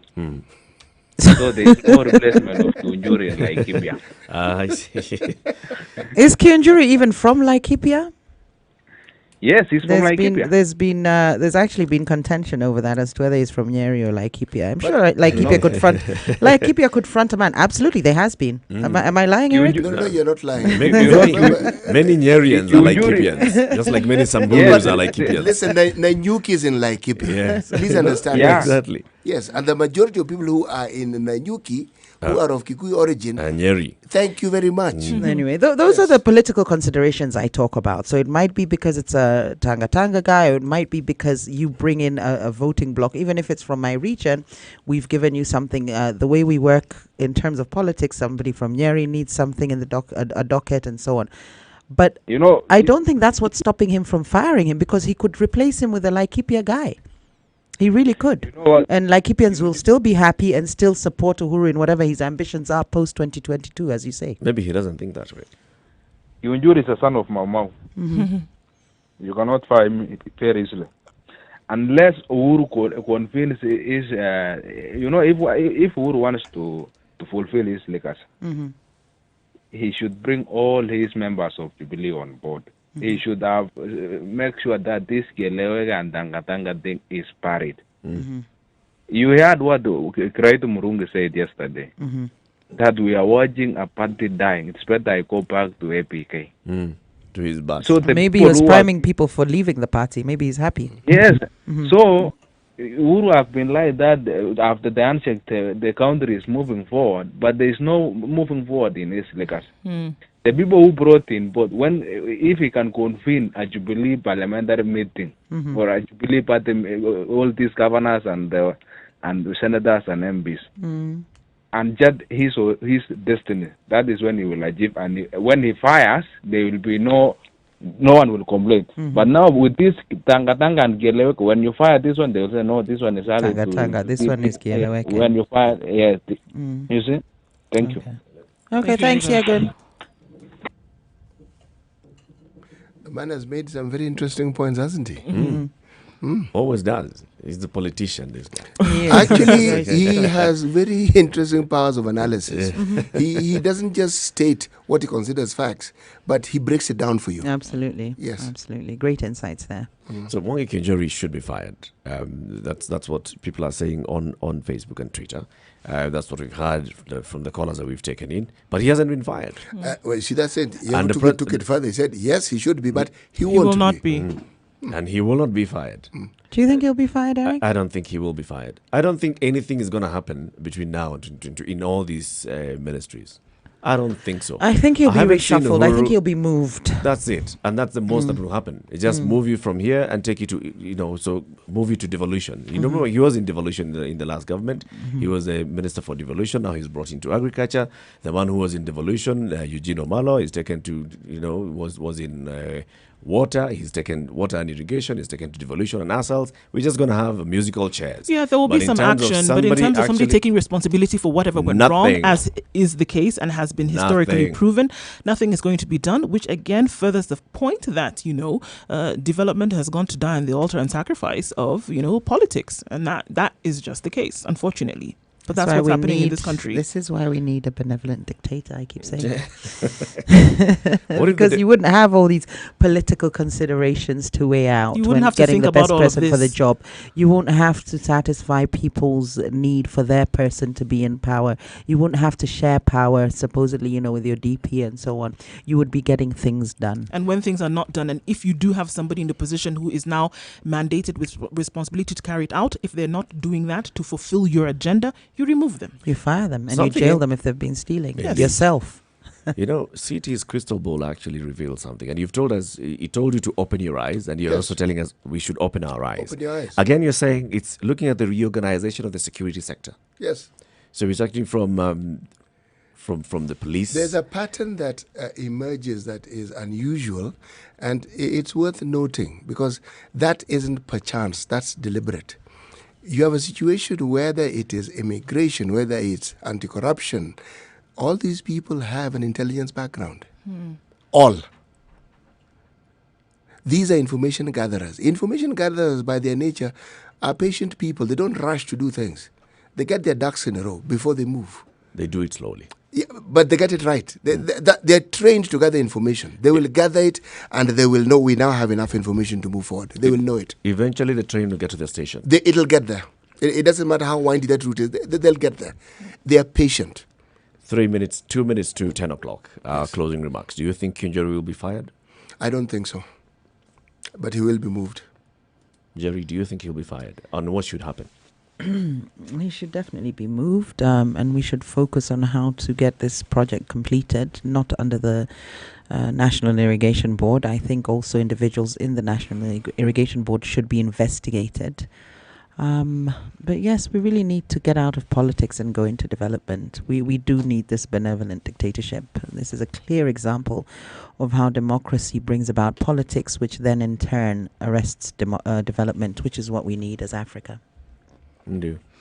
I think there will be some action, but unfortunately, with what we've seen happen in the past, we're not going to see a situation where somebody's going to have to pay for their inaction. We're going to see a situation where somebody will be compensated, even if it is on a lower level, for that which they have done, which is totally wrong for the development of this country. And I dare say that if we're going to move forward when it comes to development, we cannot continue to politicize everything and every decision that is made, because it takes us backward, if anything. I think this government is not wired for food security.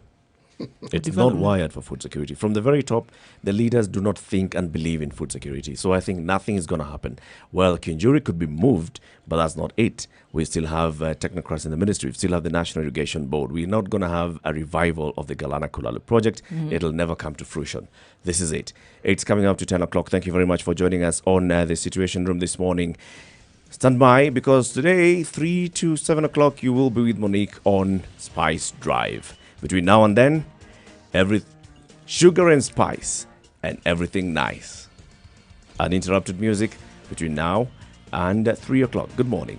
It's 10 o'clock.